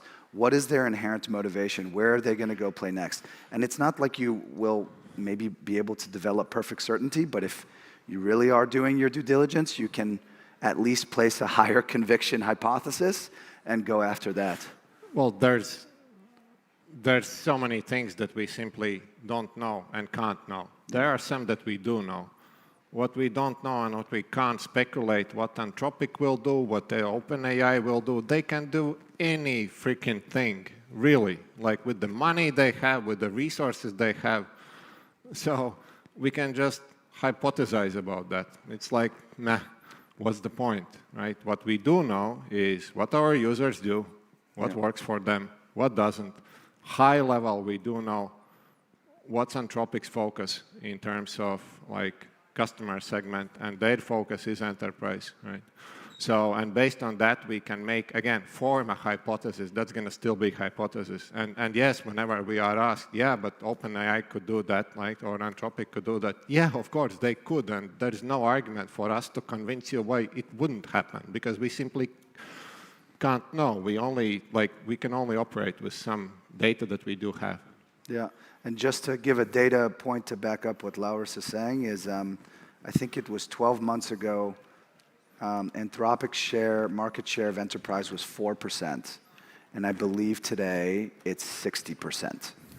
So if you're building right now and you're wondering about where is, at least right now, their focus, there is data to give you. As Laurus was saying, you're not going to know everything that they're working on, but you can get a general idea of the landscape, and that can help you to understand like where are things moving generally. After that, the rest is like you have to keep going and you have to listen to your and users. also AI generally, it's so horizontal, right? There's so many use cases. They're not non-deterministic. There's so many users, right? It's like it's different than SaaS. So yeah, CRM is CRM. That's, you know, they're targeting salespeople. Accounting, finance software is for, like, this is different. It's like.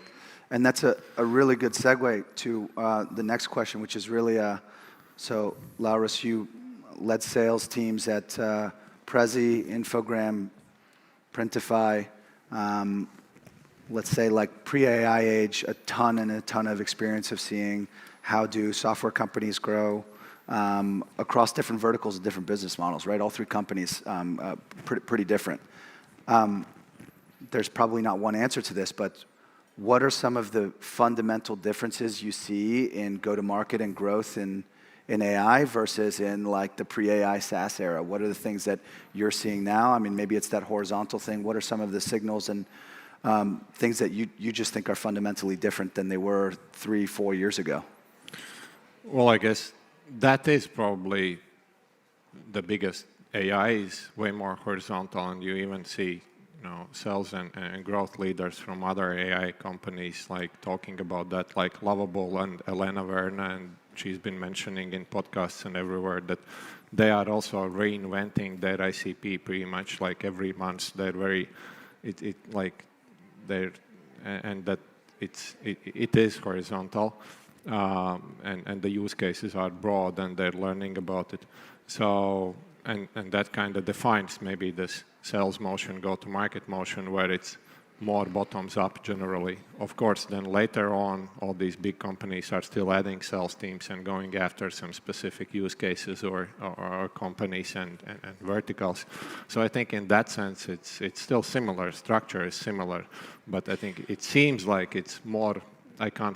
It seems it's way more bottoms up. It's way more bottoms up. It's way more, let's get these users in, and then let's figure out what do they do, and then how do we add on top of that, as opposed to like choosing this one vertical and going, is that right or wrong? Difficult to tell, but I think everybody's kind of watching it and figuring out how it's going to play out. Okay. Thanks, Laurus. I think we're out of time. Thanks to Laurus. Thank you for sharing your story so far with Desktop Commander, your insights with everyone. If there's founders in the room, I hope this guy, a shameless plug, is an absolute beast. He's seen a lot of different things in his career. We invested in him, but I'm learning from him every day. So if you get a chance to chat with him and get advice, I would say this is one of the people I would never hesitate to ask. And the same is true for the rest of his co-founding team. So thanks, Laurus. Thanks, man.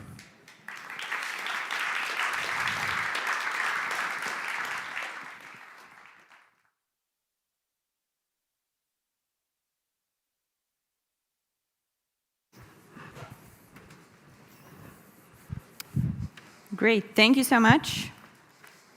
And there was a really good insight. We can't predict specifically, or we can't really change what our competitors are doing or how the market is changing and so on, but we can rely on data that we have, data that we have from our competitors, and see where the shifts are happening. So we're not only focusing on what we're building, but we also have to be very, very vigilant regarding what our competitors are doing. That's just the reality.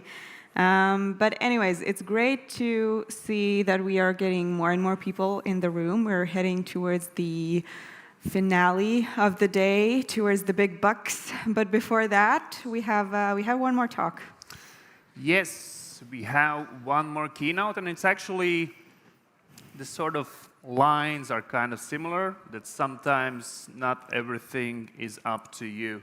So, in the startup world, we allow headlines about unicorns. We do it here in the Baltics. It kind of gets old a little bit. They do it even more in the Silicon Valley. And sometimes you might be building a company, you raise multi-million dull around. It looks like everything is going your way. It's going to be a unicorn. You're going to IPO. You're going to be super rich. And then something external happens that's not up to you at all, and you just have to do what you can do at that point.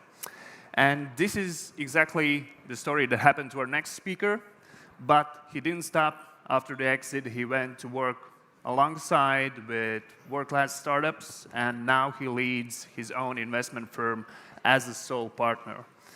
So we will see some raw perspective of Silicon Valley, how things really are, how important is resilience, and let's welcome the founder of Coziest Capital, Zach Coziest. With a round of applause, please.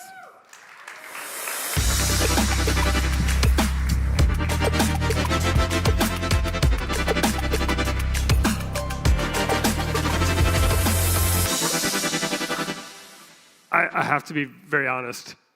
I'm actually surprised there's anybody in the room, seeing as it's the end of the day and it's nice and sunny outside. So thank you, everyone who's here. Thanks for coming. Thank you to everyone who put on this event. These events are really, really, really hard to pull off.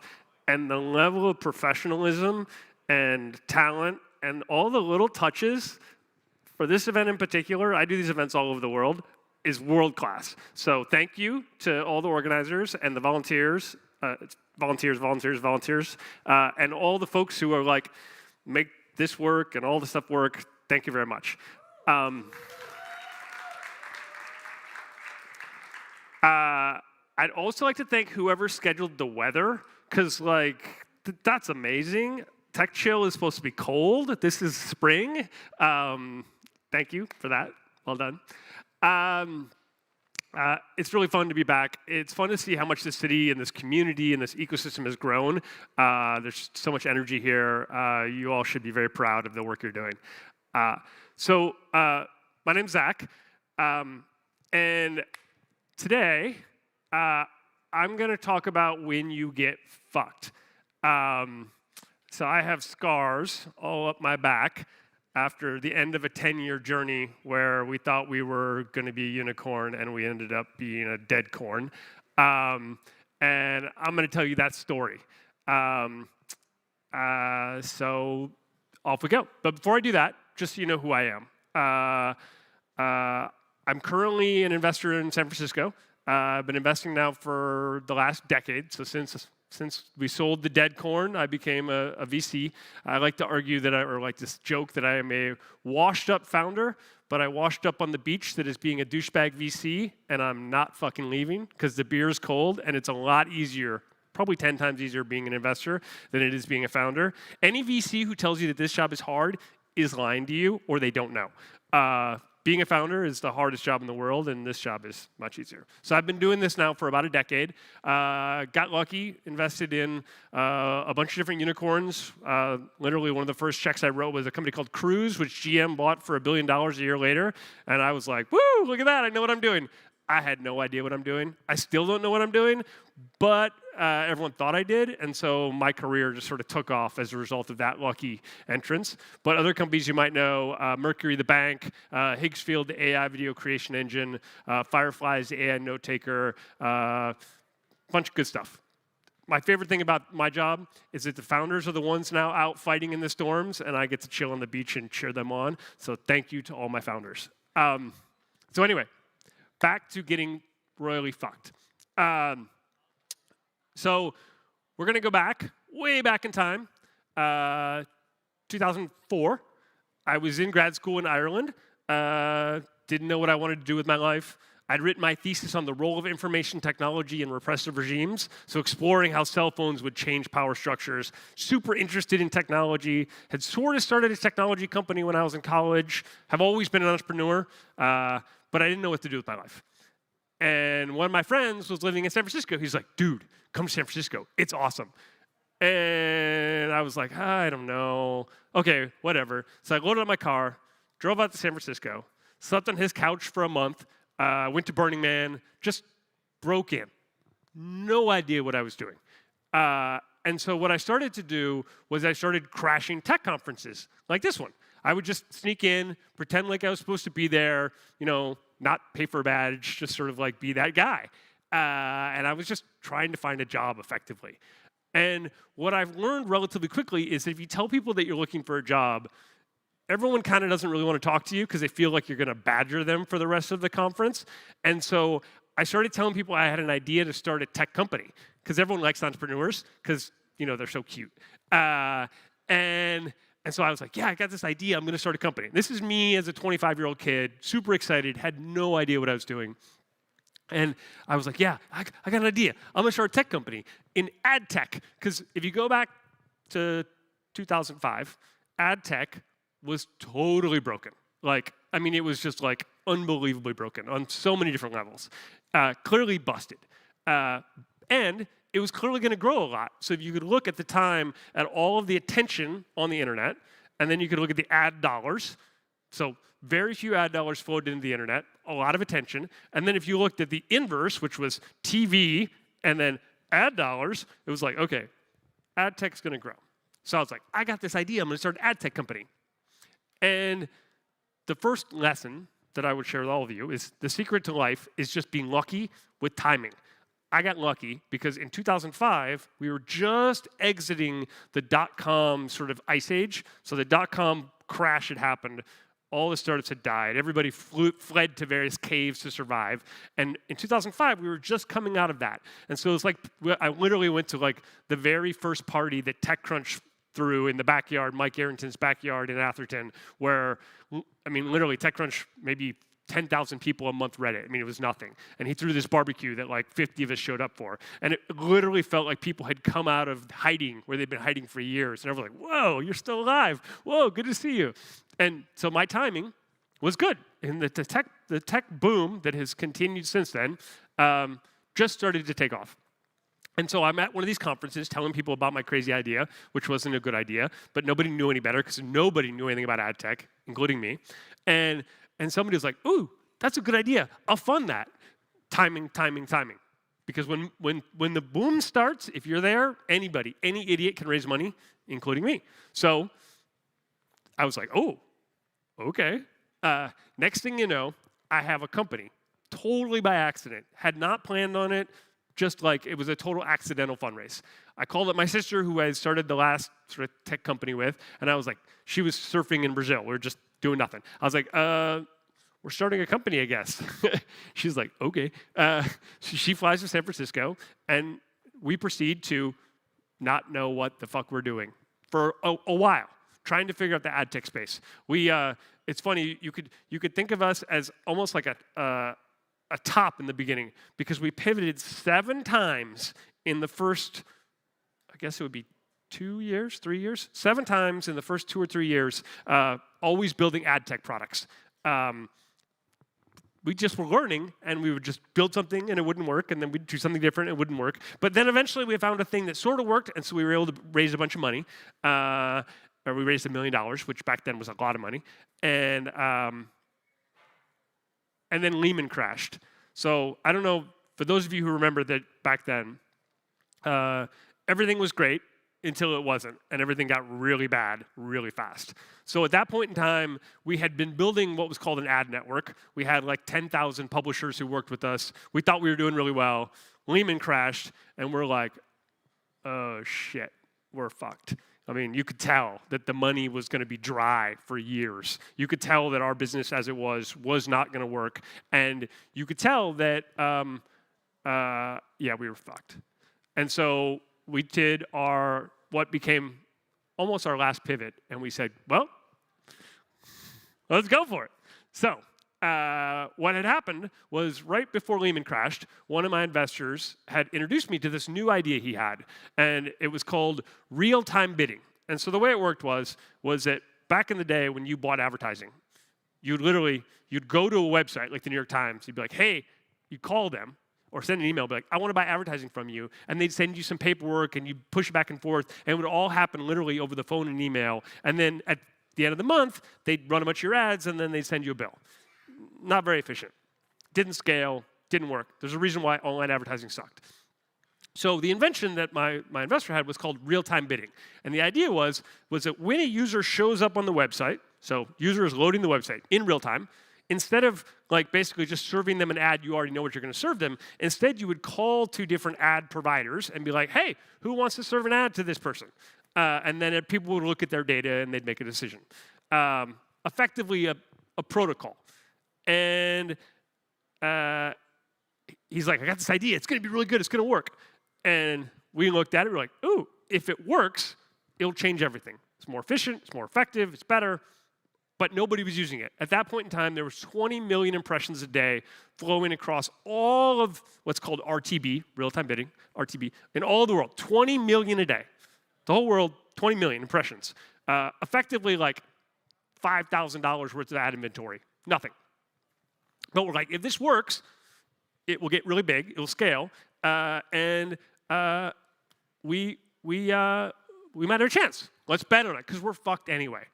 Lehman's crashed, no more money coming in, our existing business isn't working, let's just bet everything on this crazy idea. And we were right.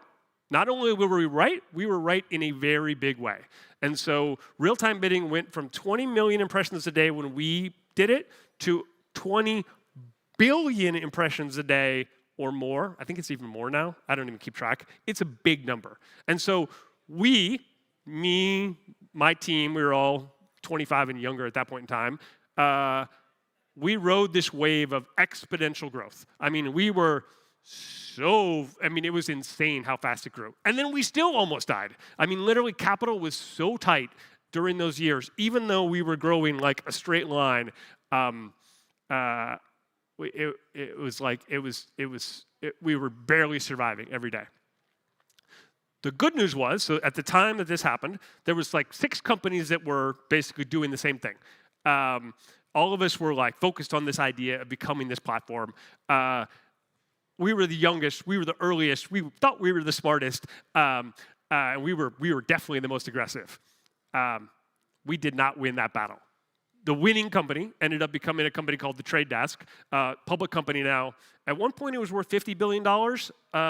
I don't know how much it's worth right now. You know, the markets are what they are. But like, needless to say, the founder of The Trade Desk, one of my peers, is a billionaire now, and I'm not. So, long story short, we didn't know what we were doing. I was competing against people who are my age now, who knew what they were doing, and they kicked my ass hard.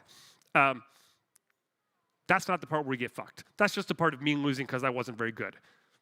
But this is where the story gets really interesting. So now, we're really smart in this space. We grew really fast, and then we just lose because we're not very good. Cool. Our company grew to like maybe a couple million in revenue. We fought like hell. Every day we'd call up customers. We'd get on the phone with them. We'd be like, hey, this is what we do. We're really awesome. And they'd be like, no. Long, hard, brutal slog. We're losing. We're not going to win. We're going to go out of business. Okay, startup life. That's what happens. Then, right before Facebook goes public, they had built their ad platform, and they had built it wrong. They thought that they were building Google. It turns out they were not, but they didn't understand it because nobody really understands online advertising, and they certainly didn't at the time. They fucked up in the way they built it. It was wrong. So they go right before they went public, in December Q4, they missed their earnings right before they go public. And that's bad, because their earnings had been like this, and then all of a sudden they miss. So Zuck goes to the Facebook ads team, and he's like, guys, what are we going to do? What are your best ideas? And the Facebook ads team's like, oh, here are 10 ideas that we have. And Zuck's like, go for it. Do all of them. Like, you guys got to make this work. One of those ideas was to partner with small, innovative advertising technology companies to allow us to buy inventory on Facebook for our clients and to work with their inventory. Before, they had been a closed, walled garden, and now they were going to open it up to little guys like us. And because I was good poker buddies with one of the founders of the Facebook ads engineering team, and I knew them really well, they called me. And one of my friends wrote this great book called Chaos Monkeys about this whole journey that he had. He was the engineer on the ads team. And it's a great book. If you want to learn about how this whole thing works, that's the book. He calls me and he's like, hey, we're going to do this. Do you want to partner? And we're like, yeah, fuck yeah, let's do it. Because we were fucked anyway. So we go and we partner with Facebook. And it works. Not only does it works stupidly well. So remember we were back to about like $1 million, $1.5 million in revenue. And we partner with Facebook, and we get the ability to basically deliver the best product that the customers have ever heard of and they desperately want, which at the time was dynamic, creative, retargeting on Facebook.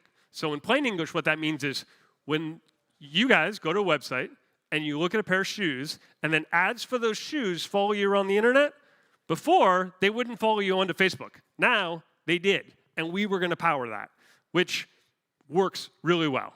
And so those same customers who would be like, no, we'd call them up now and be like, dynamic creative retargeting on Facebook, and they'd be like, send me the contract. We went from $1 million in revenue to $30 million in revenue in less than 18 months. And we had $300 million in revenue on the books. And our clients wanted to spend $3 billion with us. Literally, one of our biggest customers was Booking.com, and they literally like, guys, we have a blank check for you. A blank check, as much as you can spend, as fast as you can spend it. We want you to shove this money out the door at the highest speed you possibly can because it's crushing it. This is the best performing ad thing we've ever done. Hence, this is where we get fucked. So the Facebook ads team is like, guys, this is working. What do we do? And they have a big meeting. Cheryl, Zuck, the ads team, everybody's in the room. I wasn't in the room, but I've heard this story from multiple people. And they're like, okay, we partnered with all these great smart companies who are making our ad inventory work really well, and it's working, because before it was shit, and now it's working. Do we keep working with these guys and grow this, or do we bring it all in-house? Fast forward a couple weeks later, I'm at this party, and a Facebook party, and I'm hanging out with this engineer, and I was like, what are you working at? I was like, oh, we're building dynamic creative retargeting on the Facebook ad platform. Hence, they're building what we have. And I'm like, oh, that's bad. All of a sudden, the traffic that Facebook was sending us started going down. We'd call them and be like, guys, what's going on? Why is the traffic going down? They're like, oh, it's not going down. No, it's okay. We're like, but we have the data. We know how many users we send you, and we know how much we're getting, and we can see all this. And they're like, no, it's fine. Slowly going down. So over the course of a year, we could see that we were fucked. So we began the fire sale process. Now we have 30 million in revenue. We're basically printing money, and like we're growing like crazy. And like literally the fire sale process, which is one of the most excruciating experiences I've ever been through in my entire life. As a founder, to go from, we have no idea what we're doing. It's working. We're going to win. Oh my God, we're going to crush it. We're going to IPO. Oh my God, we're going to die. In that period of time was absolutely excruciating. We call everybody we know, trying to get a deal done, begging, pleading, guys, we need a deal. We've got all this traction. We got all this revenue. Needless to say, at the very end of the process, this big company says they're going to buy us, but at the last minute, they go to my CTO and they're like, actually, we don't want to buy you, but we'll make you a millionaire if you come join our company, and then just leave all your founders. And he comes to me and is like, well, we're not going to make any money anyway. So he goes, totally fucks us, the guy who ends up buying it, he goes to prison. Like, it's just this crazy end story that is absolutely insane. Needless to say, I look back, I have 3 lessons. 1, I'm better for it. It was amazing. And for every founder in the room, this is the lesson. Starting a company and the journey you will go through, as crazy as it can be, even if it ends up in tears, is going to be better than anything else you can do. Full stop. It's worth it. It's an amazing journey. 2, never partner with a big company in their strategic core competency. We partnered with Facebook, core competency ad, we fucked up. And 3 is, enjoy the ride, because it's going to be crazy. Thank you, everyone, for coming. I appreciate it.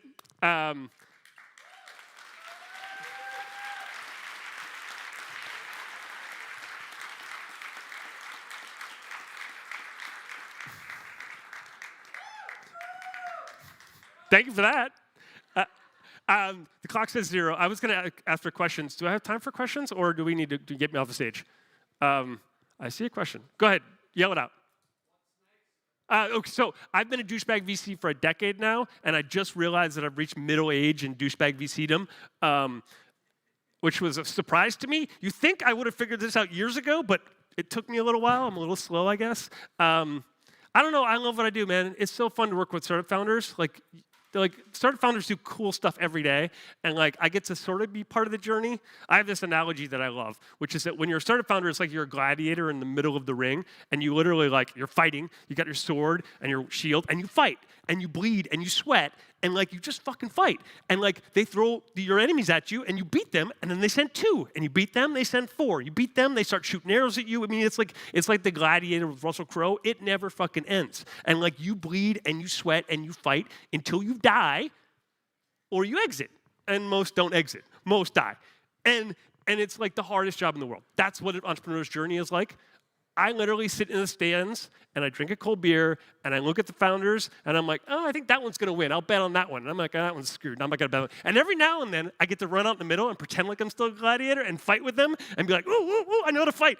And then I'm like, okay, this is too much work. Okay, I'm going back. So yes, I love my job. I love working with entrepreneurs. Thank you for coming. Thank you for TechChill. Well done, guys.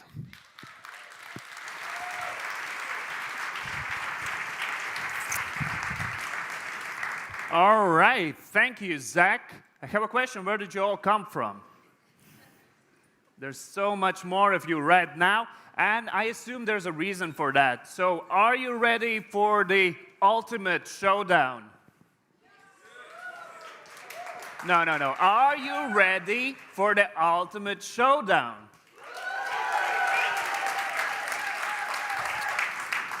Yes, we have come to the point where it's the highlight of TechChill. So we're going to be turning to the TechChill Founders Battle. If you were here yesterday, you already saw there were semifinals where 20 startups were pitching. And from each of the semifinals, 1 made it to the grand finals. And they will pitch again today. And they do it for the glory. They do it for bragging rights. And they do it also for more selfish reasons. For the big bucks. For the big bucks. So the big bucks come in several shapes and forms today. So we have several partners that are supporting TechChill's Founders Battle this year. To start things off, we will have 4 2,000 checks by Google Cloud. We can say thanks. Yeah. All right. Next up, we have 6,000 euro pipe drive services award by eXpandy. Woo! Then we have 5K from Estonian Business Hub. Next up, 100 hours of workspace access at the SEB office. And then we have several funds and angel networks chipping in for investments. So we have Bad Ideas Fund, Build It 5G Fund, Outlast Fund, and Latvian Business Angels Network.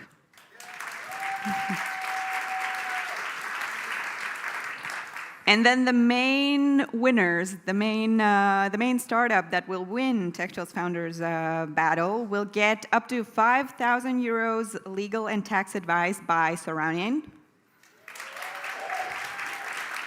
In addition to that, they will need to go to all of these offices and hubs and investors and so on. So we have 1,000 euro gift card by CarGuru. They will also get $12,000 Draper University scholarship. And of course, it wouldn't be TechChill's Founders Battle without one last award of 10,000 euros, no strings attached, in cash by EasyBI. So that's the big bucks. Who will decide who will get the big bucks? Yes, so obviously we cannot leave it up to fate. We have to put this decision into capable hands and capable minds. So we have top-notch investors in the region joining us as the jury. I will introduce them one by one. We put them in a spotlight. They introduce themselves a little bit as well, starting with Andres K. Berzinch, partner at Change Ventures. Hi. Hi. Welcome, everyone, to TechChill. Great to be here. Then we have partner at Inventure, Magda Lukashevitz.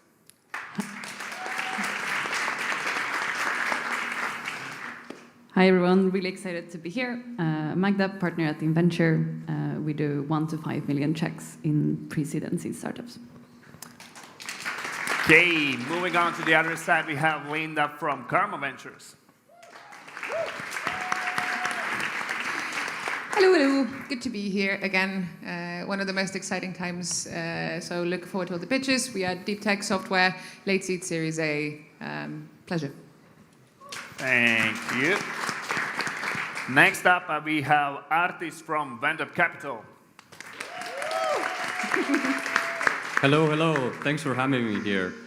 We are a Finnish investor investing across seed and pre-seed stage, B2B software mostly, and we just launched a new fund, so we're excited to see the new companies out here. And last but not least, we have the partner from Iron Wolf Capital, Kari Ingrid. Hi, hello, thank you. As mentioned, I'm a partner at Iron Wolf Capital. We're an early stage focused deep tech AI and defense security resilience fund based here in the Baltics. Last year we just launched a new fund as well, so ready to deploy capital. Startups hit us up. Thank you. Thank you. And that is our jury. Quick rules. The pitches are 3 minutes. If you go over, we kick you off the stage. No, we don't kick you off, but we will stop you. And that is followed by 2-minute Q&A with our esteemed judges. So I have one question for you. Are you ready? Yes. They're ready. Yeah, I think we will work on the energy. It was a good start, but I think that the first startup will bring a lot of energy. We see it already from the backstage. So let's welcome on stage our first finalist of the battle. Give a round of applause to Robert from Spotwise.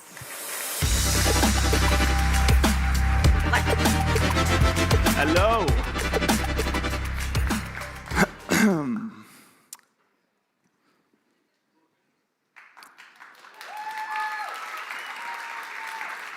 3 months ago, we officially became a 500 global portfolio company. Since then, we've already doubled our growth. We've reached 200,000 in annual recurring revenue, are operating in 13 countries and working with the biggest radio groups in Europe, like Bauer and NRG. The fast growth comes down to one core insight. Competitor ads are the #1 source of new leads for broadcasters. But unlike social media, broadcast is live. There's no record to search. And I lived this nightmare running Latvia's largest broadcaster. The analytics tools we bought were useless, delivering raw, surface-level data months too late. So my sales team wasted 40 hours each month listening to competitor stations. And by the time we reached out, 70% of the leads were gone. This inefficiency cost the broadcast industry billions each year. And that is why we built Spotwise, the AI co-pilot for media sales. First, we monitor broadcasts in real time, capturing the full context with audio and transcripts that legacy tools miss. Then, we automate the entire sales process, detecting new leads, finding contacts, drafting emails, and updating CRMs. And the results are immediate. Customers double their leads, save 40 hours per rep, and make an extra 10K each month. And last week, we launched something that is going to completely revolutionize the broadcast industry. It's the world's first agentic AI that has access to real-time and historical broadcast data. It can generate reports, do analytics, and of course, find and convert leads on autopilot. We're starting with radio, expanding into TV, and capturing the full 200 billion traditional broadcast market. And that is only the beginning. And our team was built for this. I was the head of digital at Latvia's largest commercial broadcaster, EHR, where I took them from 0 to 1 million in new digital revenue. Randy built real-time monitoring systems for major Baltic insurers. And Raymond is a senior full-stack engineer trusted by brands like Lego and Microsoft. Broadcasters lose billions as soon as ads air. Spotwise lets them capture it. Thank you. On time. Excellent, excellent timing. I love the trailer voice. So, this summer, an investor asks a question that the founder struggles to answer. And the investor is? I can. Artis. Great energy, Robert. Amazing. Thanks for the pitch. Thank you. Could you tell us a bit more? How do the legacy players currently play in this, and are they making use of AI? And maybe how do you differentiate there? Yeah, so some of them are. Most legacy players use audio fingerprinting. That would be kind of comparable solutions because they offer kind of real-time data. Usually it's like a day or a week too late, right? But what most radio groups use currently is just media reports from like Kantar and Nielsen that are usually like a month or two late. They just contain the names, spend, and how many spots they placed, right? Without the transcripts, audio, not even talking about the whole sales part. Any other questions? Andres. How do you get from 10K a month from one customer to 200 billion in market size? 10K a month from one customer to 200 billion in market size. Well, that is the traditional broadcast market in total. If you're asking me the TAM, SAM, SOM calculations, of course, that number is different. What we're aiming for is around the 14 billion market, right? And that consists of multiple ICPs, not just radio broadcasters. So it's radio broadcasters primarily, then TV broadcasters, then media agencies, and then advertisers directly. I hope I answered your question. We can have one super quick one, Linda. Yeah, can you explain the significance of 10K for these customers, like extra revenue? What does that mean for them? Put that into... Yeah, well, on average, it depends on market size, but it would be around 2 new campaigns per month, right? But of course, there's the lifetime value of the customer, so it's not a one-and-done deal. But right now, of course, the numbers are lower on the low end and much higher on the high end. There are customers who are making like 50,000 a month in new revenue, right? So it's kind of a lot, and it just depends on the broadcaster itself. How much are they making overall? I'm sorry? How much are they making overall? So how much is the 10 now? So the Latvian broadcaster, EHR, their revenue is around 4.8 mil annual revenue, and they made 108,000 in new revenue in the first 6 months when using our solution. So that's around 1.5%. All right, thank you. Give it up for Spotwise. Thank you.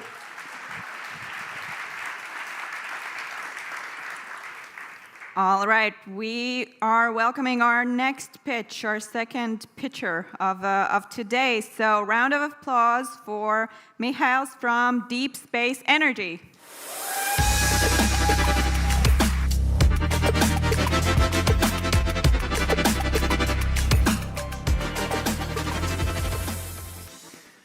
Space is cool, isn't it? Space and space energy is cooler. I'm Mihails, I'm founder of Deep Space Energy. Do you know that a single defense geosat costs over 1 billion? And such assets are responsible for early missile warning, signal intelligence, and SAR. Yet they all rely on solar panels and batteries. And when the shadow and battery go low, they become vulnerable. And what is the real cost of losing this expensive assets in very critical moment? And it can happen because of the laser attack or cyber attack or proximity operation of adversary. So this is the reason why Deep Space Energy became the first Latvian company who was accepted in NATO Diana organization. And now let's go to the moon. So the same problem, even bigger scale. The single lunar rover cannot outlast the single lunar night, which is 14 days of darkness and extreme cold. According to PricewaterhouseCoopers, the lunar economy will reach $150 billion by mid of century, where the third part of it is energy sector. Just imagine, $50 billion is the same size of GDP of Latvia. We have a solution for both of the problem. Our radioisotope power generator takes radioactive material from nuclear waste, which self-decay into the heat, and we transform that heat into electricity.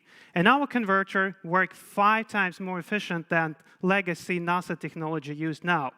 5 times more energy, 5 times less radioactive material to be used. So we raised our pre-seed round, 930,000, including 2 contracts with the European Space Agency. And we also have commercial tractions, LOIs, with Airbus, Thales Space, and iSpace. And we develop our comprehensive testing and validation plan, which will bring us to the moon by 2030. And to execute this plan, we are raising 5 million euros seed money. So we are the team, which includes second-time founder, myself, brilliant ex-professor, and also founder of Nanoavionics, the Lithuanian space Skype. So once Alan Kay said, the best way to predict the future is to invent it. At Deep Space Energy, we are inventing the future where nuclear waste is used for to power satellites for our safety and lunar economy for our prosperity. Thank you.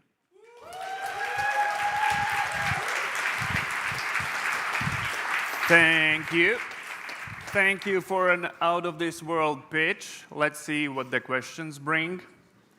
Andres? Yeah, so what can you say about price and size of the business? So how much would one of these units potentially be sold for? Let me bring this this way. For us to get on the moon will cost approximately 250 million euros. And once we are there, 1 unit can sell electricity for 10 years, which will be equal to 450 million.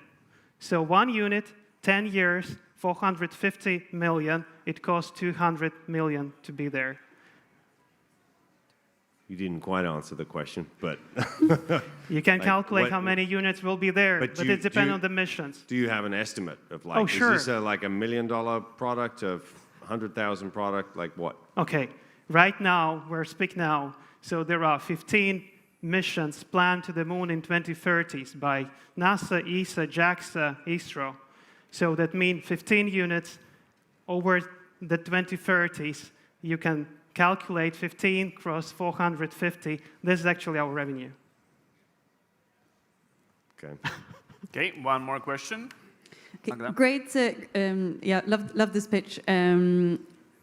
Question on timing. Are you too early? Oh, no, absolutely. We're too late, probably. Yeah, have you ever heard that the day before yesterday, NASA said they will cancel orbiter and will go directly to the surface of the moon. They will build the moon base. And it will be just in a few years. No, we're actually already late, so that's why we have to rush up. Right. Thank you. Space is cool. So is Deep Space Energy. All right, we're halfway there, so let's welcome our next startup with a round of applause. Helmex, Reinis.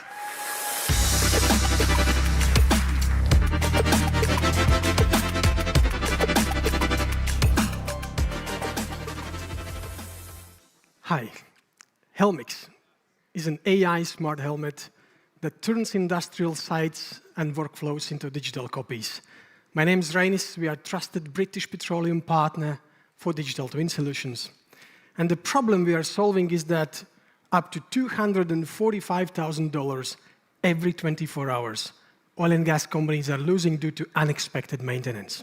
And that's not me saying, that's General Electric's. And they're also saying that companies like British Petroleum, using predictive data-based approach, can be up to 36% more efficient.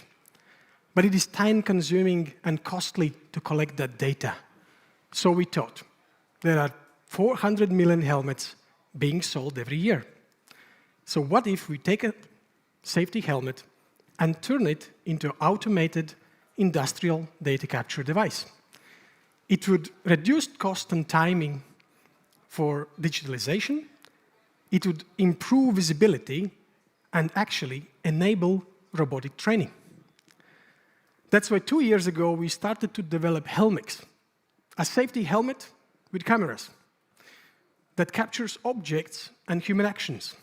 It has 360-degree panoramic vision. It has absolutely unique patent-pending AI indoor navigation system. And all captured data is being analyzed through the AI providing actionable insights to all of our clients. I have personally spoken to all of the top 10 global energy companies, and all of them recognize the problem, and they're ready to do the pilots and purchase. We sell one helmet for $200, and we take a subscription fee, $200 a month. We go to market, starting with the pilot projects. Then we go to reference-driven expansion, partner-led distribution, and we scale across the industries like construction and maritime once we are done with oil and gas. We have some competitors, but none of them have 360-degree vision, and none of them have unique indoor navigation system like we do. I'm a serial entrepreneur. My companies are doing 30 million in sales annually, and this is a spin-off project from our main business. We have great advisors, a Tony Hunter from BP, and we have an advisor from Google. Our technical team contains from 10 PhD engineers with 50 scientific articles in background. We're raising $2 million seed round on a safe note with a $10 million cap. We will do a lot of pilot projects this year, and by end of the year, we will start production and deployment of the helmets. BP Ventures and Shell Ventures are on board. We're looking to close a small check of $500,000, and that's it. Helmix, reinventing effective asset management. Thank you. Thank you. If the construction thing doesn't work out with this helmet, I think you can become the ultimate influencer. Thank you. So, Magda, Linda. Almost. Close enough. What sort of data analysis do you do, and then what do you index, and therefore what sort of insights are you able to give your customers? Yeah, so first of all, today we are providing data to British Petroleum. It's like Google Street View reality capture, and they're able to reduce 74% of the site visits, so they don't need to send people to the offshore platforms, and they can save more than 80 million a year based on the data we are providing. Now with the helmet, we can do it much quicker, and we can save them even more money than we do now. Just to be more specific on what sort of data do you index, or what do you look at through the video? Okay, so it's like a Google Street View. You can imagine it like a Google Street View map, but of the offshore rig. And then we can do a productivity analysis of how people work. And the last thing, and which I think is really strategically important, is that we can finally start creating a data sets to train future robots to perform human tasks. Okay, thanks. We can have one more question. Yes, I'd like to understand the revenue potential. You mentioned that the helmet subscription will be $200 a month. Yeah. How deep of a penetration do you imagine it having in an organization? Actually, it's super simple. I thought, look, there are 400 million helmets being sold. Even if you take a $50 a subscription fee for one helmet, that's a lot of money. And we have a client in Germany with 45,000 employees, and they want to know where are they and what they do. So if we take 45,000 people and we take even a $50 a subscription fee, that's a lot of money. All right. Thank you. This was Helmix.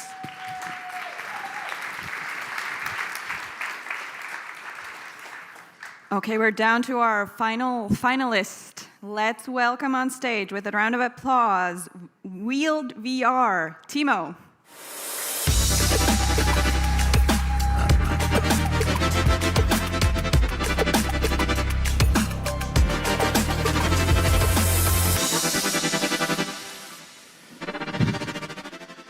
Hi, I'm Timo, founder of Wheeled VR, and this is what weapon simulation used to look like. A different gun for every use. Until I invented this, the one stock, one modular shape-shifting device. Today, 50 million people own VR headsets, and every time they pick up a virtual gun, they hold a plastic toy, not the clicker. This changes that. Gives you a realistic feeling for any size, any shape, on the fly. 2 years, $2 million, 60% fully loaded margins. 12,000 units sold.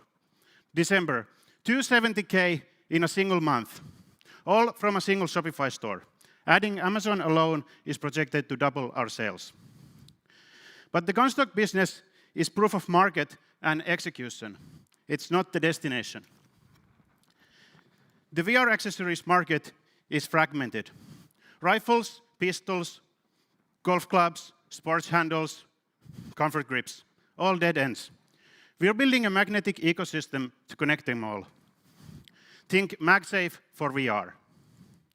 $130 million market. And we have our main competitors' internal playbooks. We know exactly how to win this market and why they can't. Also, they copied our design, and our patent is about to be granted. Our users request one feature above everything else: haptic feedback, real recoil, the kick. Our core electronics are already working. This opens dramatically larger opportunities. It takes us beyond VR gaming into a $686 million dry fire training market, where a civilian pistol shooter saves $784 a month in ammo costs, and every shot they fire gives them data on how to improve their skills, making them want to come back for more. And all of this is achievable from the comfort of their home. And we're not just building into a vacuum. Paintball and airsoft is $4 billion market of people who already want realistic replicas. Every kid with a Nerf gun, 100 million of them, are our future customers. Work from home has become permanent, and AR glasses are about to come to make this technology mainstream. AI will make software development easy, but hardware remains hard. Moats will just deepen. And defense budgets are at an all-time high, giving us a funded path to explore that side further. Social media, cool guns, toys on YouTube. 786 million views on a single video. Now imagine we add haptics and these connect to all of your devices. We are raising 1.7 million euro late seed round. Business Finland doubles it for a total funding package of 3.2 million for 2 years of runway. There is no category leader in hardware that makes virtual worlds feel real. We aim to be. Thank you. I'm Timo from Wheel VR.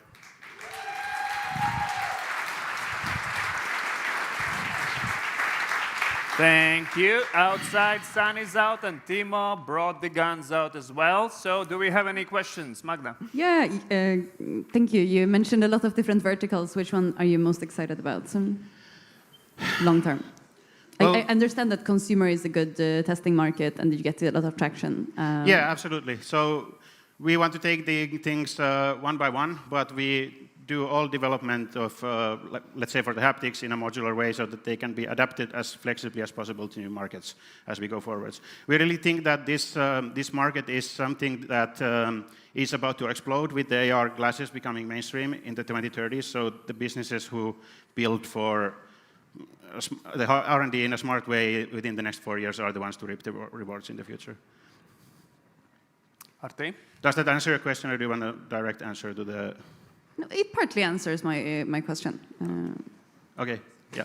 So well, I'm most excited. Personally, I'm most excited about the gamification of toys that this will allow, way beyond what the current products that we have is capable of.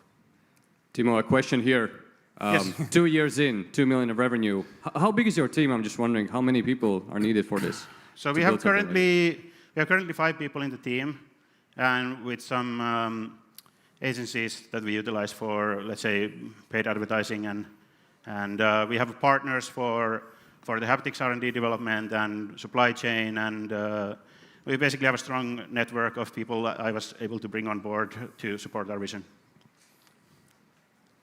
Okay, thank you, Build VR. Let's give a round of applause. Thank you.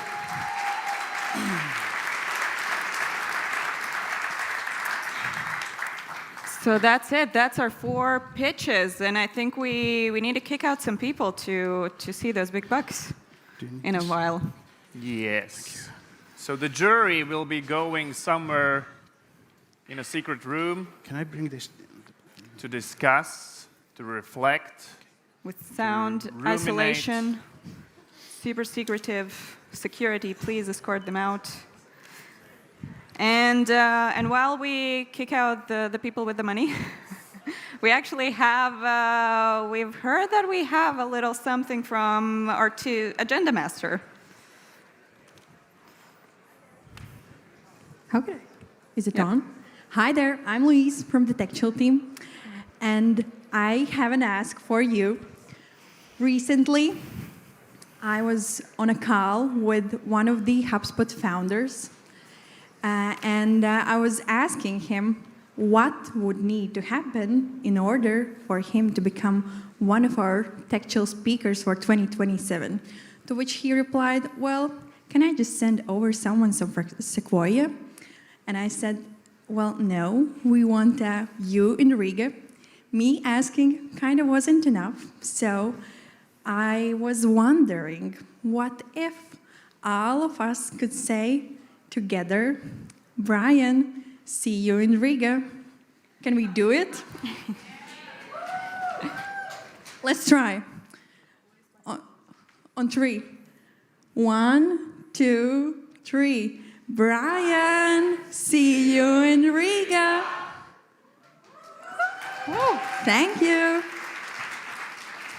Amazing. Hopefully awesome. he joins for 2027, who knows? Brian, it will be personal if you don't come next year. But we love the hustling culture. Same as startups, we got to do what we got to do to bring Brian here. All right, what are we having next, Aris? Next, we have a little bit of, let's say, entertainment while we wait for the results. You know, there's a lot of startups in the room. You've been talking to a lot of investors. They tell you one thing, and then maybe they don't do that thing. So we're gonna play a game. Have you heard of a game called Never Have I Ever? Have you ever heard the game Never Have I Ever? It sounds like a tongue twister. So we have 4 investors that are gonna join on the stage, and we're gonna see what they have and haven't done. Let's welcome Maria Ruchewska from Outlast Fund, Sigvards Krongons from Verge Health Tech Fund, Andra from First Pick, and Zach from Coelius Capital.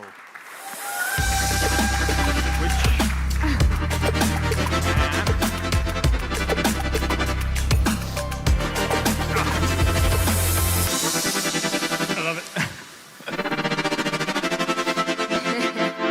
Okay, y'all ready? Yeah. So you have the yes and no, and if we think you're lying, we're going to ask for comments. All right? Okay, Aris, do you want to have the honors, or should I? I will go with a kind of an obvious one. There's a lot of startups pitching about AI and stuff. So my question is, have you ever asked ChatGPT or Gemini or whatever, should you invest in this startup?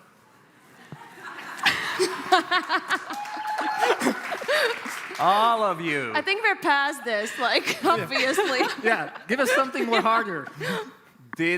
What did it suggest? Did it ever say yes and you followed the advice? Of course. That's how we make decisions these days. Come on. You just outsource everything. You need to work on that GEO or what it's called, so it always shows yes. Exactly. What to include in the deck so that ChatGPT recommends you. If they say yes, then you're like, but are you sure that we should? And if it's double yes, then you're like, oh, all in. Imagine if they say no, and then a couple of years later, they're like this big success story. So then you can sue ChatGPT. Exactly. You sue right? OpenAI, yeah. Sue everyone. All right. We are at a tech event, and as we saw, we're very much like hustlers of how we do things. So have you ever been pitched to in a bathroom?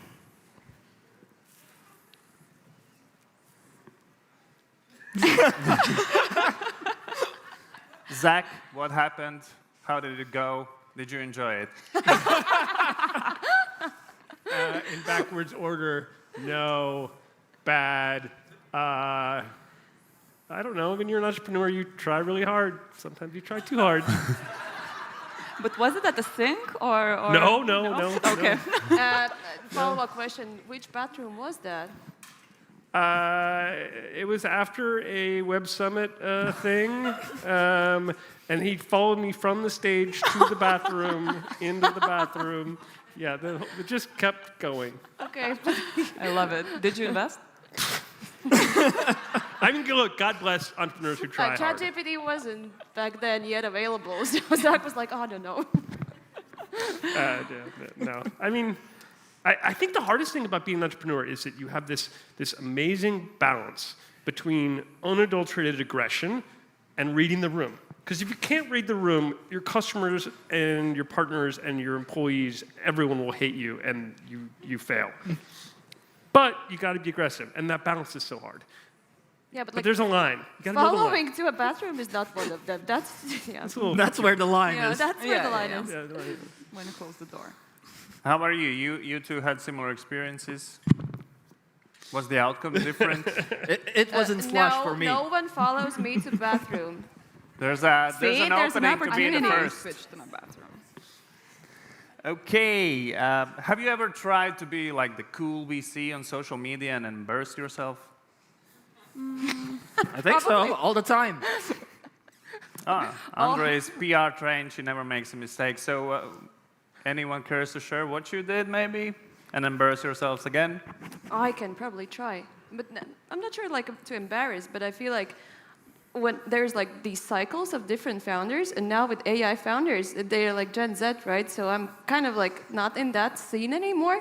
But then like this whole trend started to happen. I was like, oh, maybe I should not write anymore with capital letters.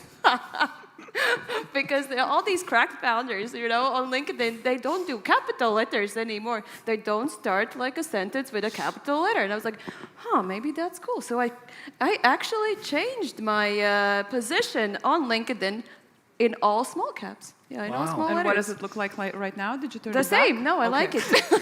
I like it. I like it. Commonwealth. You know? Yeah. No I was like, capital letters. You know what? I kind of like it. I'm gonna like nail it. Love it. All right, next up. Have you ever told a founder to think bigger when you didn't even understand what they do? Yes. Think bigger when you... I'm not sure. I don't know also. I think maybe no. I don't remember. If I answer no, then don't ask me for a follow-up. Sigvard. Yeah. I mean, look, so I work for Verge Health Tech, and so we only do healthcare, right? And I'm not a doctor by training, so most of the time I don't understand, let's say, all the science. But what it teaches me still is that sometimes, the, let's say, diagnosis or let's say the space is a bit smaller. Maybe he needs to think bigger. So hence, I have told the founder that think bigger without actually understanding the underlying, let's say, You problem. need to tell them to be a different beast, but the same animal. Exactly. Well put. Okay, have you ever thought like this founder, girl, or boy, or man, or whatever is totally insane but still invested? But still what? Still interested? Still invested. Still investable? Yeah. Still invest. Totally insane. But then define. It's not what? totally insane. Define. I mean, what all is totally founders should be a insane? bit insane. Yeah, that's A true. bit. No, but I think like I've really had some super crazy founders, but then you think like they will make it, they will make it big. So sometimes you need that, really like outlier founders, but don't try to fake it. Like don't try to be fake crazy. I think that just doesn't work. What is fake crazy? Following to bathroom? For founders, For have you example, ever faked being crazy? Speaking at a rave. All right, it's a trendy topic to follow, moon phases, blame everything on retrograde and stuff like that. So have you ever had a founder blame their 90% revenue drop on the moon phase? Ooh. No. No, really? Moon Less phase. than 90%? But, funny fact, we actually looked at what's the best date based on astrology to do our fund's first close. See? So if you wanna pitch, then check moon phases when the funds will be announcing. I've done tarot readings for mine. For the fund? Well, for the partnership of the fund. Interesting. Give me her contact. Oh, well. It's called ChatGPT. Okay, so have you ever been at a tech event, you meet a founder, you don't really have time to talk to them, then you say, send me the deck and I'll get back to you, and then you don't? Okay. Follow-up question, what's wrong with you? Yeah. Why does it happen? I mean, the short answer is the deck is terrible. I mean, so one of the biggest challenges you run into as a VC is that you have an opinion about everything, and you know that your opinion is sometimes good, sometimes not, and most of the time ignorant. And so providing feedback to entrepreneurs is painful and really scary because you only do it like when you actually know what the fuck you're talking about, and usually you don't. So the right answer is just not to give them feedback because you don't know. And so when someone sends you something that seems really shitty, you can't be like, this seems really shitty. The best answer is just be like, I don't know, and then move on. But then, you know, you get a lot of emails, and then you forget to do stuff, and then you don't, and then they get mad at you. Forget. Yes, forget. Yeah. No, but I think, like, you just don't have brain power anymore. That's the thing. You know, like when you walk around these events, you go and talk, you listen to founders, you talk to VCs, and then at some point it's just like, it's blank. So you ask them to send the deck so that you then look at it or forget to look at it. But I think the worst thing that I have done personally is take off my investor badge so that people would stop approaching me at the event. All right. All right, in the community of several investors here, like both on stage and like in the audience and so on, the question is, have you ever joined an investment round without doing proper due diligence because you trusted the lead investor?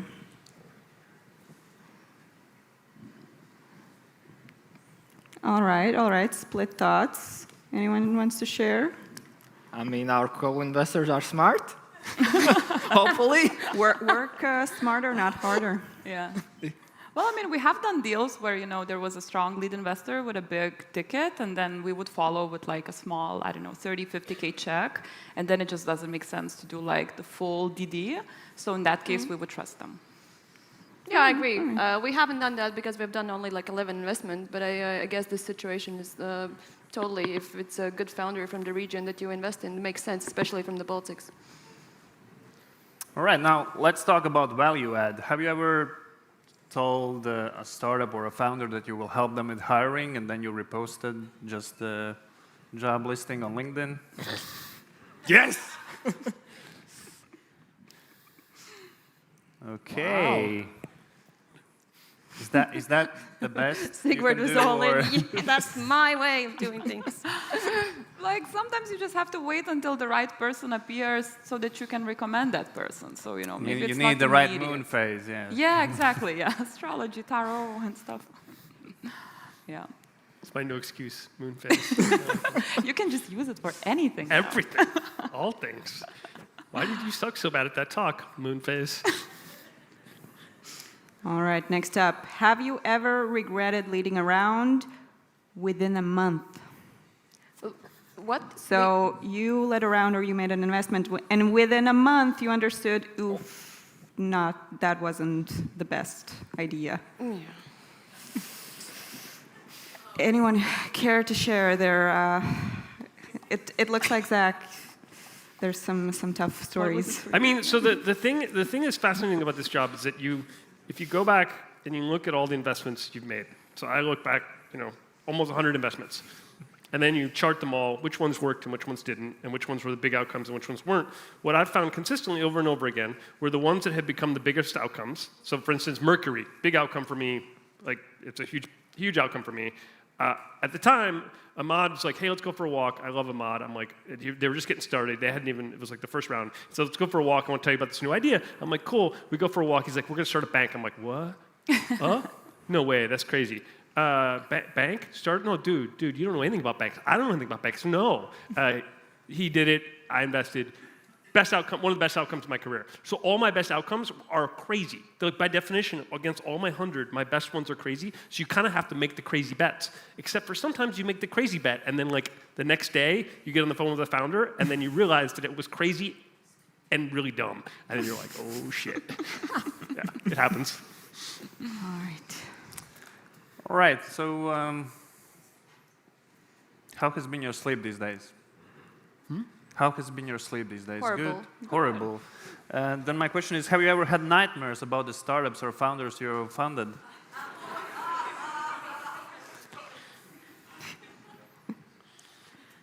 What happens? Do they chase you off a cliff? No, it's just like you can't run away from them. You have this like very slow speed, and you're just like, oh, I want to get away, but then just no, you can't do it. These nightmares. You have them? I have them as well, yeah. Because you can't get out of some kind of situation, and then you're like, oh, like the slowest in the world. Yeah, try to get out of a room, and then, you get out, and like, founders. No, I'm kidding. It wasn't about that. Not yet. Are you afterwards angry at the founders because they did something to you in your sleep? No, I think it's just... I tend to have very vivid dreams in general, so that's a thing, and I'm used to it. So I'm not surprised when I see like some people from real life emerging there. So if you like work very intensely with some founders for a while, then yeah, they're just in my brain, and I think they come up in like in most interesting ways. Yeah. Well, maybe like the most kind of I've had was that. Doing a round where it's like very hot, and then you don't know if you're gonna get into it, and then you have some kind of like delusional nightmares about the situation, something like that, before you have received the answer. Okay. We'll do one more. Let's see, 1 or 1.5 more. Where are the people in charge of the bucks? But okay, let's do this one. Have you ever told a founder you're too early, only to regret it 6 months later? Not really. No. Zach, what happened?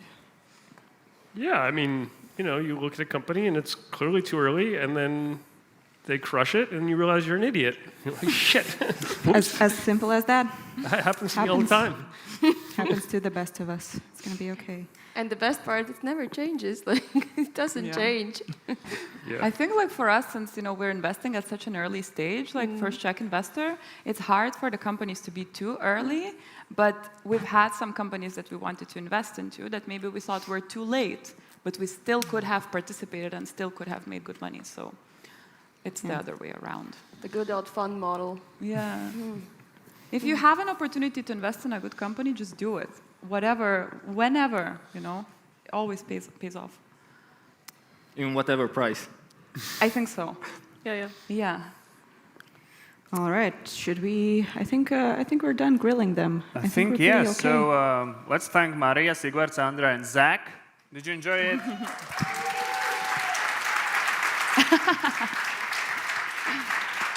So let's all follow them to the bathroom stalls to pitch our startups. You see, they're walking here. Come on. All right. What? They said they've done it.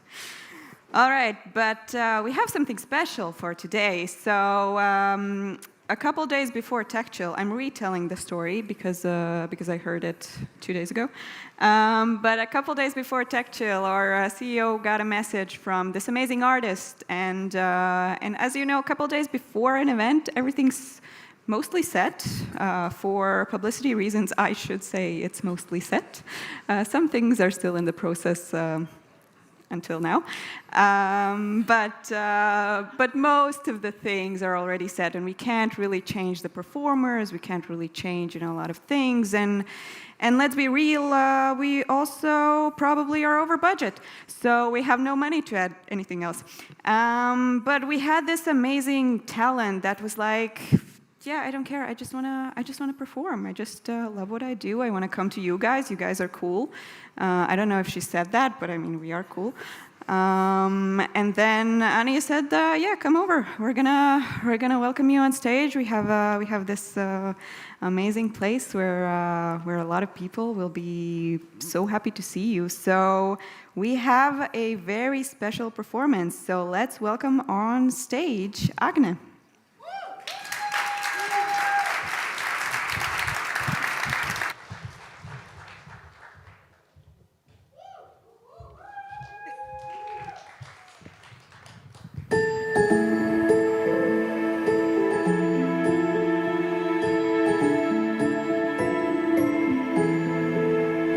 Under clouds, under shadows, under somber skies.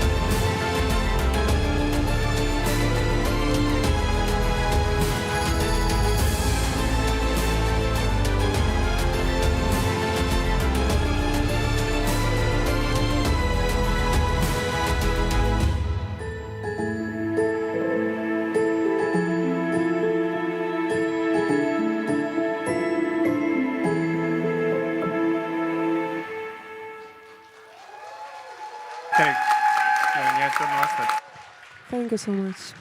You're all amazing.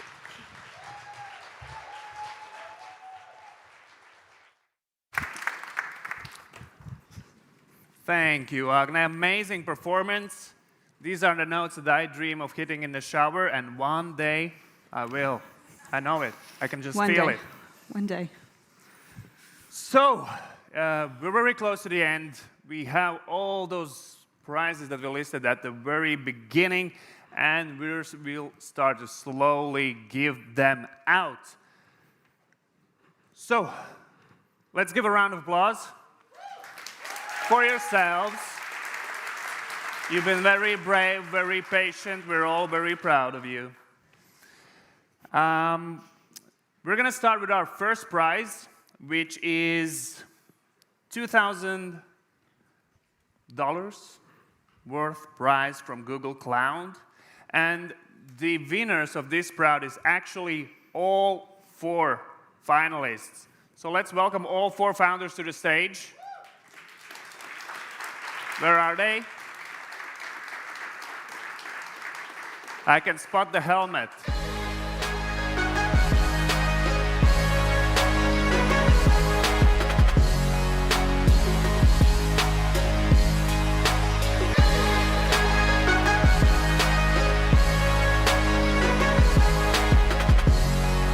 And here comes the proof that you have received this prize.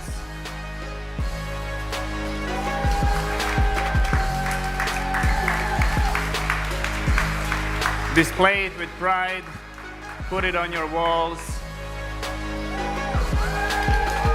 Smile for the photos.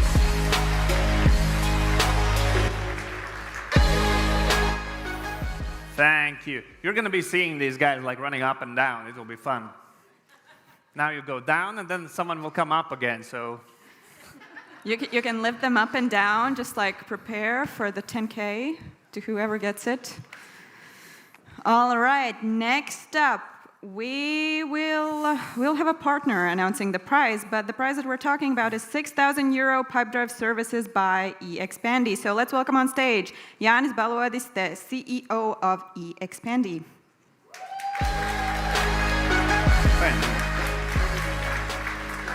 So do we have any pipe drivers here? Raise the hands. Anyone using pipe drive? Oh, that's cool, people. Yeah.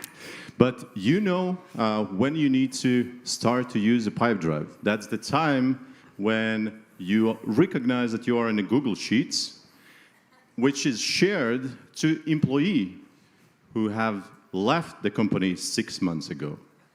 So what we do, we help companies to optimize the sales and turn your sales into sales machine. And this year, we decided that we would like to welcome on the stage and give 6,000 euro prize and to create a sales machine for Jubil.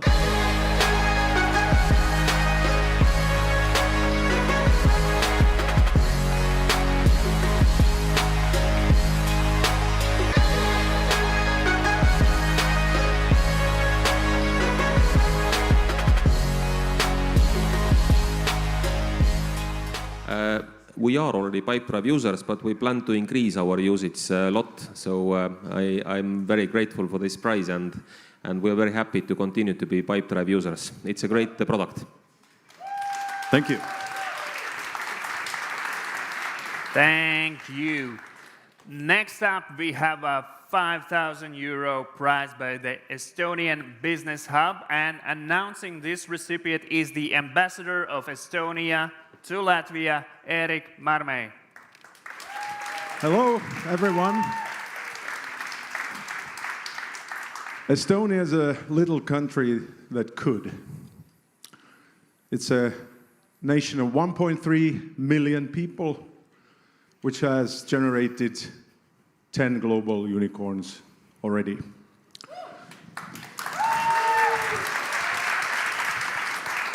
Now, with the Founders Battle, we had, as I understand, 232 entries. Out of those, 36 were from Estonia. And one of those 36 will get the special prize from the Estonian Embassy, business hub, which is a relatively new thing as we opened our new embassy last year. And the business hub's goal is to promote business ties between Estonia and Latvia. And the prize winner today is also aiming to expand into Latvia, but also the Baltic market. They are innovative company in defense industry. And I want to thank TechChill partners for very good cooperation. And also the award is in cooperation with EU Next Generation Fund. And the winner of this award is a company called Thistle. And I invite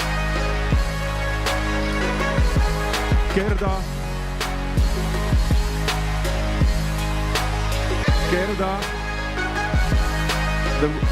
The prize is yours, and I think you can say a few words as well. Hello, my name is Gerda. I'm the CEO of Thistle, and we are developing a lightweight, fully integrated small turret that autonomously detects, tracks, and neutralizes FPV drones. So if you're an investor and you're ready to invest in defense, then please approach me. I will be near the meeting area later. Thank you. Fantastic. Thank you. Amazing, thank you. Next up, we have 100 hours of workspace access at the SEB office. So let's welcome on stage Pavel Smicinc, head of Baltic Venture Debt at SEB. Hello. First of all, we are super proud to be partnering with TechChill for the first year. So thank you very much for having us. And we thought, who could benefit from 100 hours cooped in a bank? And we found just the candidate. Let us see if Artūrs Nesaule wants to come and receive the prize for Tapilio. Oh, we have a colleague of Artūrs. Very good. This is Artūrs. I'm not Artūrs. Hello, thank you. Speechless, and yes, we are connected to payment cards, so I think it's an amazing place, and we will be there. Thank you very much.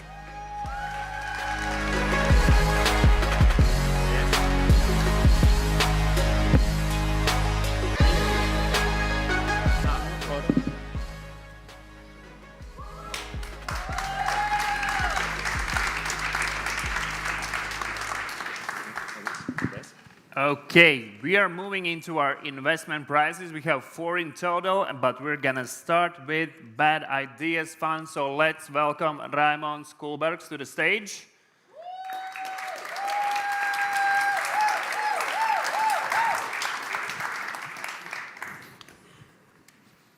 We can see it, you can't. Sneak peek, don't look, don't go. It's not live, we're gonna cut it out. The prize goes to, no further ado, the prize from Bad Ideas Fund goes to Spotwise.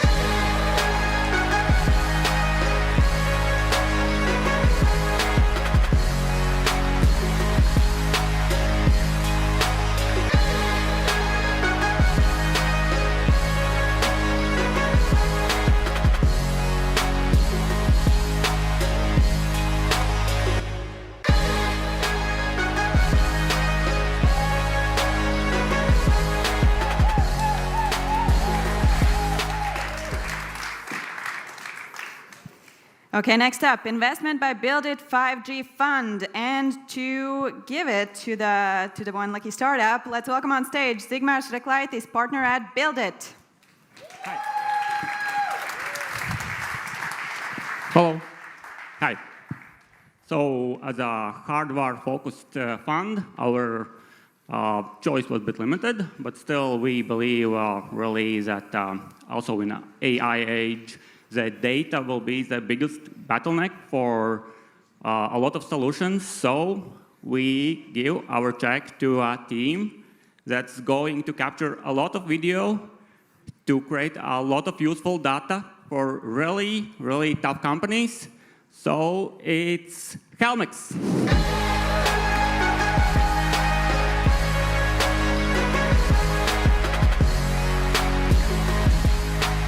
Thank you, guys. Thank you very much. I just want to say thank you to TechChill as well. I came here first time six years ago. I applied for the pitch battle. I didn't get in. Then I came back. I got in the top 50. Then I got back and I was in top 20.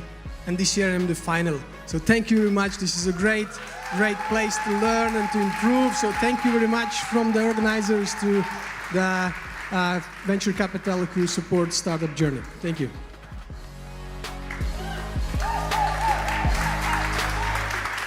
Nice, nice. You try again, and sometimes it works out. Next up, we have another investment, this one coming from Outlast Fund. And Outlast Fund is coming to the stage. There's more of us. There's more of you. There's Maria, Egita, and Kristaps. This is really heavy. That's why we need like 3 people on the stage. A heavy prize. Biggest shake. So, there was a lot of great energy today. There was only one with that deep, mean radio voice. The winner is Spotwise.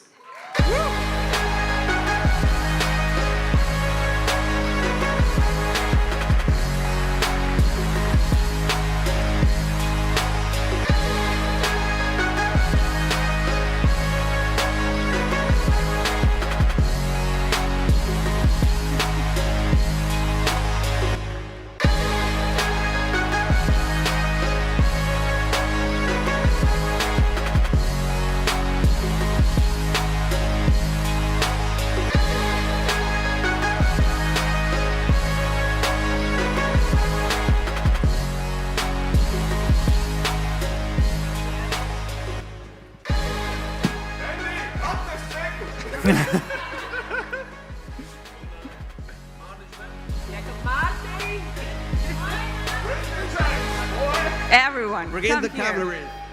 Bring us the money. And yourself as well.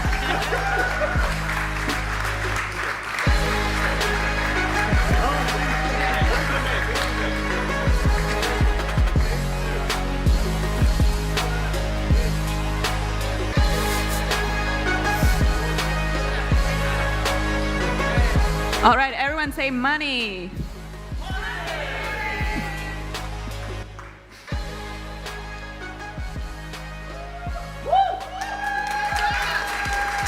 Congrats, Spotwise.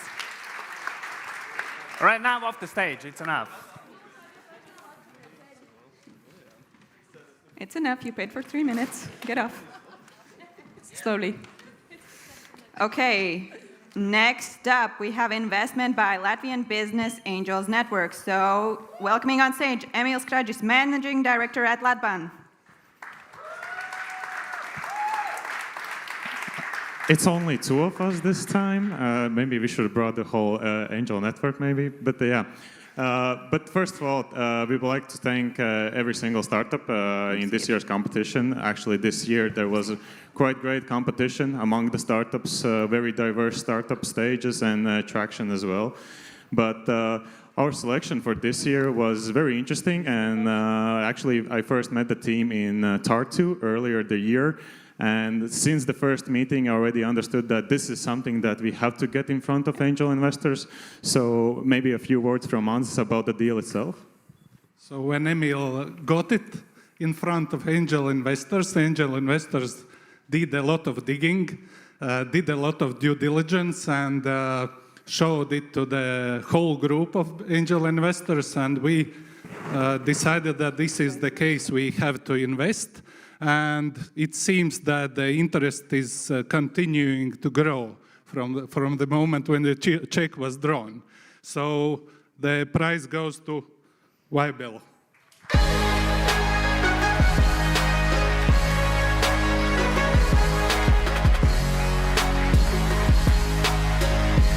For those in the back, 150K goes to Weibel.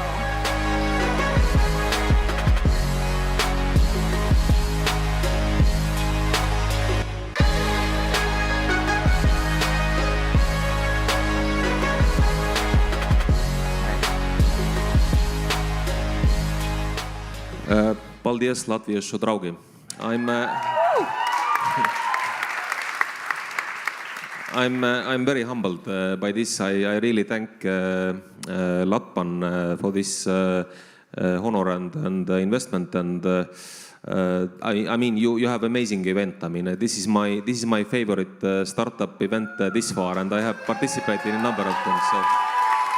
So congratulations to amazing TechChill organization team, and it has been really good event. So thank you, paldies.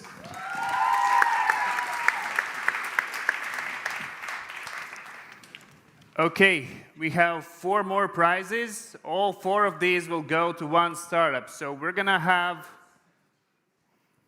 the prizes come up one by one, but I will ask you to be very secretive. And we'll leave the announcement for the last person, and hide your checks as well if it says the name on it. And we're gonna start with 5,000 euro legal and tax advice by Sorainen. And so let's welcome to the stage Jānis Sarāns Reneslācis. All right, thank you. We at Sorainen truly believe that all innovations require recognition, but more than recognition, it requires meaningful support. And of course, as a law firm, this meaningful support is legal and tax services. Therefore, we're really happy, truly happy to provide this prize to this year's winner of the event. Thank you. So far, so good. Amazing, thank you. Okay, next up we have 1,000 euro gift card by CarGuru, and I don't see Vladimir, so you will reintroduce yourself. Hi, I'm not Vladimir. I am Svetlana, and I think that I can call myself as the most loyal CarGuru user, as Vladimir is not here. So every business needs to move on, and CarGuru helps with that. At least me for 8 years already. So hopefully the winner will start using, if not yet. So yeah.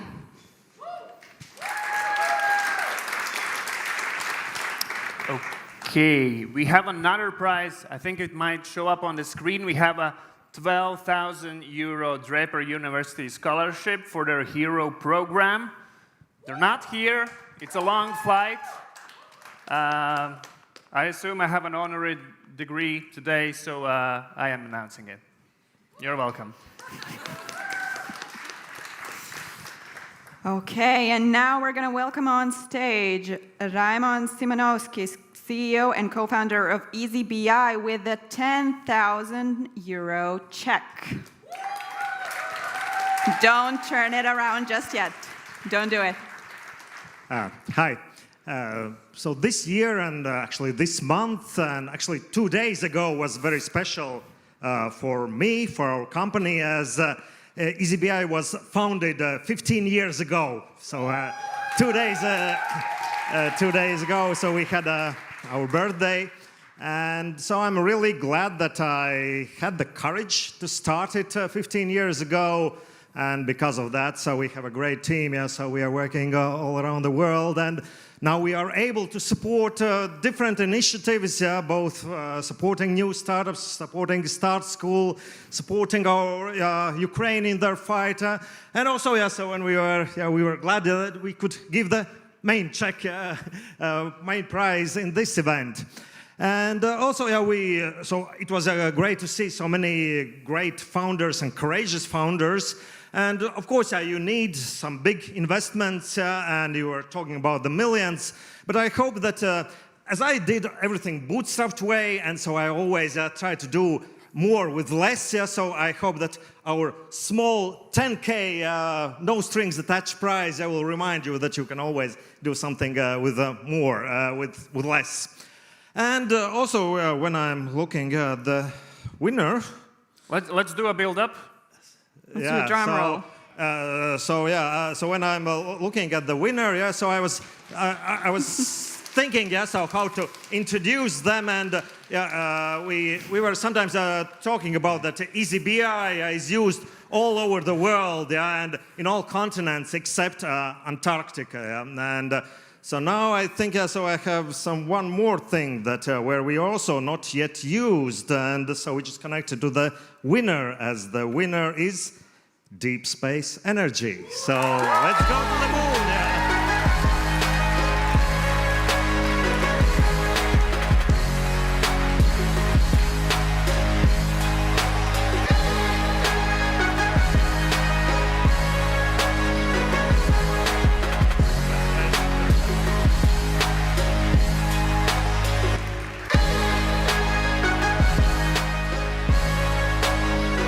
So first of all, so our team is not complete here. Olga, are you here? Please come on. Bring the other Czechs in as well. Egita, Maria, are you here? Our first investors, Outlast. Please come on.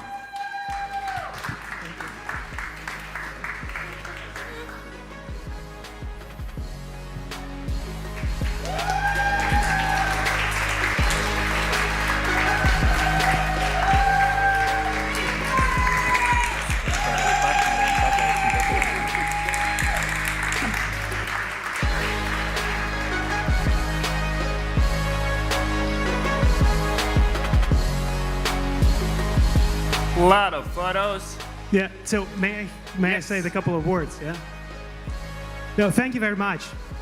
But first of all, I would like to especially thank Google Cloud for giving 2,000 Google credits to hardware company. We will find a way to use that, no worries. Also, thank you very much for my co-founder who is not here, he's in the lab. And it's very hard to get him out of the lab. Jan Spreda, the brilliant ex-professor.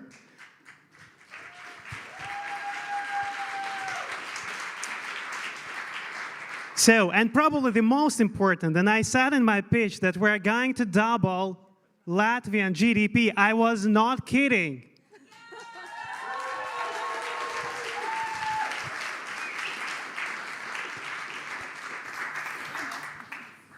Thank you. A big, big round of applause to Deep Space Energy.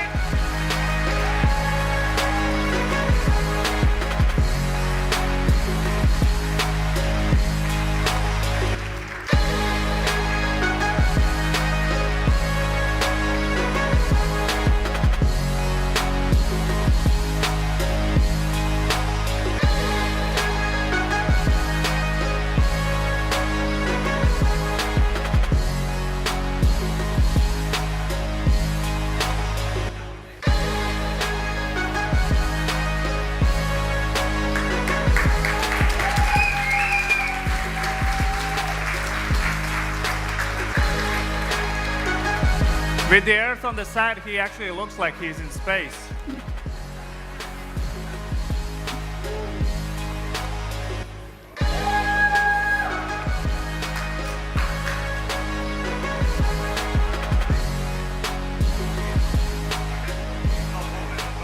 Okay, let's keep applauding until they leave.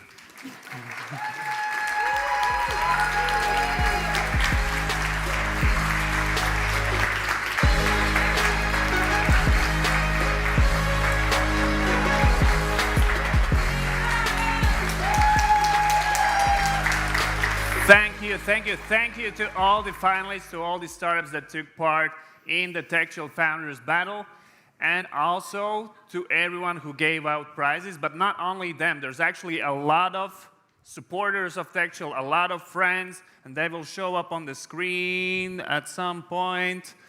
So let's give a round of applause to all the supporters and all the friends that have been supporting TechChill this year, the years before, and in all the years to come.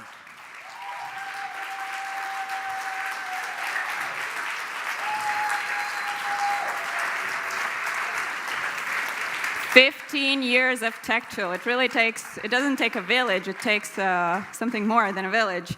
But one thing, I want everyone to take out their phones. Come on, you have your phones, take it out. I can't see it fully. So open this app called Calendar. Okay, you have it? Yeah? I will trust you because I don't see anything behind the sign and I don't have my glasses on. But, so scroll to 2027. Yeah, it's going to take like 5 seconds or so. If you're as slow as me with an iPad, then maybe like 7 seconds. And then for March 17 and 19th, next year, so 2027, add TechChill, because we're going to be back.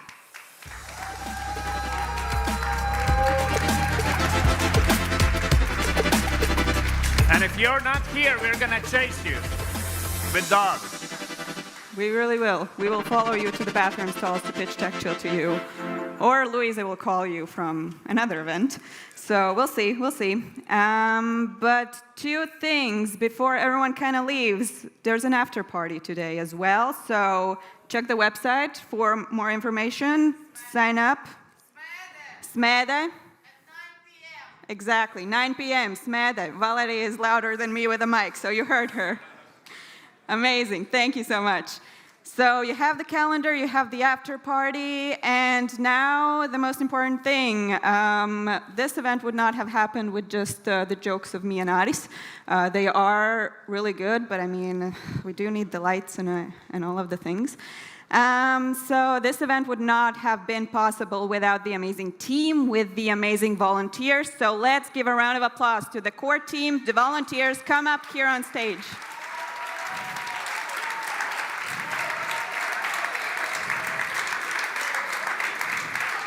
Let's keep it going, keep it going. All the volunteers, all the team members.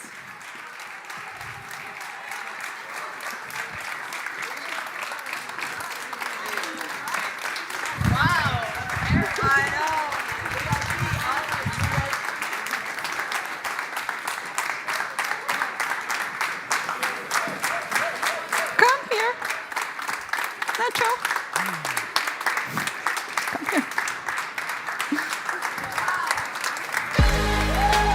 Woo!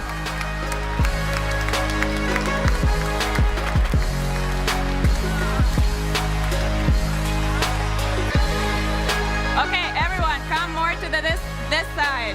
Let's spread out a bit. We're a lot, we're a lot. Use the stairs.